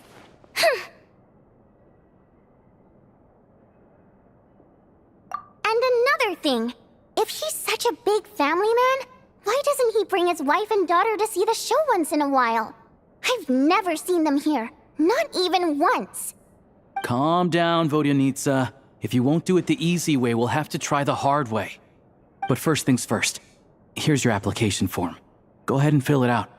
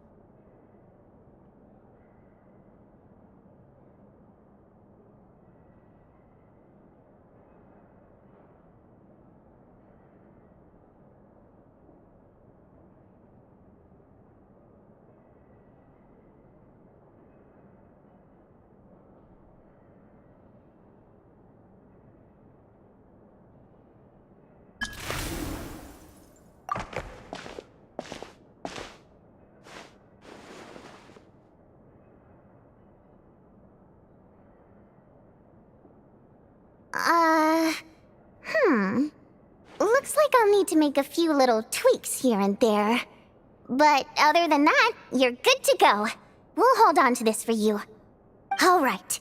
Now that we're officially Rokat comrades, I can tell you. Chukhanov is the target of our current operation. Recently, we've done some recon work at the Iskra manufacturing plant, which pretty much confirmed that their energy consumption is way beyond the legal limit. All we need now is some direct evidence to present to the VII, so we can demand that they shut the plant down. That way, the Kresny Crystal can be allocated to where it's needed most. I was hoping he might let slip during one of our chats, but he's too tight-lipped. We'll have to find another way. I'm meeting another regular theater-goer tonight, Mitya.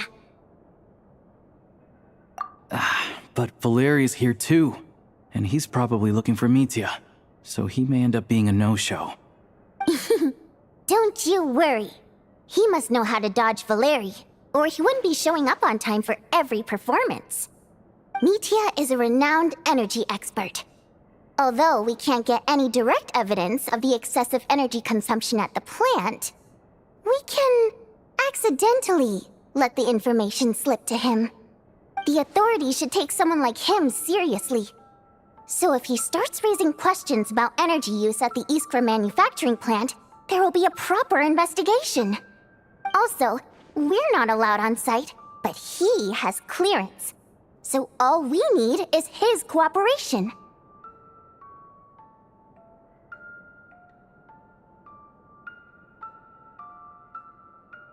Yeah, so that's the other thing we're trying to figure out. Though I think we're far less likely to make any progress on that front. Still, I hear that Mitya is a bit of a chatterbox. So, who knows? Maybe if we catch him in the right mood, he'll let something slip.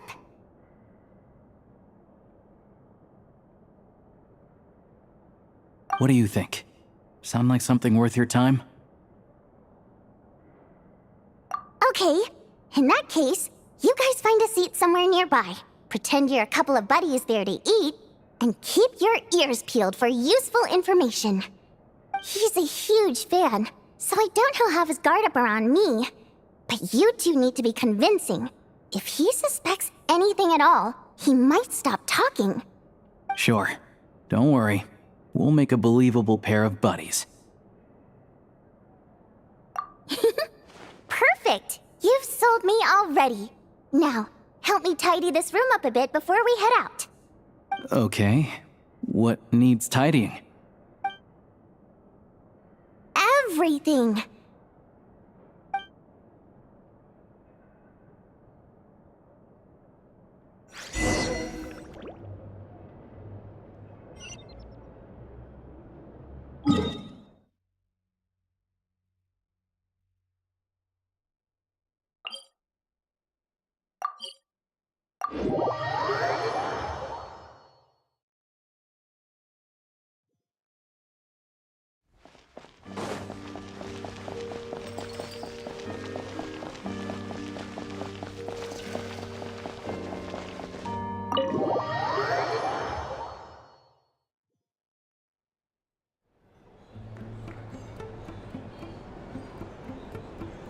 We come here often, so we shouldn't stand out. Let's sit here. Now, it's up to Vodyanica. Let's see how the conversation goes.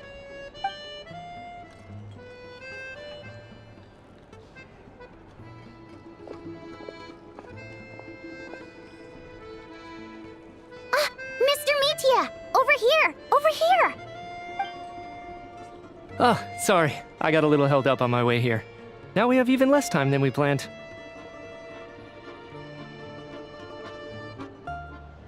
Go ahead and order some snacks and drinks, whatever you like. Let me see. According to my schedule, we still have 25 minutes left. You're really pressed for time today, huh? I was imagining this would be a leisurely chat. If you'd prefer, we can always reschedule for another afternoon when you have more time. No need. Getting to meet the lead singer is a very precious opportunity for me. I'm not about to pass it up. I've already had to decline your invitation several times because our schedules rarely align. If I don't grab this chance while it's here, who knows when the next one will come around? Well, it's very kind of you to make time just for me.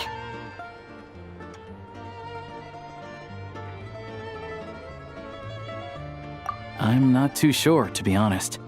But Snezhnaya's full of weird and wonderful things like that, so people tend not to bat an eye. I'm sure the same will go for the Eye of Grey and Paimon. The reason I invited you out for tea and a chat today was to get some feedback from a true fan of the theater. Well, I genuinely have nothing bad to say. No matter how many times I hear you sing, it never gets old. It always seems fresh and new somehow. Maybe it's because the more times I listen, the more details I notice. Or maybe you simply improve with every performance, delivering it better each time. Thank you! I'm delighted to hear that! Could you give me any specific examples?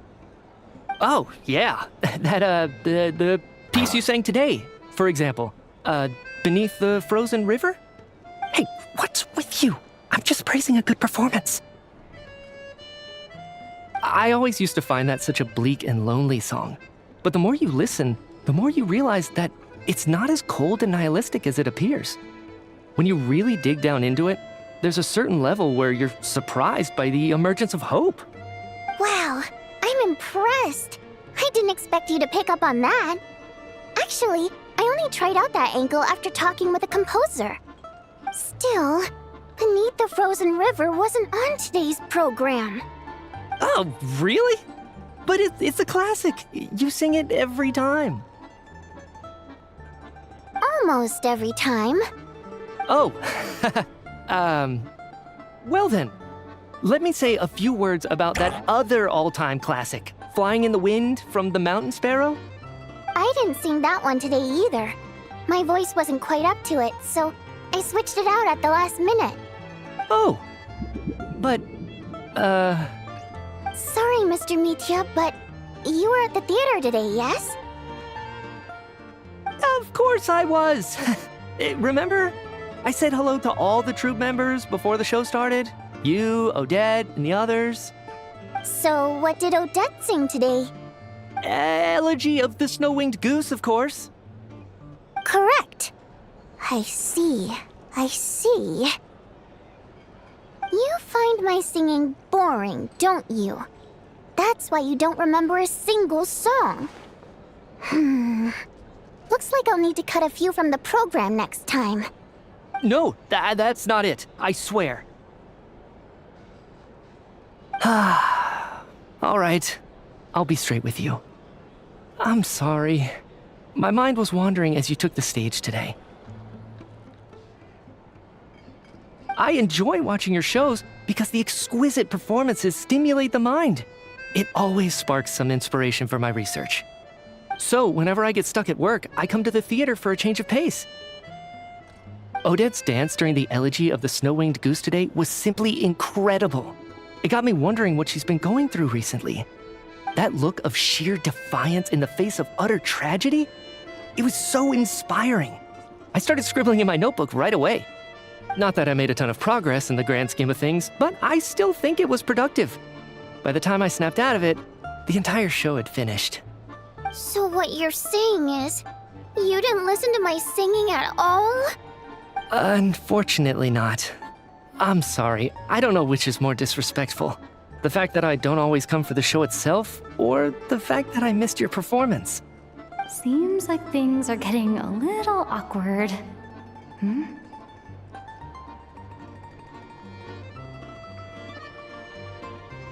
Nitya just stepped into a conversational minefield.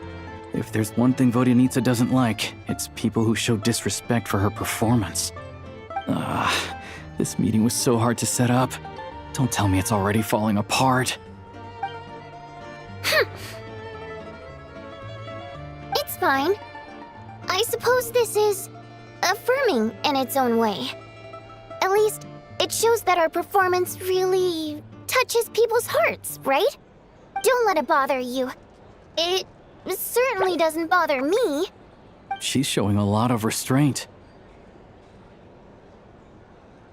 Well, I'll be sure to let Odette know how much you adored her performance. Please don't say that. I always love your performances too. It's just that inspiration struck at the wrong time today. I'm usually all ears. I know, I can tell.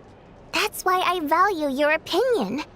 I'm sure some people can't stand it when others praise their coworkers right to their face, but not me. No, sir. Fair enough. I still feel kinda bad though. But you know what I really can't stand? People who only show up to the theater to pretend that they're cultured. Makes me sick to my stomach. Oh yeah, 100%. There are too many of those people around.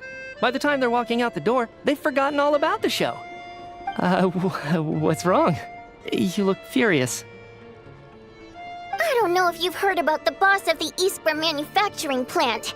He isn't even a theater investor, but he always demands the same privileges as actual investors. Box tickets only, premium drinks, even the right to request specific songs. Well played, Vodyanitsa. Seems like she's harnessing her rage to steer the conversation back on track. Now that you mention it, I've interacted with that guy before. I gotta say, everyone holds him up as an example of a benevolent businessman, but I don't know. I don't see it. Yeah, he couldn't care less about what's happening on stage. He's just there to flaunt his social status. I hate that I have to prepare programs for guys like that. What's the big deal with that factory he runs anyway? I asked around a bit and heard some pretty shocking stories. Sounds like he's just another greedy capitalist. Oh, really? Yep, the things people are saying are pretty damning. Low wages, insanely long working hours, equipment running around the clock. And as if that's not bad enough, he also strictly forbids his employees from giving any kind of interview. Project Stuja has now been extended so many times, we're at the point where crystal rations for the common folk are barely enough to survive on. Yet he even wants to get his greedy hands on them just to boost his own profits. If the rumors are true, he's in serious violation of the law. Interesting.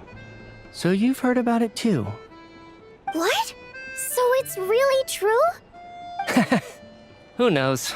I've only heard the same rumors you have. But there's no smoke without fire. The rooster's been coming down on us hard lately, demanding that we track and trace every single batch of Crystal. My coworkers in the Department of Energy have been tearing their hair out over it. The rooster? I didn't realize he cared that much. Yeah. Even though there are no restrictions on Crystal trading, the poor will wind up freezing to death if we let the rich buy as much as they want. That's clearly unfair. Looks like we'll need to arrange an investigation into the Iskra manufacturing plant as soon as possible. I never knew you kept up with current affairs beyond the theater, Miss Vodyanica. You really have a heart for the common person. Most Fae in your position have long been indifferent to the plight of humans. Well, those of us who choose to live in human cities are naturally going to pay attention to any significant upheaval. Isn't the rooster a Fae himself? I'm just surprised to learn that even someone with as much experience as him is getting so stressed out over Project Stuzha. What is the end goal of this project anyway? This is it. We're finally going there. I'm sure Mitya can sense on some level that she's fishing for information. But since their conversation is so relaxed, he might just let something slip. It's stressing me out too. If I'd only made better progress with my research, things wouldn't have dragged on this long. Oh, so your work is related to Project Stuzha? That's right. The Armory Palace needs a brand new energy source. Not the power of the Light Realm, and not elemental energy. Right now, the only thing that meets the requirements is the power contained within stellar linchpins. But harnessing that power is costly. Each step of the process requires enormous amounts of Kresnik crystal, from extraction to quantification to attempts at conversion. Progress has been painfully slow, and the team is getting burned out as time goes by. Sometimes, I see people staring into space as if in a trance. Could it be that this new energy source has side effects? No, it doesn't affect us, because the energy is used for... Okay, I got it. Stop choking me. Sorry, I can't talk about that. I think we're all just exhausted. We've been working ourselves to the bone for so long with so little progress to show for it. It's no wonder people are struggling to stay motivated. Seems like I owe you an apology. I shouldn't have gotten so mad at you for not paying attention during the show. Don't worry about it. I count myself lucky, to be honest. I don't envy the people who work closely with the Tsaritsa herself. I'd much rather be in my current position. At least I don't have to shoulder any major responsibilities. So they're trying to develop a completely new kind of energy. Yeah, censored by a scarf. Who would have thought? Oh, dear. It looks like my time is up. I'm afraid I have to leave. I'm so sorry. We ended up barely talking about the theater. That's okay. It was a pleasure chatting with you, really. Let's make up for it next time. Yeah, hopefully once the work pressure eases up a little, I'll be able to focus more on the performance, and then we'll have more to discuss. We touched on some confidential issues today. I'd be grateful if you could keep it between us. That could have gone worse. Nice job. Why was Mitya in such a hurry to leave, though? Sorry, routine inspection.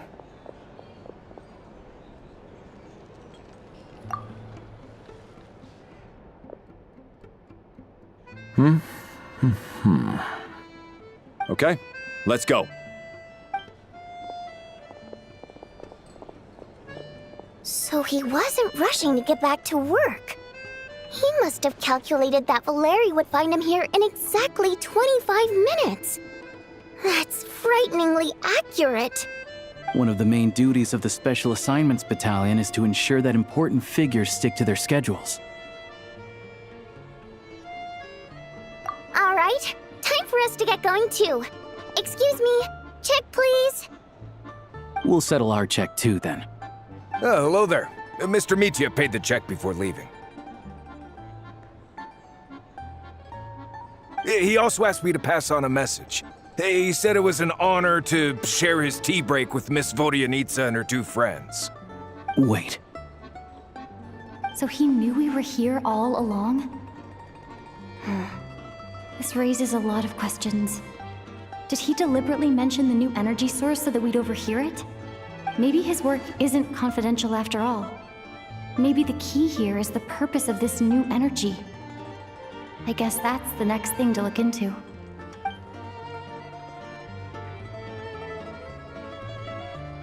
Vodianitsa and Alosha have both left. Time to head back and call it a day.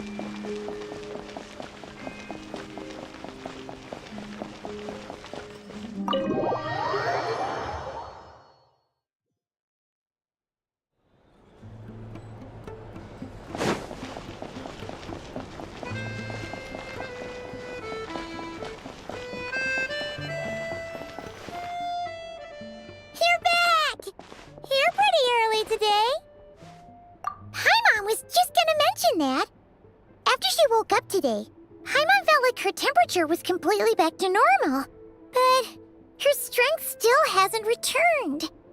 Still, there's some good news. Paimon thinks she might have figured out the source of the problem.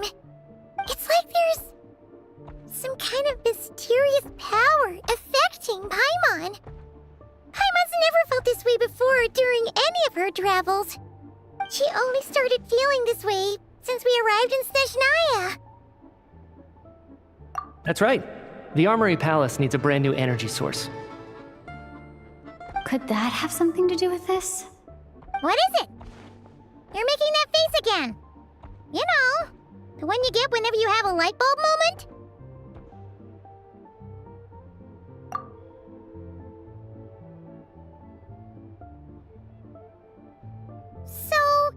They're trying to develop a new energy source here? And you think that might be why Paimon's feeling unwell? Well, Michi denied that the energy they're researching has any side effects. Although, he did say that people working on the project have been having issues with their concentration and short-term memory. And even so, those are completely different symptoms from Paimon's.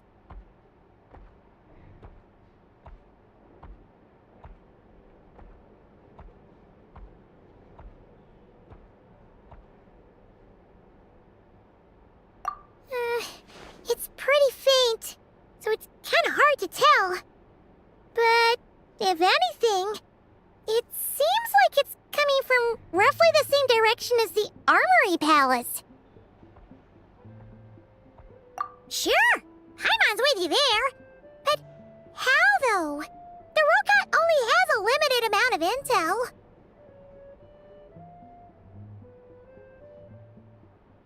Oh, great point! They argue about Project Stuja every day. If we could sit in on one of their sessions, we might pick up some new leads. Good idea!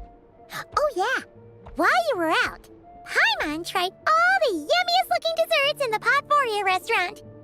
This one seemed right up your alley. So, Paimon saved some for you. Come try it once you finish writing your letter.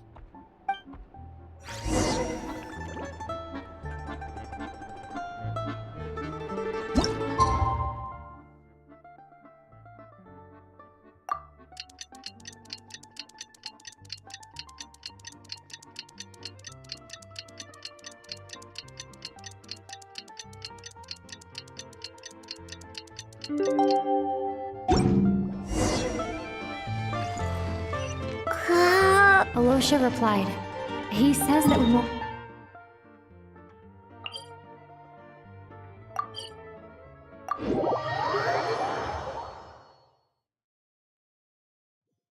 Time to get ready. Then head to the Snezhnaya Negeri.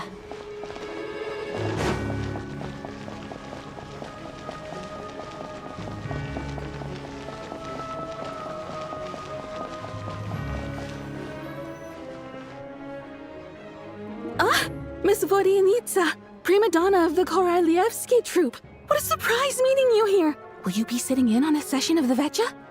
Sorry, I'm not taking interviews today. Oh good, you're here. The session's about to begin.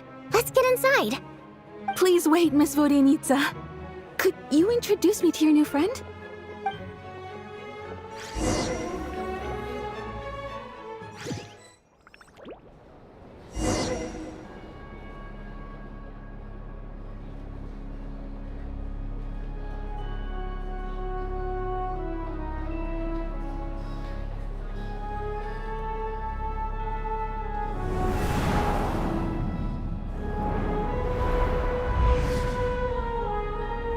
In summary, the energy management commitments made for the outgoing period have been delivered upon. Furthermore, both the production and consumption of Kresnik Crystal show clear signs of stabilizing. The relevant agencies have assessed the present circumstances and determined that the status quo can be sustained until the next period.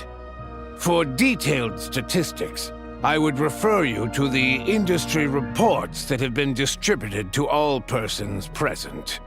It should also be noted that while the recent blizzards have led to a significant increase in people's energy expenses, this is strictly a short-term phenomenon associated with a remotely located monster.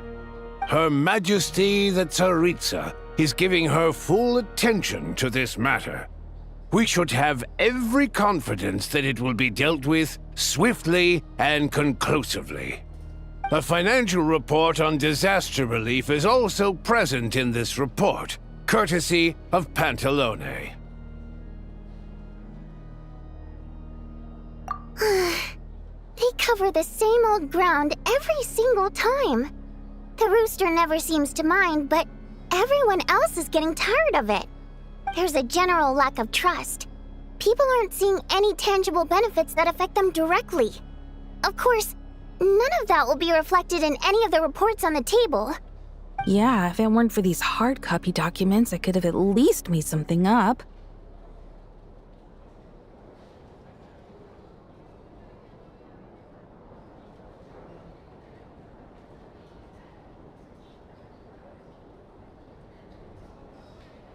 Oh, don't mind me. I'm just out here trying to hit my interview quotas. Bring out the kvass. Ever read it? Best-selling newspaper in town. If I remember correctly, you guys don't even have a sales permit. You have to sell from stalls on the street. Okay then, best-selling street stall newspaper in town. Still counts.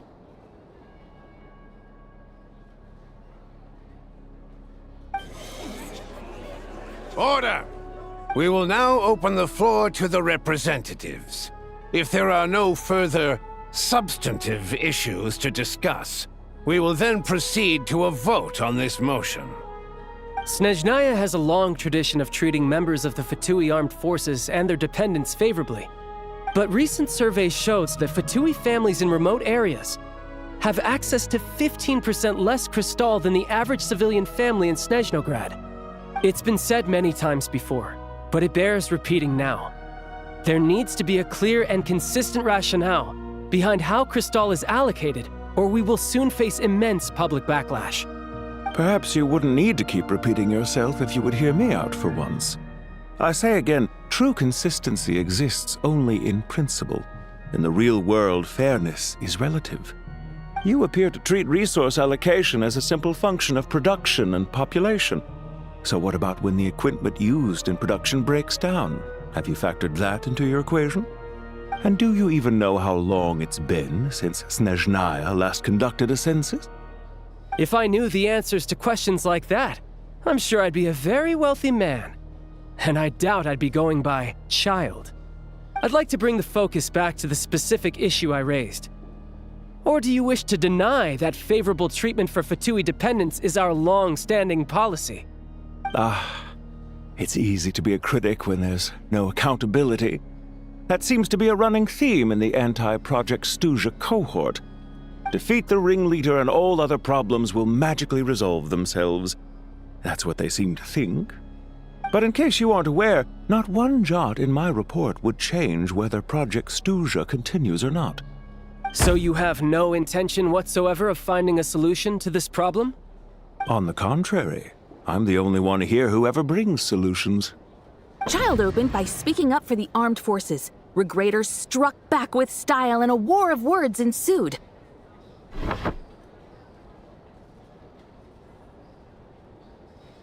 Our reporter was live on the scene to get the audience's reaction as it all unfolded. Who do you support?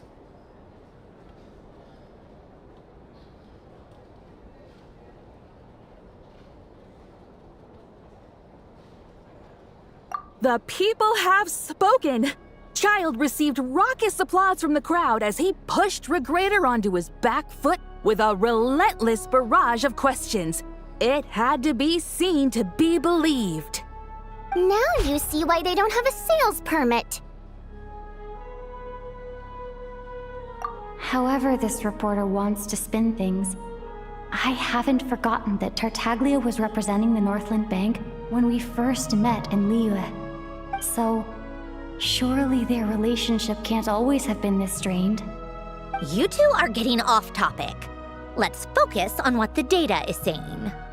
Mr. Pantalone, may I speak on your behalf? Oh, please do. I'm more than happy to save my breath. Crystal distribution policy undergoes modifications with each new period. The ultimate goal being to find the most reasonable method of allocation, which I believe is what Mr. Tartaglia also seeks. But I fear many may have been misled on this topic by extremist activists. To clarify, Project Stuja is not the root cause of the problem. It is merely a framework for resource distribution. The most recent reports all point to Snezhnaya's resilience and adaptability during this period of fine-tuning, and give clear indications that a distribution framework is improving with each iteration. To make drastic adjustments without first considering the risks would likely do more harm than good. It would be a waste of the hard-won experience we've gained to date. Renowned scholar of finance, Arapov spoke up to clarify the fiscal logic, clearly alluding to social organizations like the Rokot in his words. With the notorious Lelek still active to this day, should the Rokot be held responsible? No, there is someone else to blame. She's just rephrasing what Mr. Pantalone said. The Rokot are the critics he accuses of taking no responsibility for their actions. As for Lilik, you won't have heard of him yet. He's currently the most famous member of the Rokot. Well, more like infamous. Ending Project Stuja has become an obsession for him. Unlike the more decent ones among us, he believes that votes in the Vetcha are all that matter.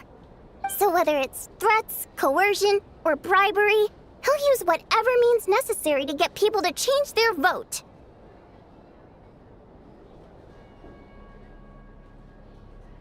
And since we're already on the subject, what do you think of Lelek's methods? Are you for or against?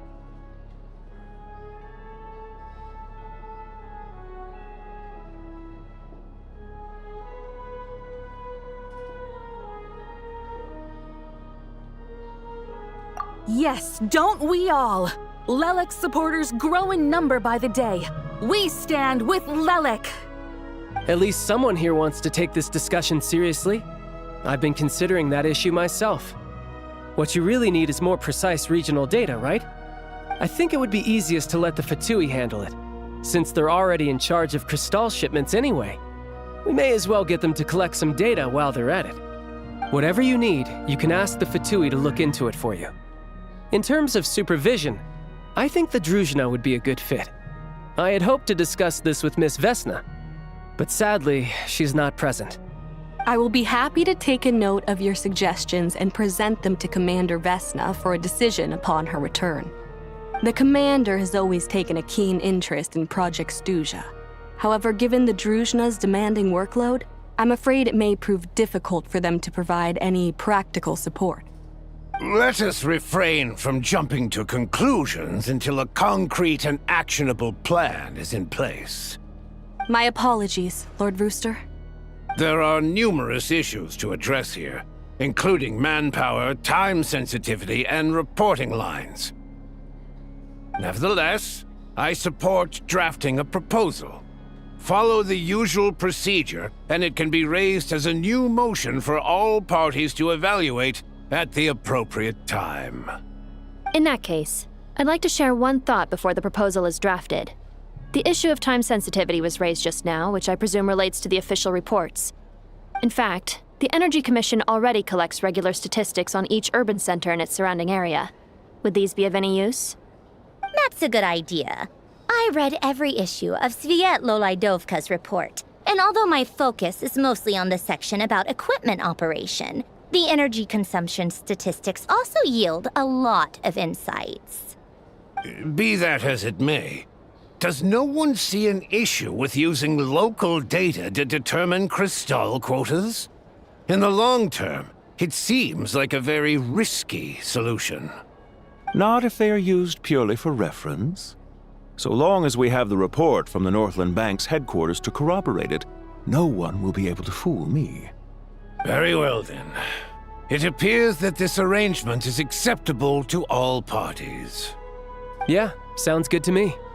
The members reached a provisional consensus on the issue of improving treatment for Fatui soldiers.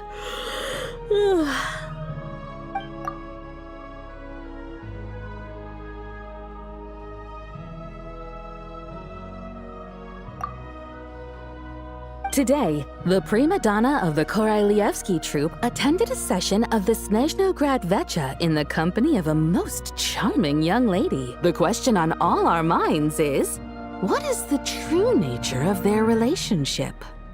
Write anything like that again, and I'm revoking your permission to interview the troupe. Got it?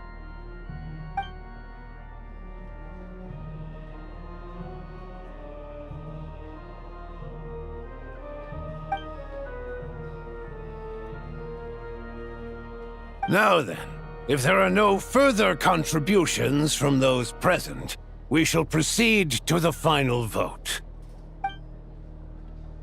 Hey, check it out! What made him vote against? Why now?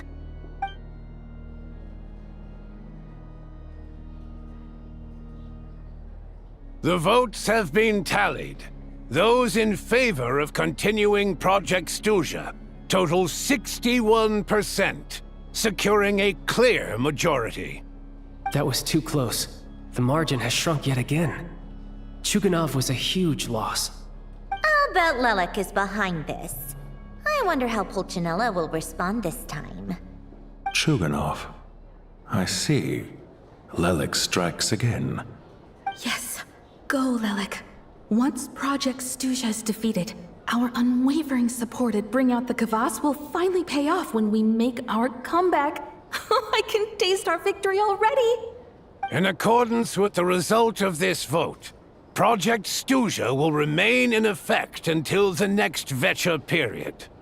Finally, may I remind us all, we debate only for the greater glory and solidarity of our nation. May the aurora shine ever on, and the tundra always stand firm. The session is concluded.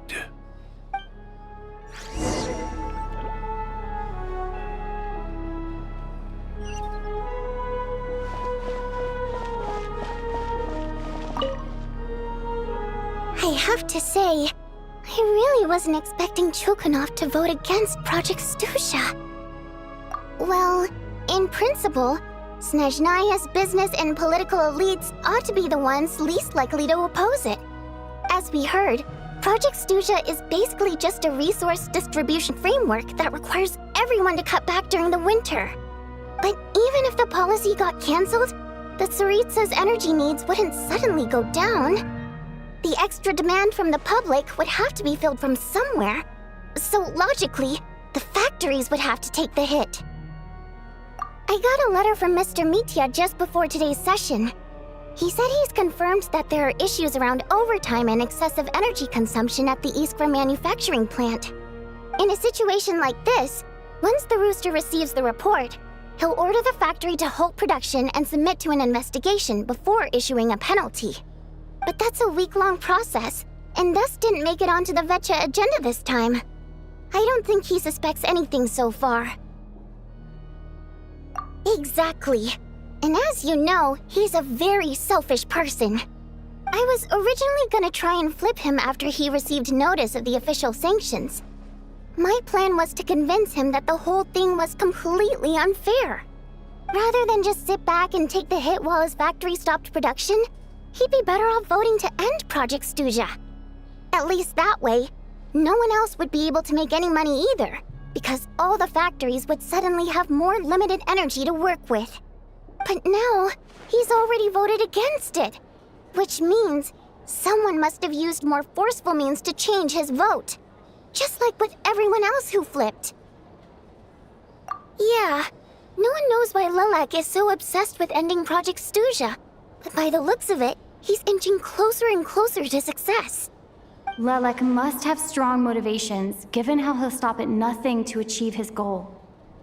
Maybe he knows the full truth of Project Stuja. Maybe my next step should be to focus on him. All right. What are your plans for the rest of the day? Shall we head out? Hey, comrade. I noticed you were here during the debate. I didn't take you for a political enthusiast. Greetings, Harbingers. I just happened to have some free time today, and my new friend here thought it might be fun to check out the VII. Ah, Odette must have introduced you. Looks like you two are getting along pretty well. I'll leave you to catch up. I should head back to the troop. Sure. Break a leg and all that.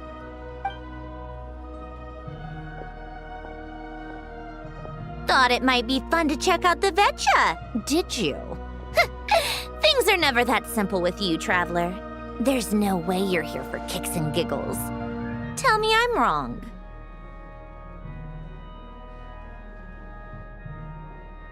Oh, yeah. To some, he's a captivating enigma. To others, he's the bane of their existence. No one ever thought that some anonymous nobody from the Rokot could cause such a stir.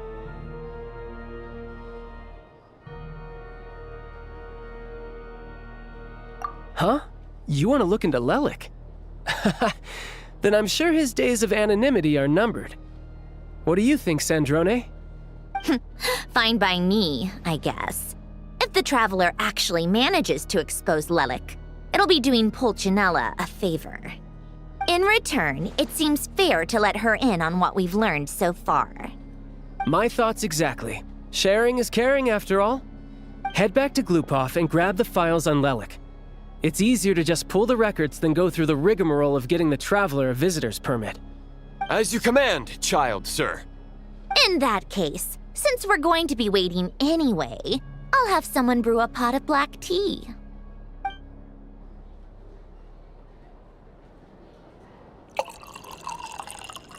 One common thread among the many incidents Lelik has been involved in is that the victims are all too scared to share any real information about him. Clearly, he must have threatened them in some way. His modus operandi is to silently infiltrate the scene and leave a threatening letter behind. But neither the letters nor the crime scenes ever yield any clues to his identity. So all these files have to offer are short statements by the people affected. They don't give us a lot to go on. If nothing else, it shows we're dealing with a trained professional who's versed in counter-surveillance. Yes, and to that point, he often strikes in highly secure locations. The victims are high-ranking and influential people who take their personal security very seriously. Somehow, Lelik slips right into their rooms without making a sound. There's never any eyewitnesses, nor the slightest trace of a break-in. If he can get in and out undetected, it means he can strike without warning. Not that that's ever happened so far, but the thought is enough to scare these people sleepless. It's hard to believe that a human being could pull this off flawlessly every time, so they switched the focus of the investigation to Faye. Unfortunately, no one's found anything yet. Careful, don't underestimate me. Although truth be told, I'd probably find it hard not to blow my cover. Direct confrontation is more my style. We haven't ruled out the possibility of Lelek being human. It's just, there can only be a handful of people in all of Teyvat who'd fit the profile. Faye, on the other hand, plenty would have the ability, but few would have the motive. No, not as strong as me. You'll never find the culprit with criteria like that. Let's go with a little weaker than me.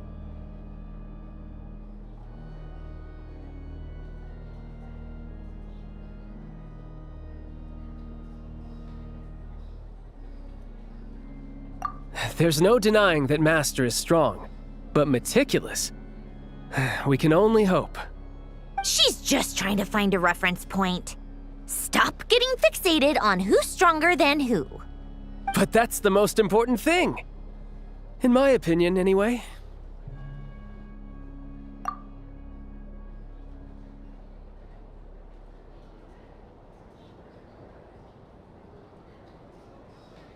Odette? Yeah, that seems about right. Her skills are solid, and she's always calm under pressure. Except she's Fatui, so the likelihood of her working against us is pretty low. But yeah, much more accurate than your previous example, at least. No, wait a moment. Maybe we should interrogate that assumption. What do you mean? Which assumption? Her Fatui identity doesn't necessarily exonerate her. And when you think about it, the Rokot would be precisely what she needs to conceal her identity. Plus, she wouldn't need to be such a pro at covering her tracks. She'd already know where the Fatui will be and when, so she could choose the perfect time to act. Oh, yikes. I was just thinking out loud. Why is this starting to sound like such a convincing theory? Still, what reason could Odette possibly have for trying to call off Project Stuzha? Arlecchino would be the best person to ask. She knows Odette best. Unfortunately, she isn't back yet. Rosaline used to open up to her in private about her struggles with Odette. As I'm sure you can imagine, Arlecchino is quite a lot better with children than Rosaline was. She gave her some tips on how to handle the situation, and Rosaline managed to reach a settlement with Odette before leaving. So I suppose there were at least no lifelong regrets left behind. Beyond that, I don't know the details about that side of things. But I do know that Odette definitely has a motive to hold a grudge against Project Stuzha. The reason being, her father passed away during the early stages of the project. That was back before it had been named Project Stuzha, when things were still being worked out. But in essence, it's remained the same ever since. The more you know. Rosaline was always so self-centered. I never understood why she started paying so much attention to Odette.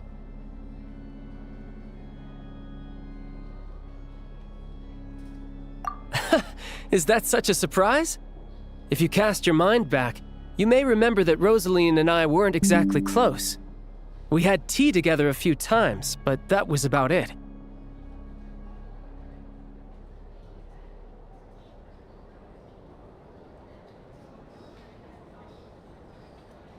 Odette's past is no secret. Her father was a fatus and her mother was a very famous ballerina. On the surface, it looks like she followed right in her parents' footsteps. But the truth is quite a different story. After her father passed away on a mission, her mother was overcome with grief. She broke her leg during a performance and could never dance again. Odette was only interested in ballet at the time, but this tragedy left the family with both breadwinners gone. They could barely make ends meet. Per Capitano's policy, family members of Fatui who died in the line of duty had to be appropriately accommodated and provided with adequate assistance. So, regardless of how Rosaline may have felt about it, it fell to her to resolve the issue of Odette's family's livelihood. In the end, the solution they agreed upon was to have Odette join the Fatui. Right, because the alternative would have been a one-off compensation payment, I guess. In that sense, joining up was definitely the better option. Still, she must have had mixed feelings about it, right? if she doesn't even like the Fatui? It's just a theory, a possibility. But as a motive for Odette to become Lelik, it holds up. That said, I have no idea where Odette's head is at right now, or what her conflict with Rosaline was about. Plenty of people were on bad terms with Rosaline. I have no intention of trying to figure it all out. Yes, but there's not much point in discussing that now. Yeah, back to Lelik. Since our investigations so far have turned up next to nothing, we've got nothing to lose by trying a new angle. Funnily enough, Tonya and I had actually made plans to go to the theater tomorrow to watch Odette's rehearsal. Unfortunately, thanks to this Lelik situation, I'll be stuck working overtime again. Which means you can go in my place. No point wasting the ticket, plus you'll get to meet Tonya. Spirit Seeker. Quite the classic ballet. It was passed down through Odette's mother's family for generations, though it hasn't been performed in years. But Odette's been practicing it diligently, and it's finally ready for a return to the stage. Excitement is through the roof. Tickets for the official performance sold out long ago. Tonya's excited for it too. She's desperate to see it no matter what. Personally, it's not really my kind of thing, but since she's my little sister, I had to figure something out. I've actually seen it several times before. The story's pretty straightforward. The lead character follows a trail of clues left behind by a spirit, gradually recovering her memories along the way. It's a tale of love and regret. So not exactly reinventing the wheel, at least by today's standards. But when that classic melody kicks in and the lead character begins to dance, it always gets me. It really is beautiful. Not an easy dance to do justice to, though. I know it's always been Odette's dream to perform this piece, but I'm not sure she's really ready. In that case, I think that even if she is Lelik, we should wait until her performance is over before we respond. I'll let you take it from here, comrade.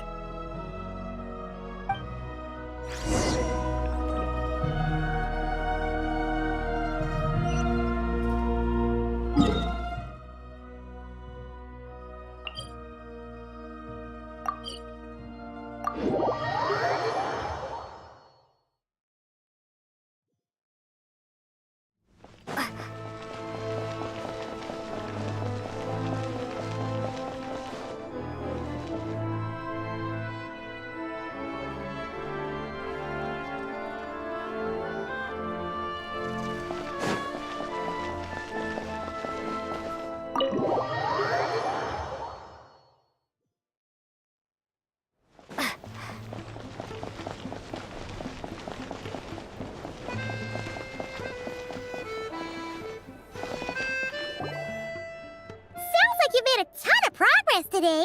It's good that everything's going so smoothly. Next step is to head back to the theater and get a clear answer from Odette.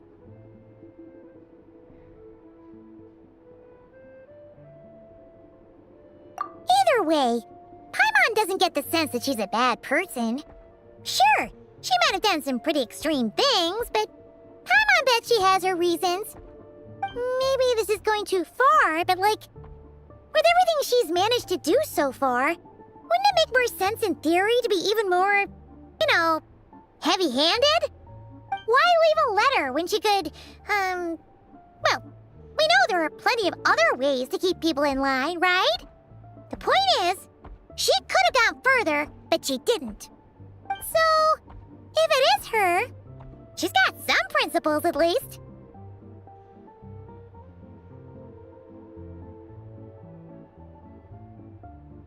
Yeah! Well, all you can do is follow the facts wherever they lead.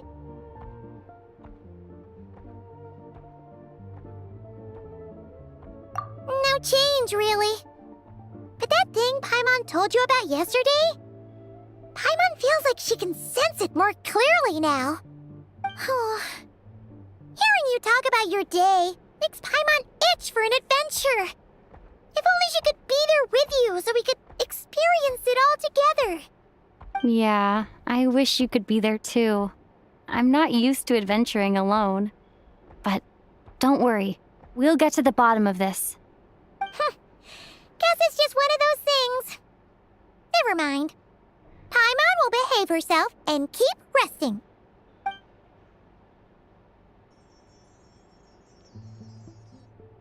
If Odette is Lelek, she may well have inside information on Project Stuja. Her father was involved with the project's early implementation and tragically died in the process. Now, she's dedicated herself to bringing it to an end. It's hard to imagine she could have gotten this far without knowing anything at all about the Tsaritsa's true intentions. When she spoke to us as a member of the Fatui, how much did she let on? And how much was she hiding? Only time will tell. Maybe tomorrow everything will be answered. Hey look! It's snowing! Could be a tough day ahead. Make sure you wrap up warm tomorrow.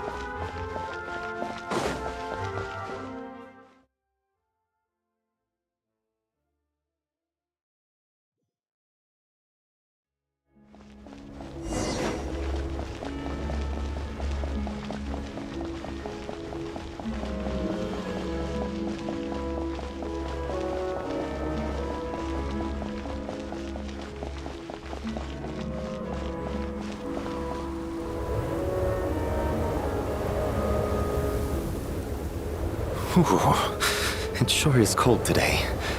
I wonder how much heavier the snow's gonna get. Here to see Odette? I just need to see your tickets for the preview. Perfect. Thank you. I'll hold on to your tickets. Come on in. It's freezing outside.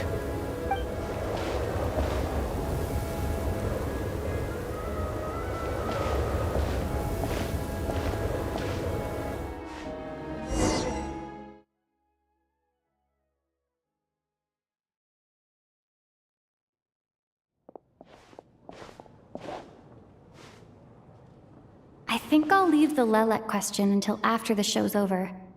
Then I'll go find Odette.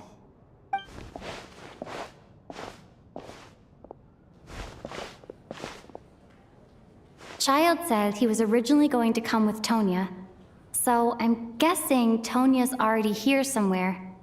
Is there anyone here who looks like a Tonya? Let's see. It's a small audience. Makes sense for a preview. But wait, I do see some familiar faces. Mr. Chuganov's back again by the looks of it. Oh, And is that Mitya? And that Fatui officer, Valeri. Guess he must be playing cat and mouse with Mitya again. Oh no. It looks like the show's starting, and I still haven't found Tonya. Never mind. I'll just have to take a seat for now and see if I can catch her afterwards.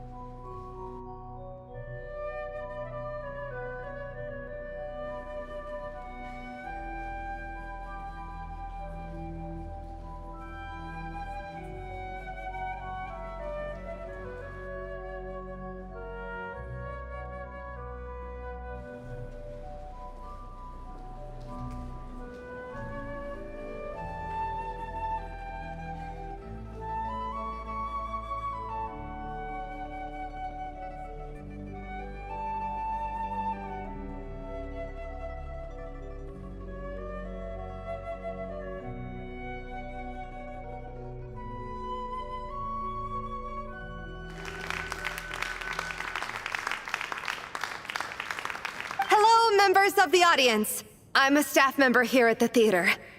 Today's performance was a very special one for us, as it marks the first attempt in a long time to revive the classic Snezhnaya ballet, Spirit Seeker. To commemorate this occasion, we would love to take a group photo of the cast, crew, and audience members present today. Could I kindly ask the audience to please come up onto the stage?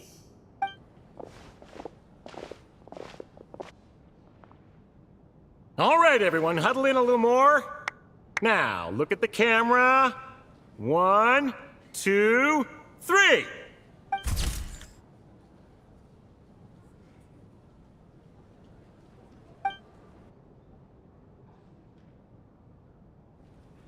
Are you quite satisfied, Mr. Energy Scientist? I rather hope you don't have any other escape plans to add to my workload today. What are you talking about, Sarge? This was simply my way of inviting you to watch Miss Odette's new show with me.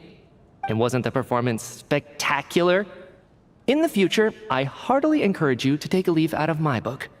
Find some soul-nourishing pastimes to enrich your time outside of work.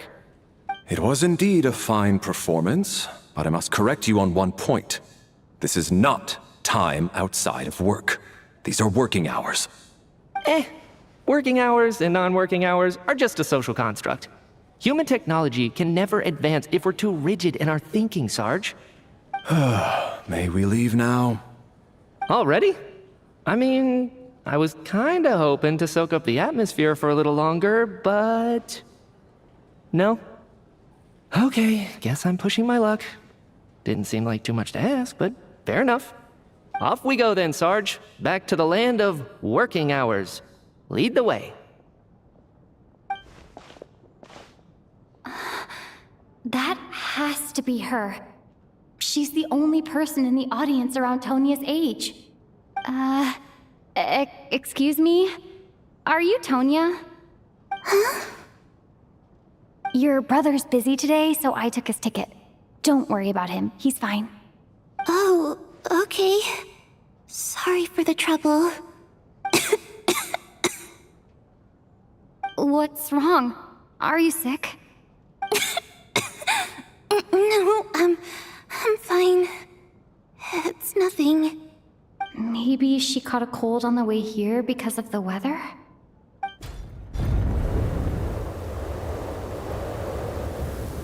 I haven't seen snow like this in a long, long time. It's most unusual. I know. It's completely white out there. You can barely see a thing. I've never seen such heavy snow in my life. Let's wait it out for now. You'd be lucky not to freeze to death in this weather, let alone find your way. Well, look at that. Maybe we shouldn't be in such a rush to get back after all. What do you think? Let's wait and see. Why do you need to take it so seriously? Fate has given us this wonderful chance to take a break. We owe it to ourselves to make the most of it. Come to think of it, there's a small inn not far from here that always keeps plenty of extra blankets on hand for guests. I know the route well. Shall I head over and borrow a few blankets? That way, anyone in a hurry can wrap up warm for the journey back. Just remember to return them next time you're over this way. Sir, there's really no need to go to all that trouble. Hey, it's no trouble at all. Wait here, I'll be right back. What a kind gentleman. Very good. My wife and daughter are waiting for me at home, so I shall be heading back as soon as I get my blanket. So... are you expecting us to go back to the Armory Palace wrapped in blankets too? Don't worry about that. I made arrangements in advance. Should I not return to the Armory Palace within 3.5 hours after Operation Showtime begins, an armed squad will be sent to collect us. They will escort us back. You are one of our key military personnel, so any weather-related risks must be eliminated. Operation Showtime? So, wait. Every single time you drag me back to work when I sneak out, it's a whole official operation? I gotta say, you've really turned this into quite a moral dilemma for me. It's snowing pretty hard out there. I think you should stay here for now. You seem a little under the weather. Sure. My brother might come pick me up in a bit anyway. Time to get to work. I should head backstage and find Odette. I need to look her in the eye and ask her about Lelek. Excuse me, are you looking for someone? Ah, a fan, I'm guessing? Today is just a dress rehearsal, so Miss Odette won't be meeting with fans. She's taking a well-earned rest right now. Sorry, but that area is currently off limits to everyone except the cast and crew. Huh. Bad timing, I guess. Well, I might as well stick around. I doubt Odette will be leaving before the snow lets up in any case.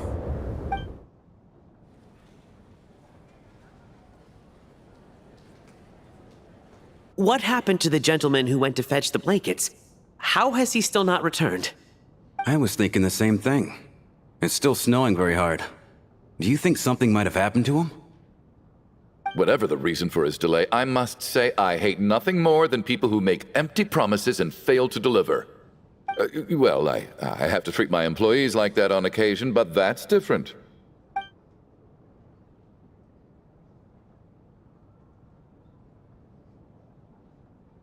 You seem anxious, Mr. Valeri.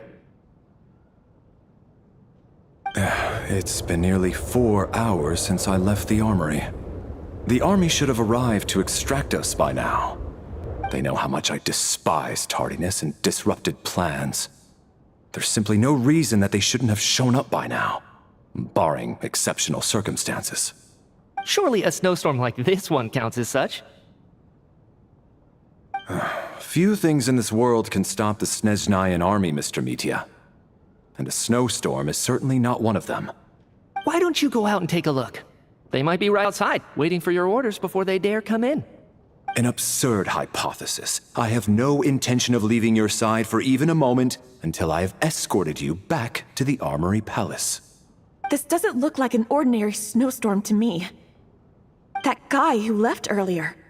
It looked like he just vanished into thin air. Either that, or my eyes were playing tricks on me. A man-eating snowstorm? Come on. Night hasn't even fallen yet. Spare us the ghost stories.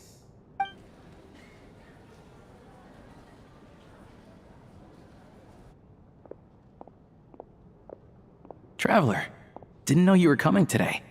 How come you didn't say anything? Oh, right. I assumed you were looking for me in Vodenitsa.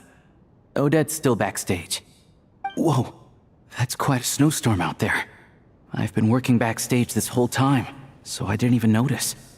No wonder the audience hasn't left yet. Huh. Is weather like this rare even in Snezhnaya? Yeah, snow like this. I'm sure I've seen it out in the wild before, but never in the city. Actually, I take that back. I don't think I've seen snow this bad even in the wild. This is something else. It's not normal. Is If even Alosha thinks snow like this isn't normal, could it have anything to do with that monster people have been talking about? We can't stay cooped up here forever. Someone needs to go out and take a look.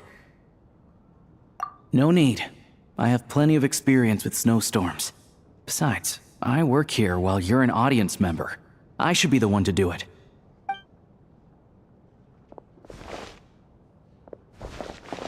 Everyone by the door. Careful not to let the snow soak into your shoes. In a snowstorm, you gotta look after your toes above all else. Heading out, my man? Be careful. I've been told the snowstorm eats people alive. Thanks for the advice. I am planning to be careful. I just want to take a quick look at the situation out there.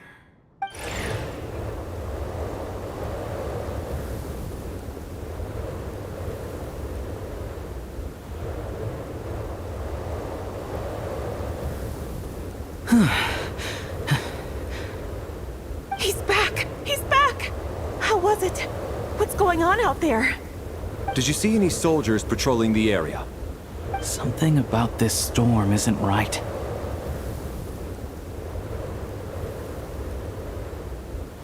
There's no one out there. I didn't see a single soul. And something in the air gives me the creeps. This isn't your average snowstorm. I suspect it might be related to recent events in our nation. I strongly advise everyone to stay here until the snow dies down. Are you serious? So all of us are trapped here now? That sounds a little far-fetched to me. You want to go outside and see? I, for one, am not risking my neck in that weather. This just turned from a minor delay into a major hassle. We can only hope that our friend who went to fetch the blankets just ditched us and went home. Is it really that bad? But my daughter, I won't be able to read her a bedtime story tonight. Huh? What are you all still doing here? Whoa! It's snowing hard! So now we're stuck here? Oh, this is terrible! Luckily, it was just a dress rehearsal today, so there aren't too many people here. On the bright side, the theater's always well stocked with supplies. If the snow still doesn't let up as we get into the evening, you can spend the night here, everyone. At least, I assume that's alright? Odette? Fine by me.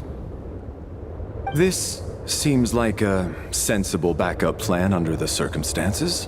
My thanks to the theater for being so accommodating. What are you staring outside and praying for, my man? You anxious to get home too? Oh, your majesty the Tsaritsa, I beg you, please do not let tonight's snowstorm stop. This is a golden opportunity to spend the night under the same roof as the two top stars in all of Snezhnaya. It's a once-in-a-lifetime experience. I think I've changed my mind. Sir, if you so much as look at us funny, you'll be seeing stars in a whole other way. Behave yourself, or you'll be begging for that blizzard. It's getting colder. We need to keep the indoor temperature up. Close the door and lock it tight. Let's head somewhere warmer.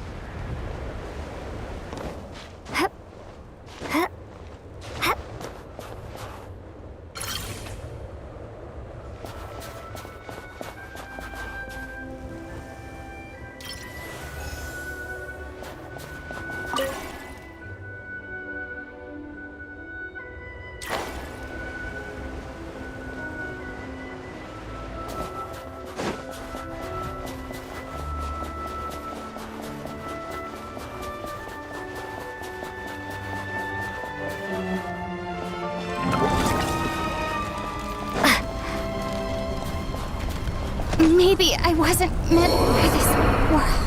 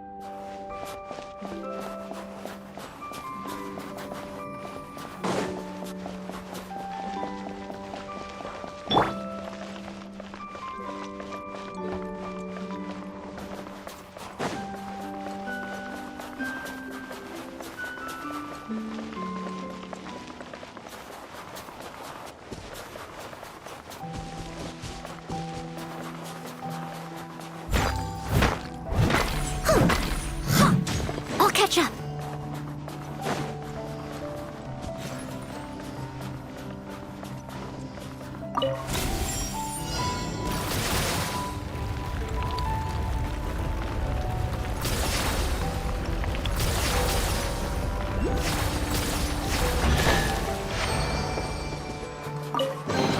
A little dusty. Best give it a spring cleaning.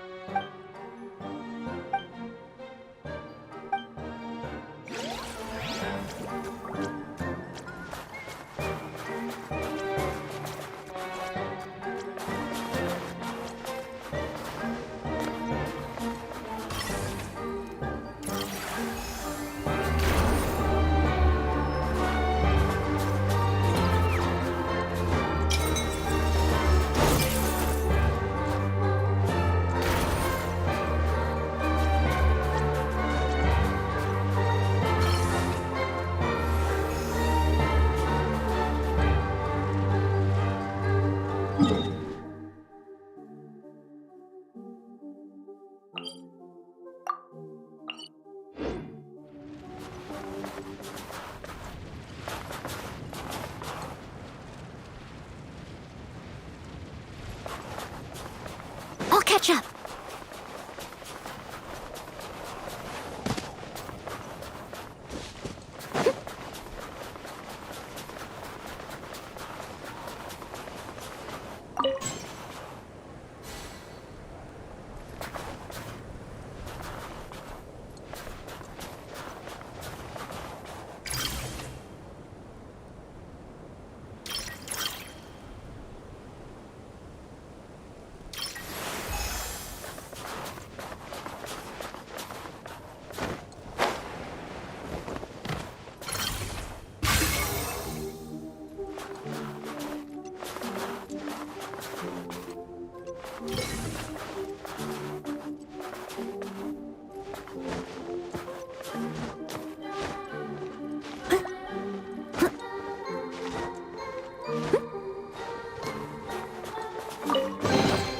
All in a day's work.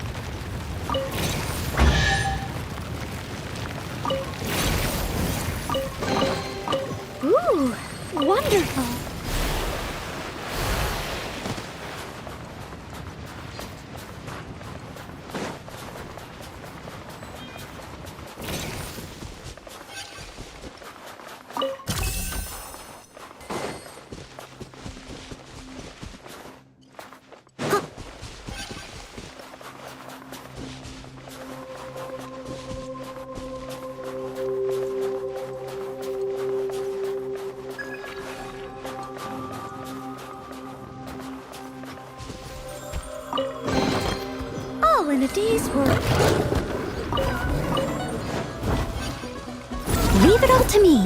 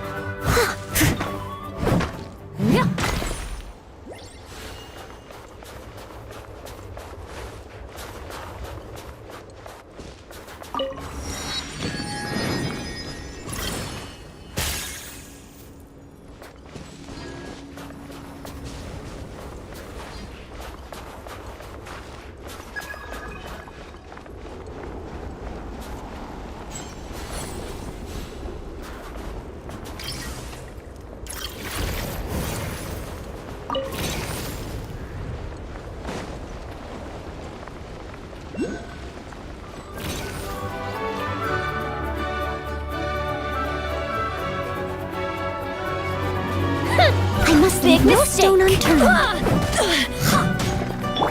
Storm! Let the show begin.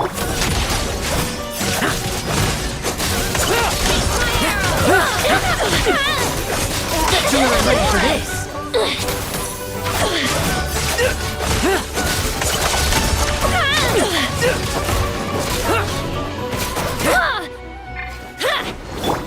Steady as stone.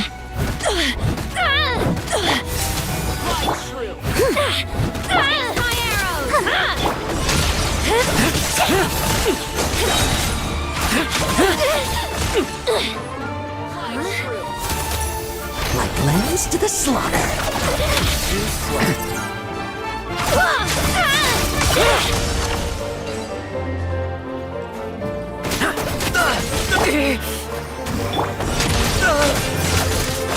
Bet you weren't ready for this.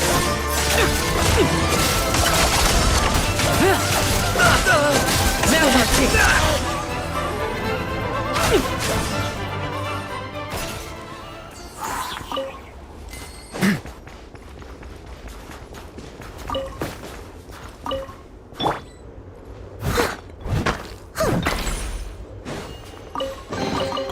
All in a day's work.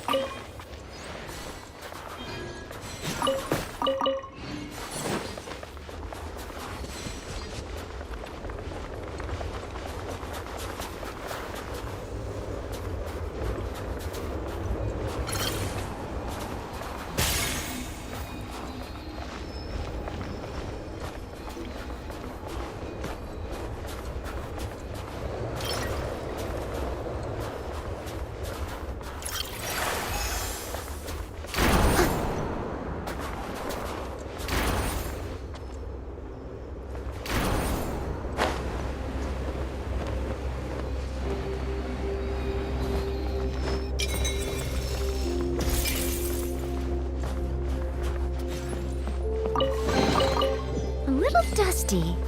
Best.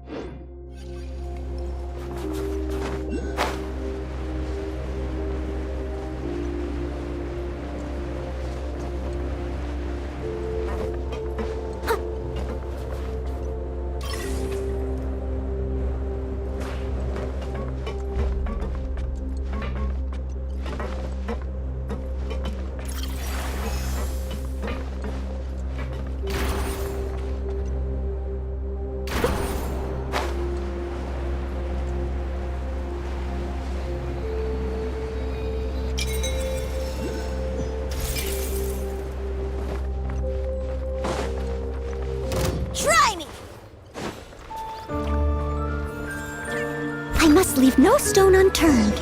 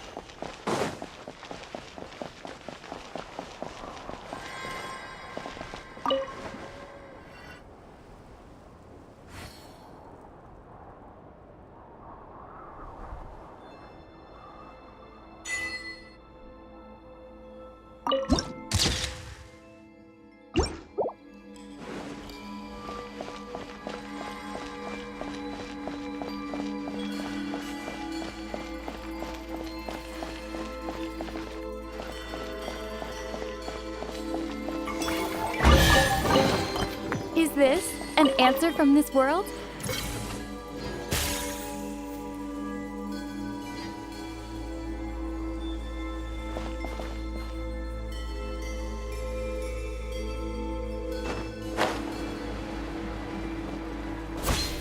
Try me! Big mistake! Steady as stone. Fighting fire! So boring.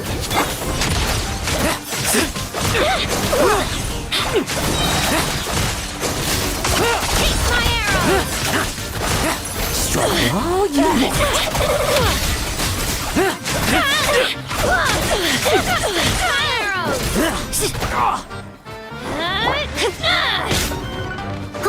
I must leave no stone unturned, as a good knight should.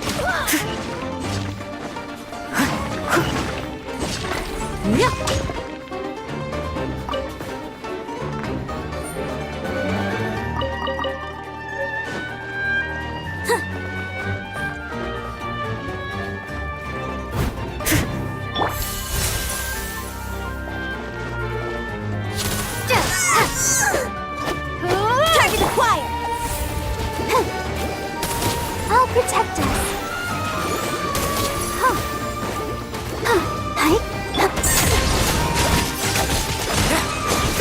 Bet you weren't ready for this. Now watch it.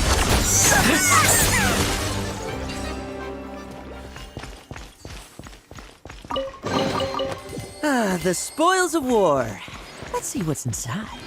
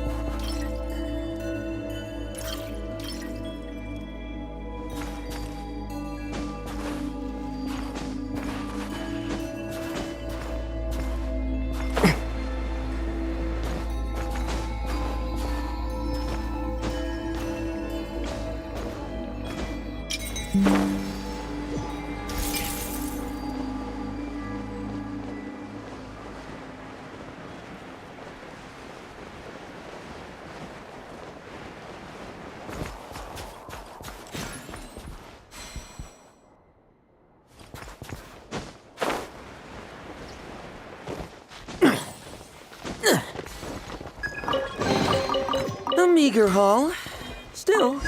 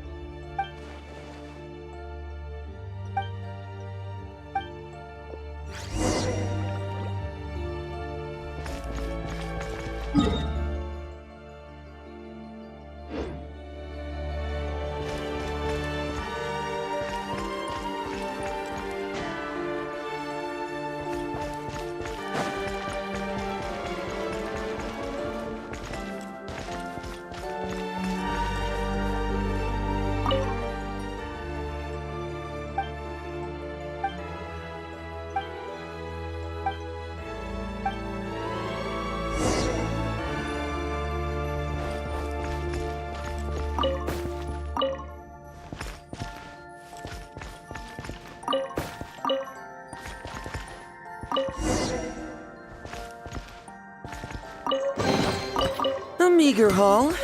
Still, it'd be rude not to take it.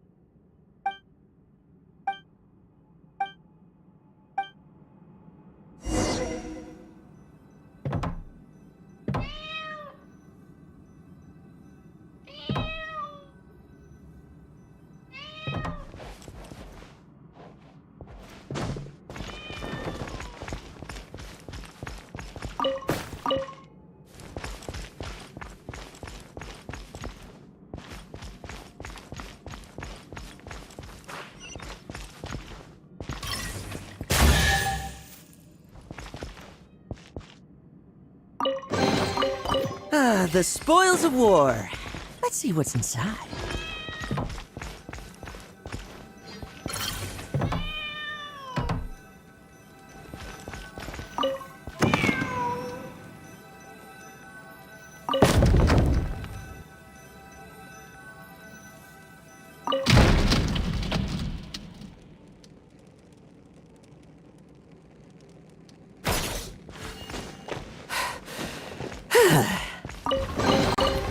Ah, the spoils of war. Let's see what's inside.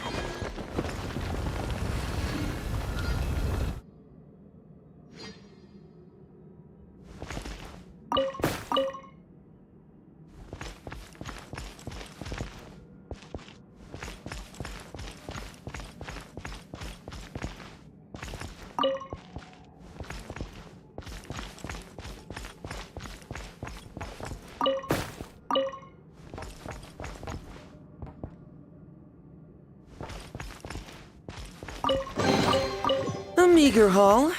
Still, it'd be rude not to take it.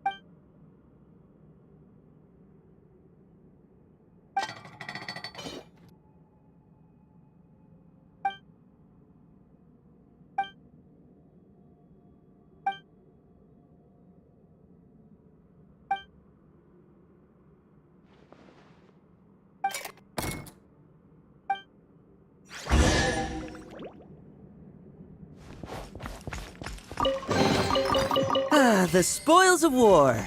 Let's see what's inside.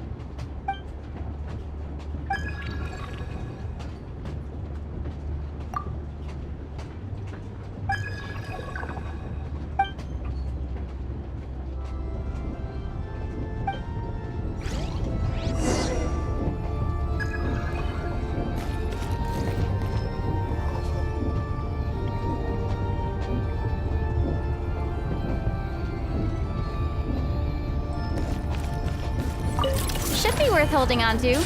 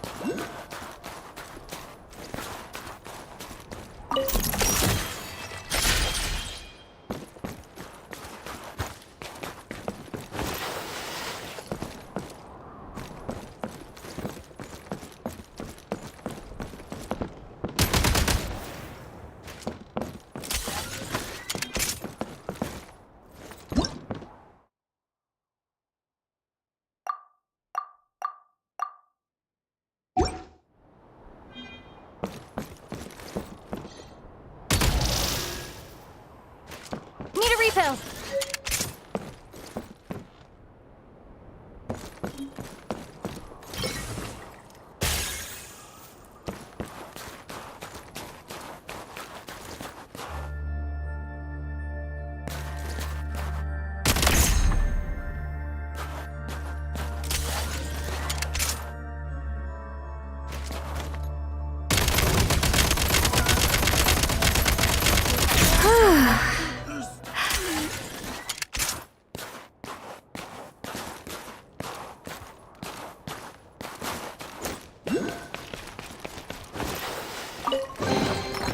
Should be worth holding on to. Switch mode. Charge.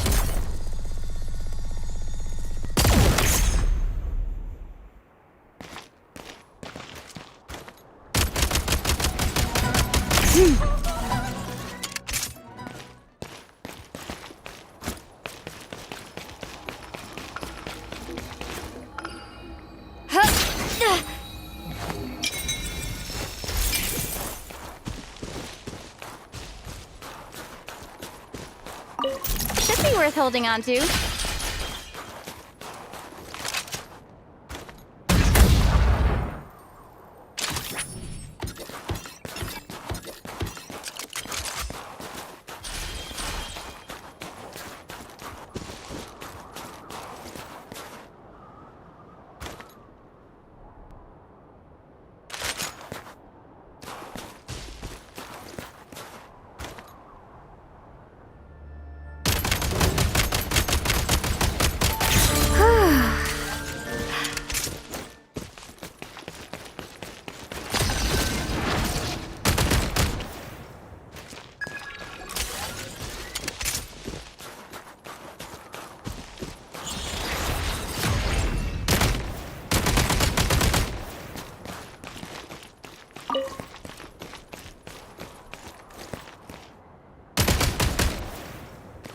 recharge.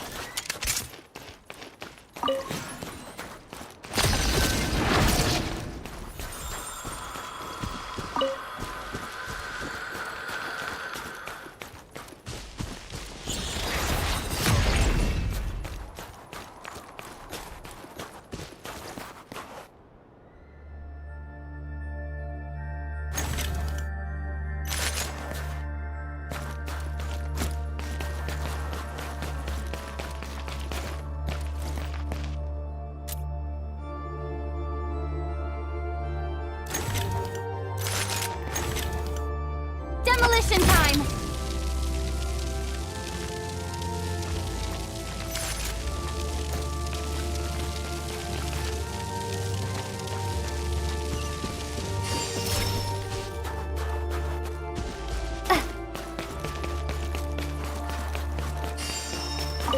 Now these will come in handy.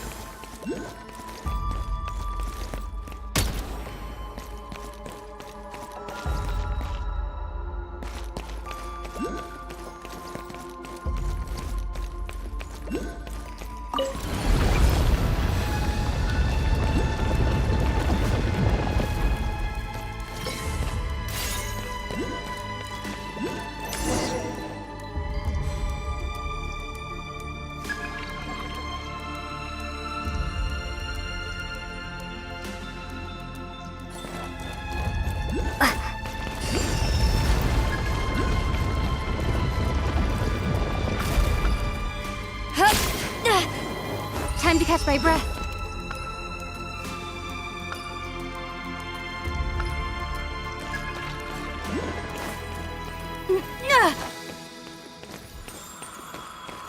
Pretty good haul.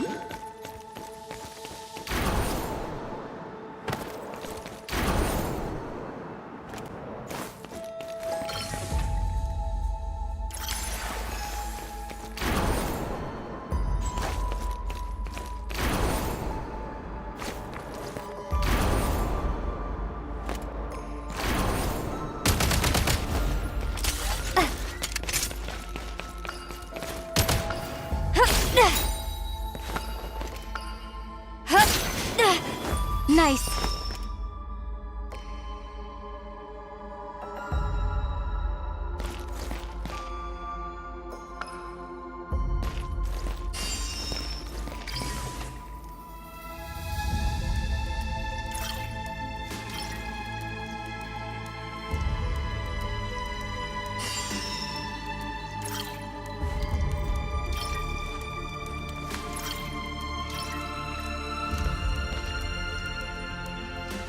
Time to catch my breath.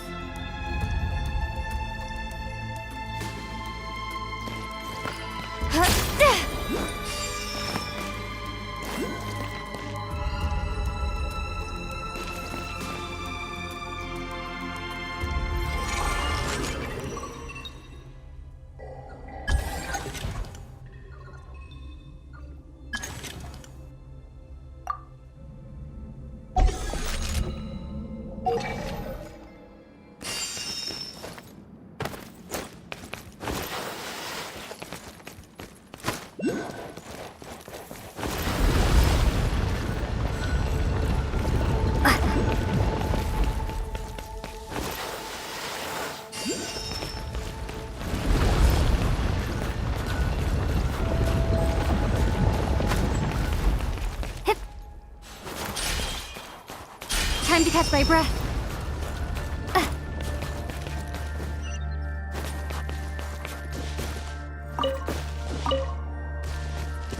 Nice.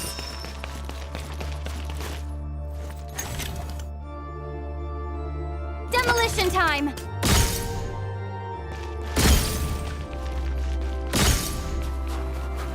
Demolition time!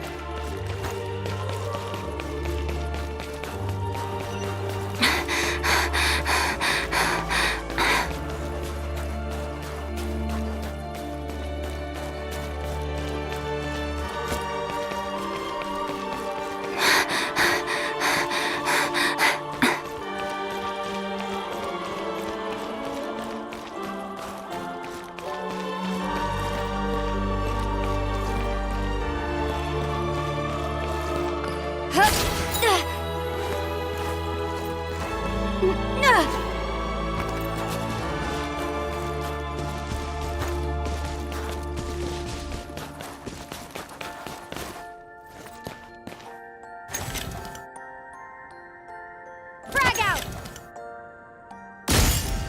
Frag out!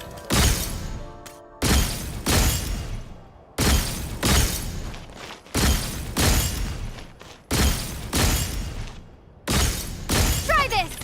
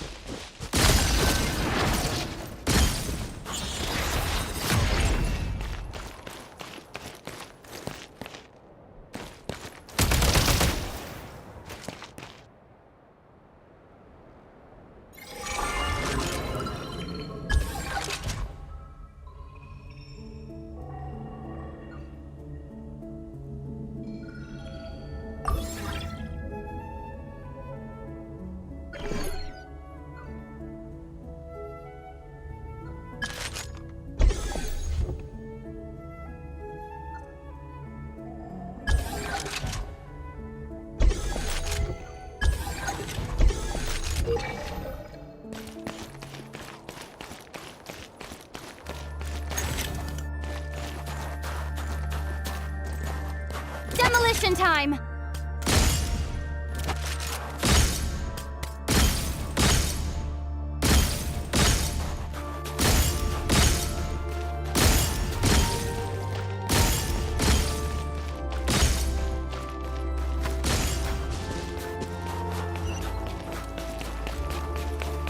Nice. Now these will come in handy.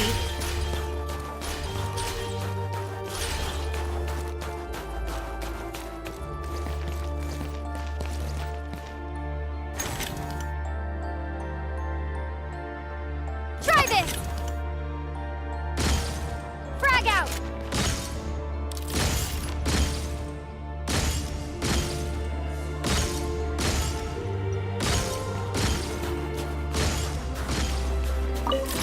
good haul.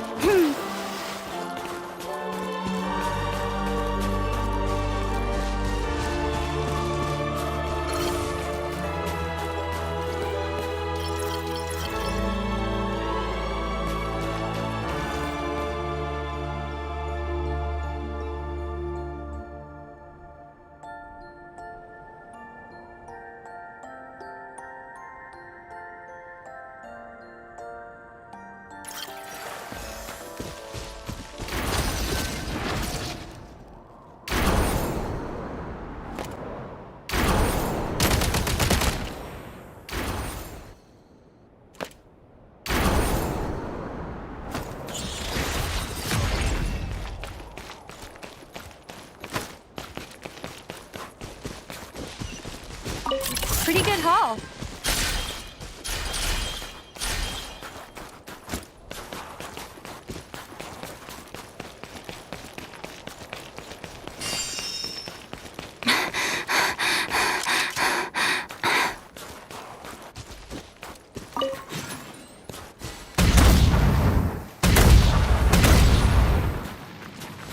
Switch mode.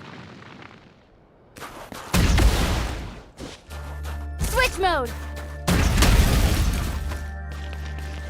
Nice.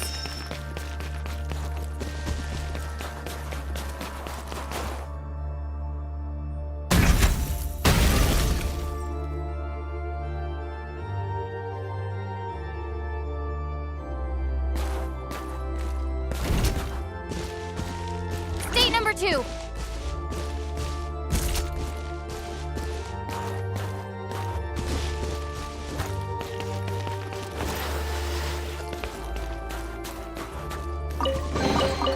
Now these will come in handy.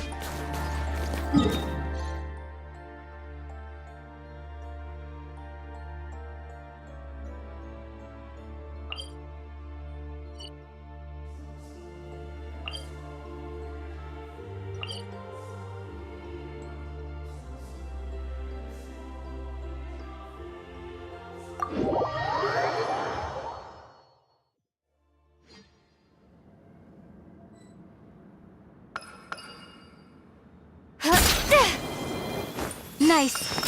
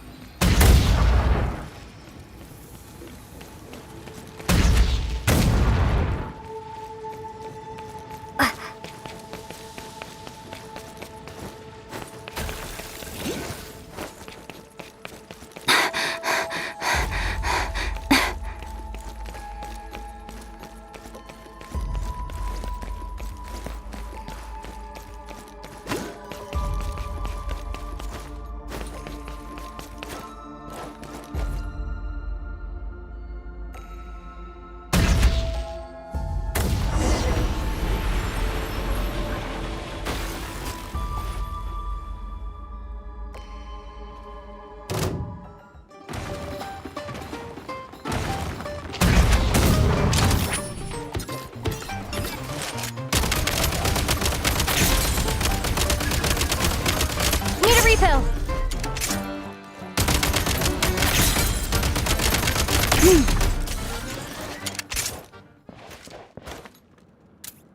Light him up.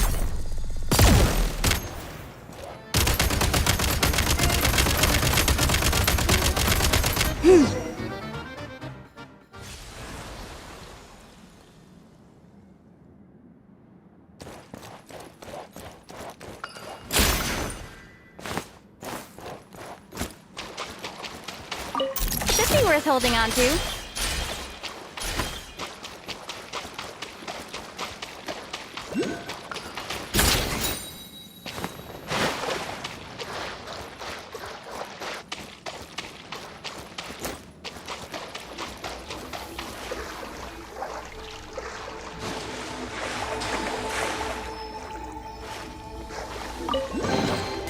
Should be worth holding on to.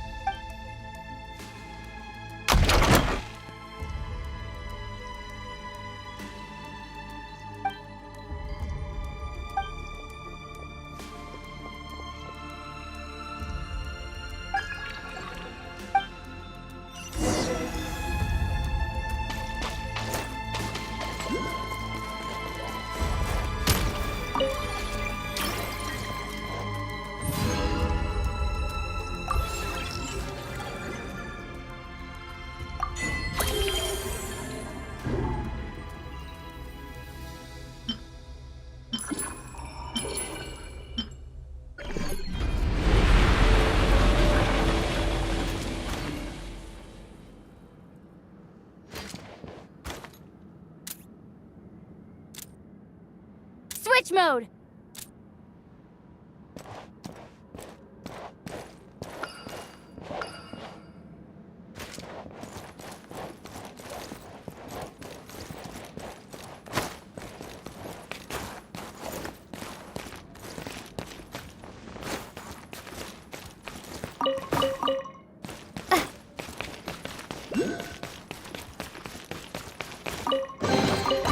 Should be worth holding on to.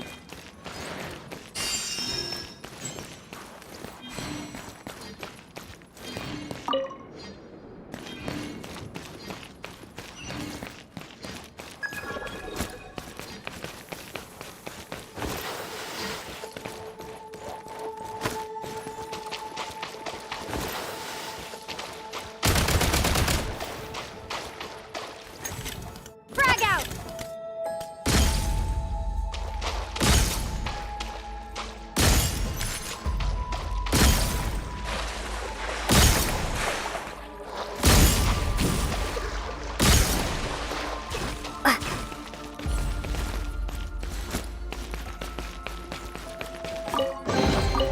Pretty good haul.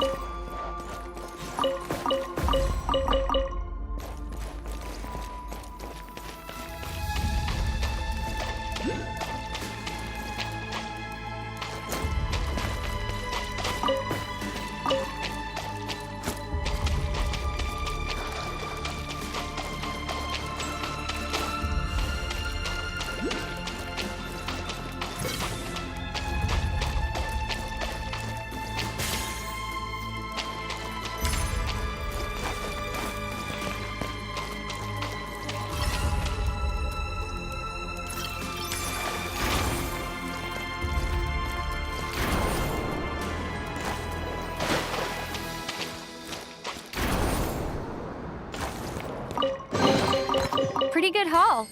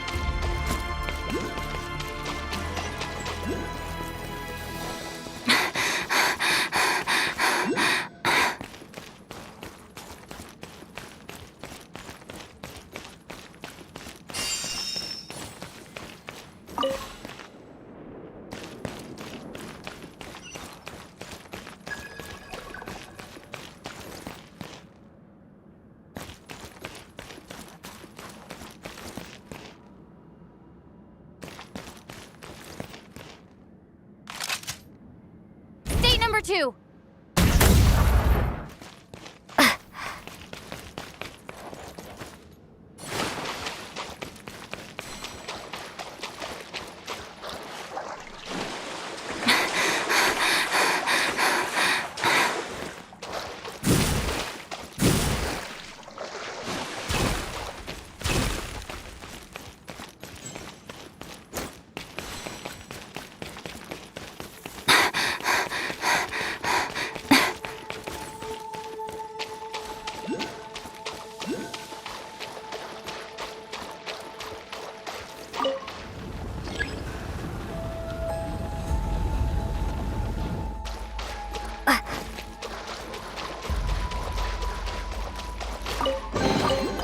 Now these will come in handy.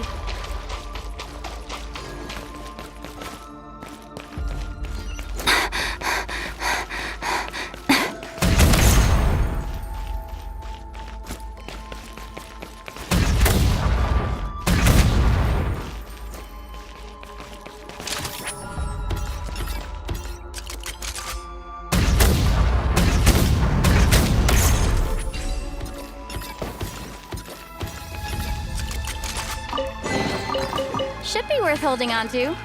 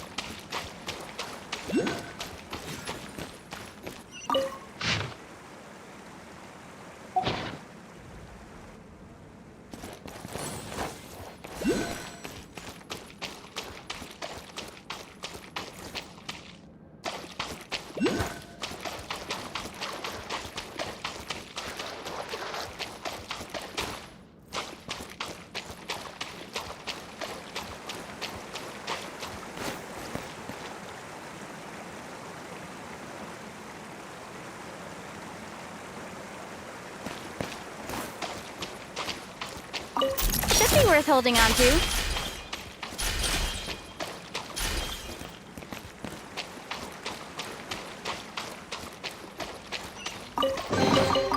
Should be worth holding on to.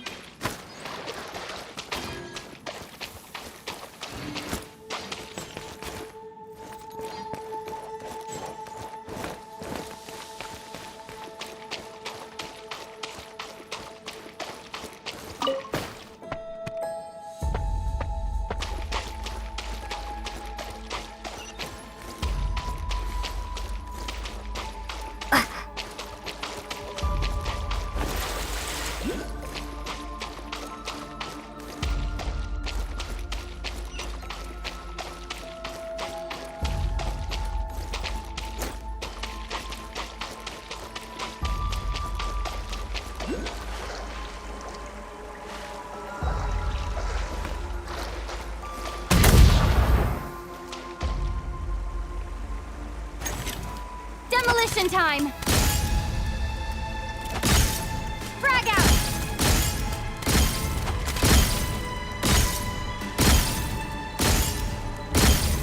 State number 2.